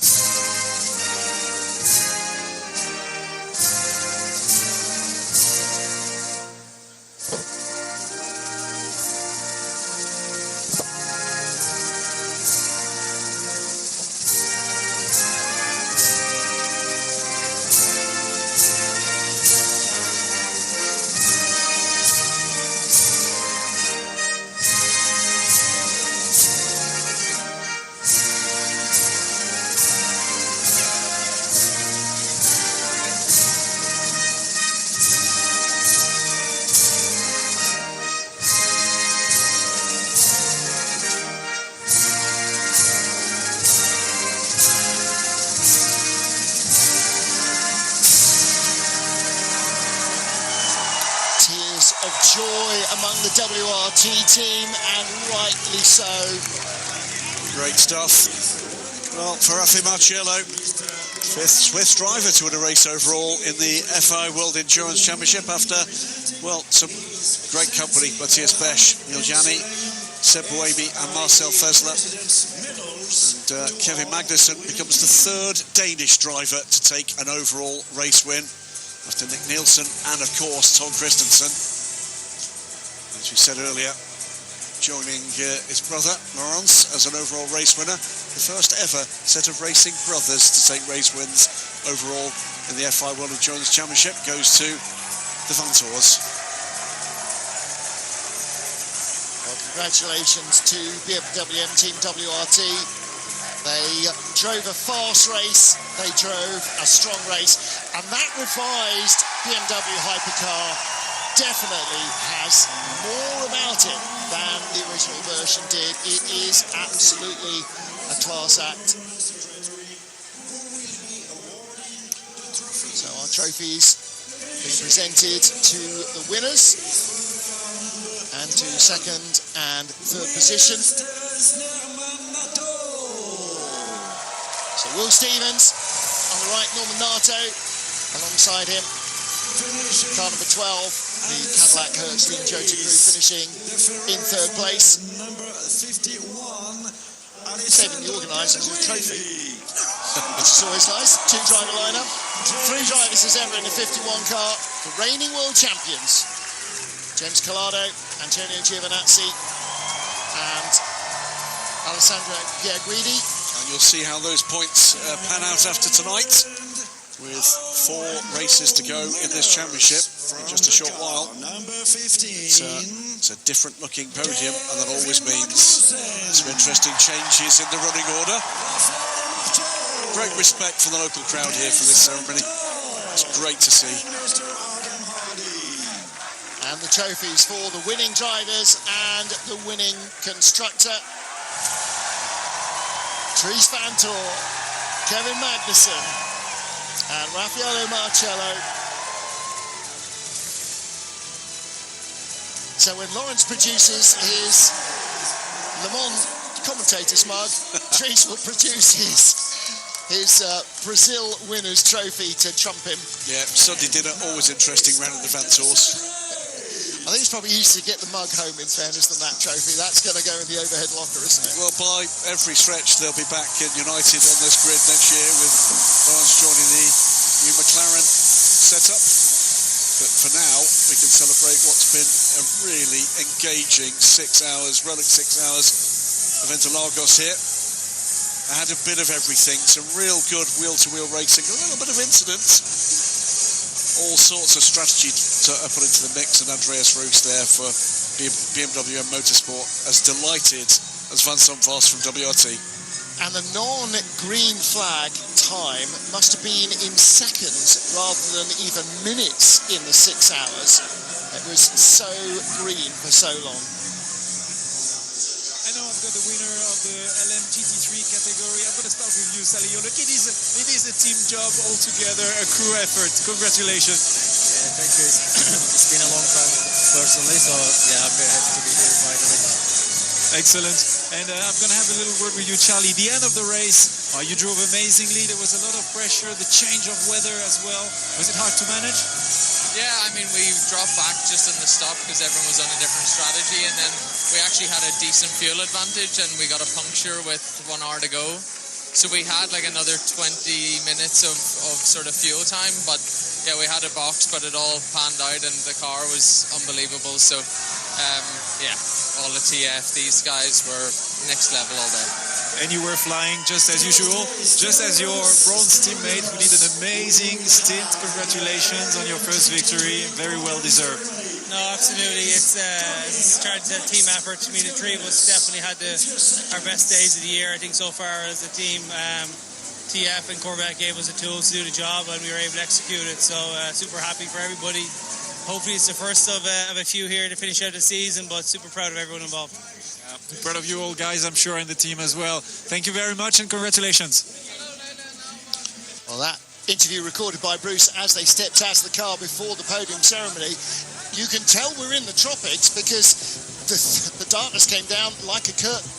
Toyota still lead, despite scoring no points here because of the big haul at Le Mans, but BMW 1 point off the lead. Oh, Ferrari, wow. the reigning world champions, in third, ahead of Cadillac.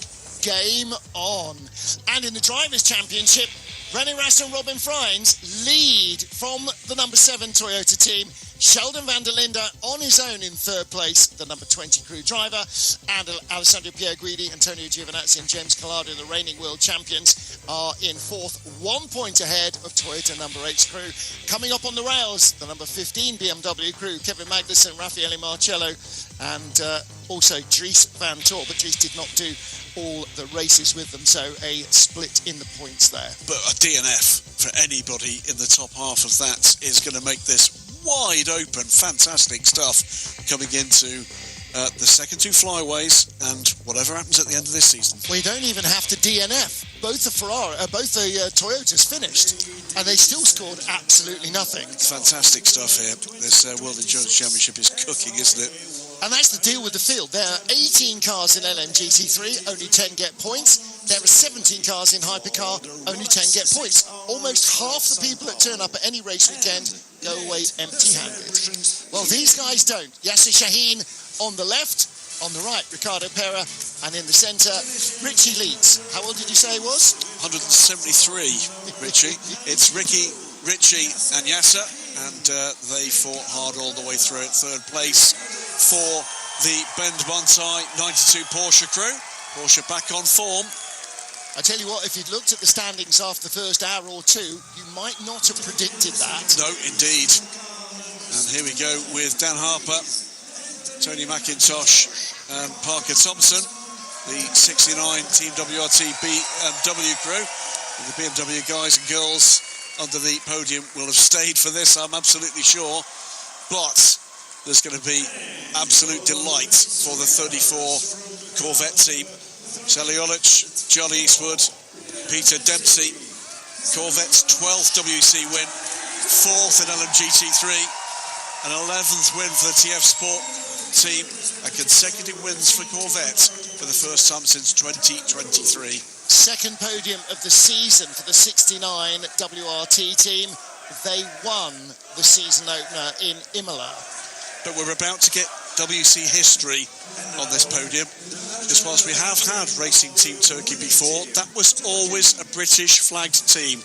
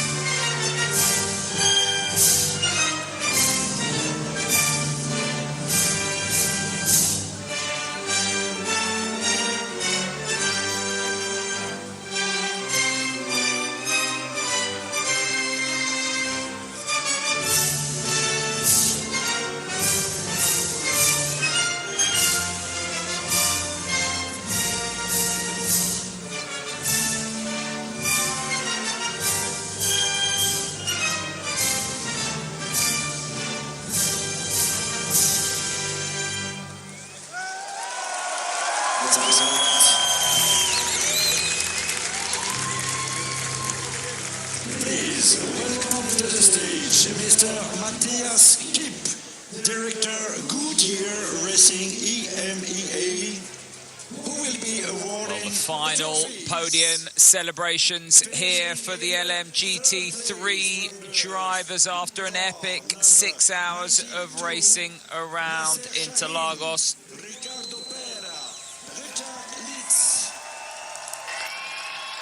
Well, as the podium goes on, we are going to leave it there. Thank you, everybody, for your company during the 6 hours. We're at the halfway stage of the World Endurance Championship season. Join us next time out for all the action here live on JB Motorsports. Bye-bye, everybody.